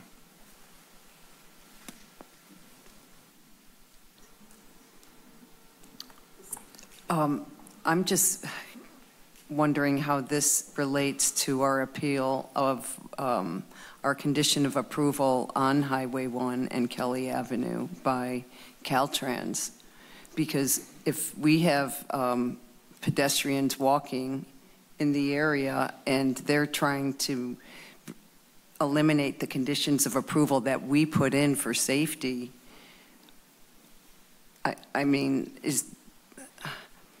how do we mitigate or ensure that they're safe when they're walking across the highway if Caltrans doesn't want to improve the safety of the roadway? I'm not sure what improvements you're referring to that Caltrans does not. We had a project before us where we put conditions of approval on Caltrans to comply with many policies related to safety and pedestrian access to the beach and the coastal resources, et cetera, et cetera. And I think this is a beach access street. It brings to mind the concern of we're also not looking at this on a busy beach day. December 12th is not the busiest beach day. So I'm just, another concern, just from a traffic perspective, this project doesn't necessarily impact it by the housing. It's just, it's the whole coastal resource that we have to look at. We have to look at how does this impact all the other policies in the CDP that are relevant, that could be relevant for this project. So that's where I'm going with. Well, I don't want to put words in City Attorney King's mouth, so I'll ask you to maybe clarify, but a few minutes ago, I believe you said that our main job with this project is to determine if the project is consistent with the local coastal plan and the Coastal Act. And if it is, then we're extremely limited in and basically not able to put conditions on the project, as Commissioner Gorn said a minute ago, regarding height, parking, and density. So the main issue with in the general sphere of traffic would be it's probably only vehicle miles traveled that could potentially, theoretically, cause an inconsistency with the LCP policies. And actually that would, that comes up in the CEQA context, so we're relying on a CEQA exemption, and we are even under the state density bonus law, you are allowed to and required to continue to comply with CEQA. It's just that in this case, staff has concluded that the infill exemption is appropriate here, so we're doing a CEQA exemption. Within that infill exemption, it's sort of a special exemption, and one of the things you have to consider and demonstrate in order to rely on it is that there would not be significant traffic impacts. And now, of course, as we've said, CEQA traffic impacts are essentially limited to vehicle miles traveled impacts. So if there were evidence that this was going to cause a significant increase in vehicles miles traveled, it would actually affect the CEQA determination and would require some additional environmental analysis there. Thank you. Yeah, I'm still not clear on why we're analyzing parking if we don't have parking on the table. I also, you also sort of dismissed the downtown master plan as having any effect because we have to renew it. Is that what I heard? Yeah, I actually want to clarify that point specifically. Like, I see nothing that says we should have a lower standard. If I look at the answer I got from Scott on development for chapter 1.2, I think you're missing the sentence immediately before, here, let me help you real quick.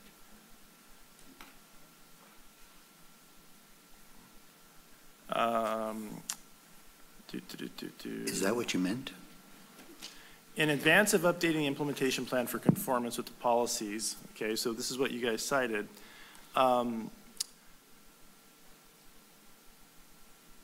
The immediate predecessor to that is protection of ESHA, public access, and other coastal resources are high priority. To the extent that any policies in the land use plan and other elements of the city's general plan are ambiguous, the city shall interpret them in a way that best protects ESHA and other coastal resources and maximize public access. So that's the lead up to what's being quoted from a development perspective.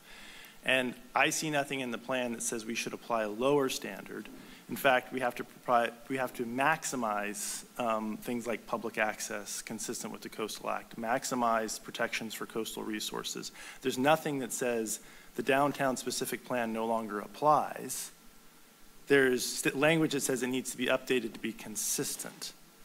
And it also says you can't have a building taller than 3 stories, full stop. Now, maybe the state law trumps that, maybe it doesn't. I don't know how it applies to a specific plan, but there are other things in the downtown specific plan that call out.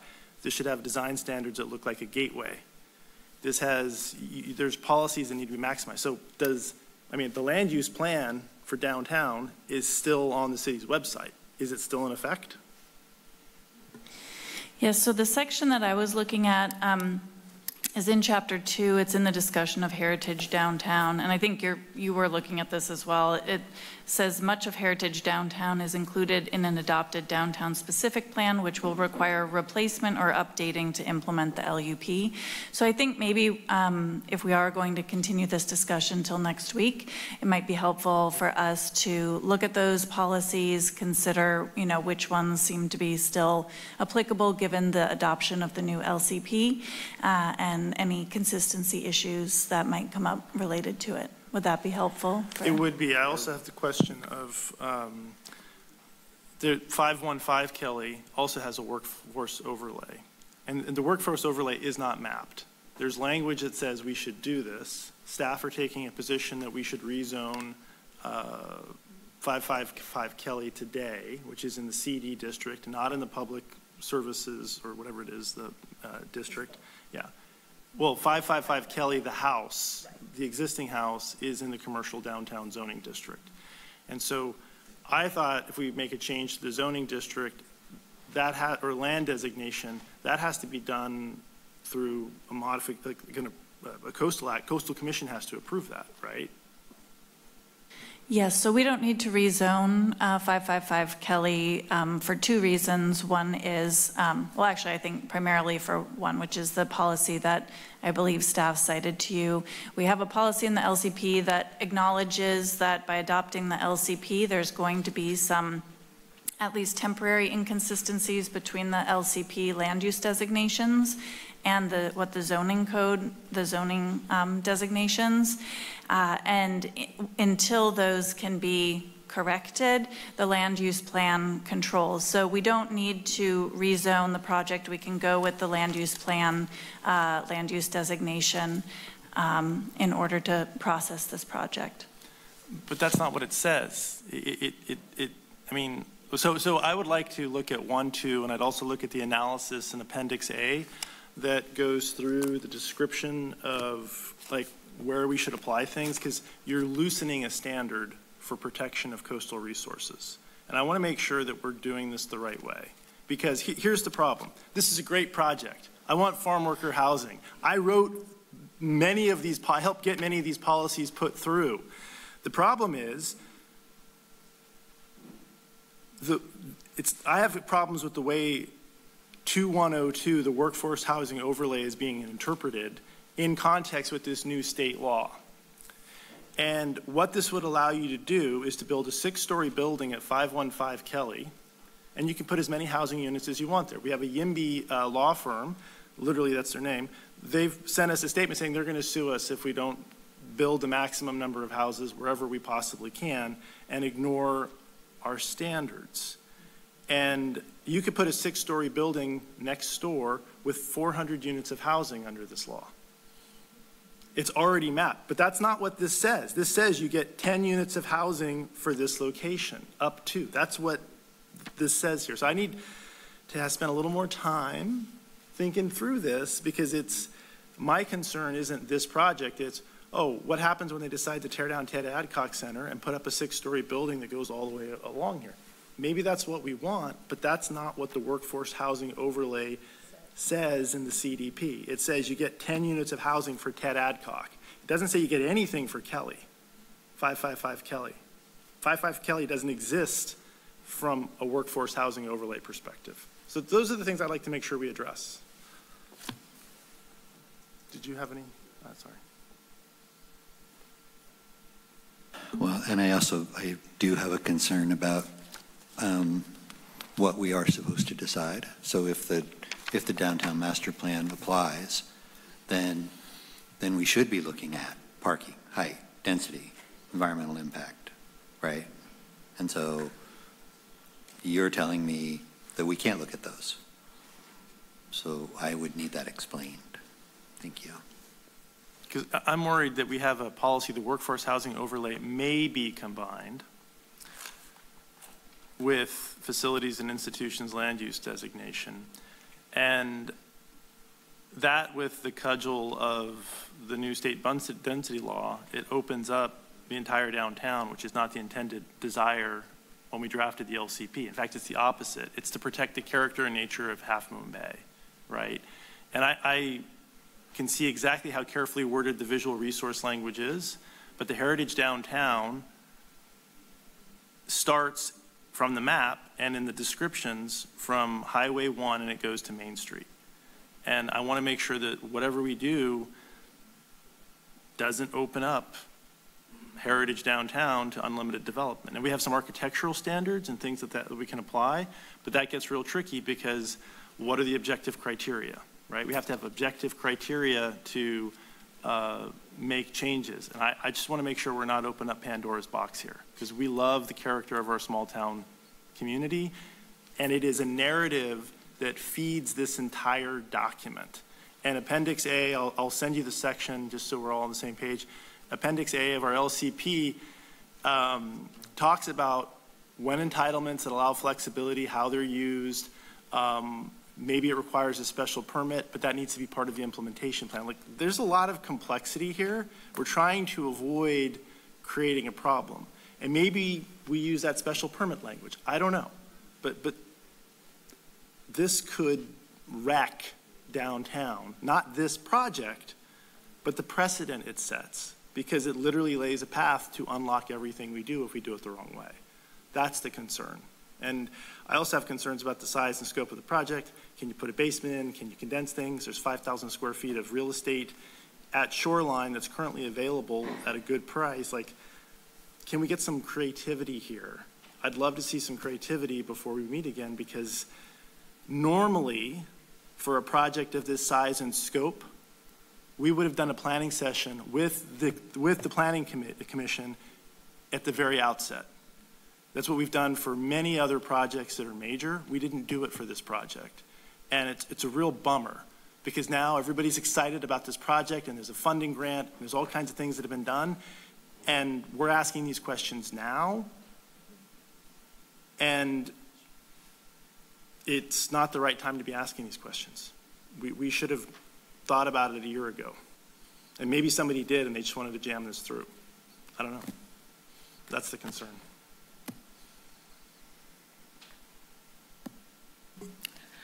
I just want to make sure that I'm making a decision based on our rules, our regulations, so that there is nothing that can be disputed in the end.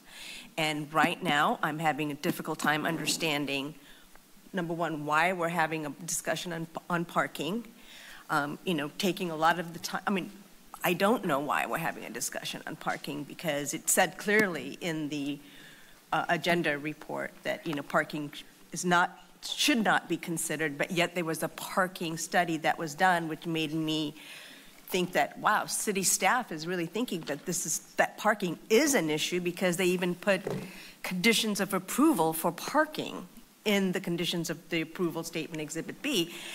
Very conflicting information for me to take to understand. It's like, if you don't need the parking, why have parking restrictions or conditions in the approvals? So I wonder if the parking study was done before the superdensity bonus law became law. No, I think it was, as our consultant stated, to respond to what we anticipated to be community concern. So it was more for informational purposes. Well, the community has concerns. But they're supposed to be neglected because the law takes precedence. Oh, so no, we have to ignore. Yes, we have to ignore it. We ignore parking, we ignore height, we ignore density. We ignore the fact that it's 100% affordable housing with a floor of office space. We're going to ignore that, right? Okay. So it is confusing, and I am having a difficult time to wrap my head around this right now. In order for me to make findings, I need evidence. The city needs to provide us evidence that we conform. I need the objective criteria that we are allowed to use in making our analysis. I've compiled a list of what I think that is. I'll send it, but I'm not a land use attorney. And I just want to make sure we understand what the objective criteria are. And so but that's part of this. We have I think I'm sorry. 3 minutes. I think in preparation for next week, anything staff can provide us that will help us focus on where the tests of consistency with the LCP and the qualifying for the CEQA exemption would be helpful. And the issue about the workforce house overlay that Commissioner Hernandez has. For clarification, I'll send my questions as well. I think we're going to have to make a motion to end tonight's meeting. Oh, we need to, a motion to continue I'd like to to a make a date motion certain. to continue to next week, to April 30th? April 30th. I'll second it. All in favor? Yes. Yes. Aye. And then I'd like to make a motion to end tonight's meeting. I will second that. All those in favor? Aye. Yes.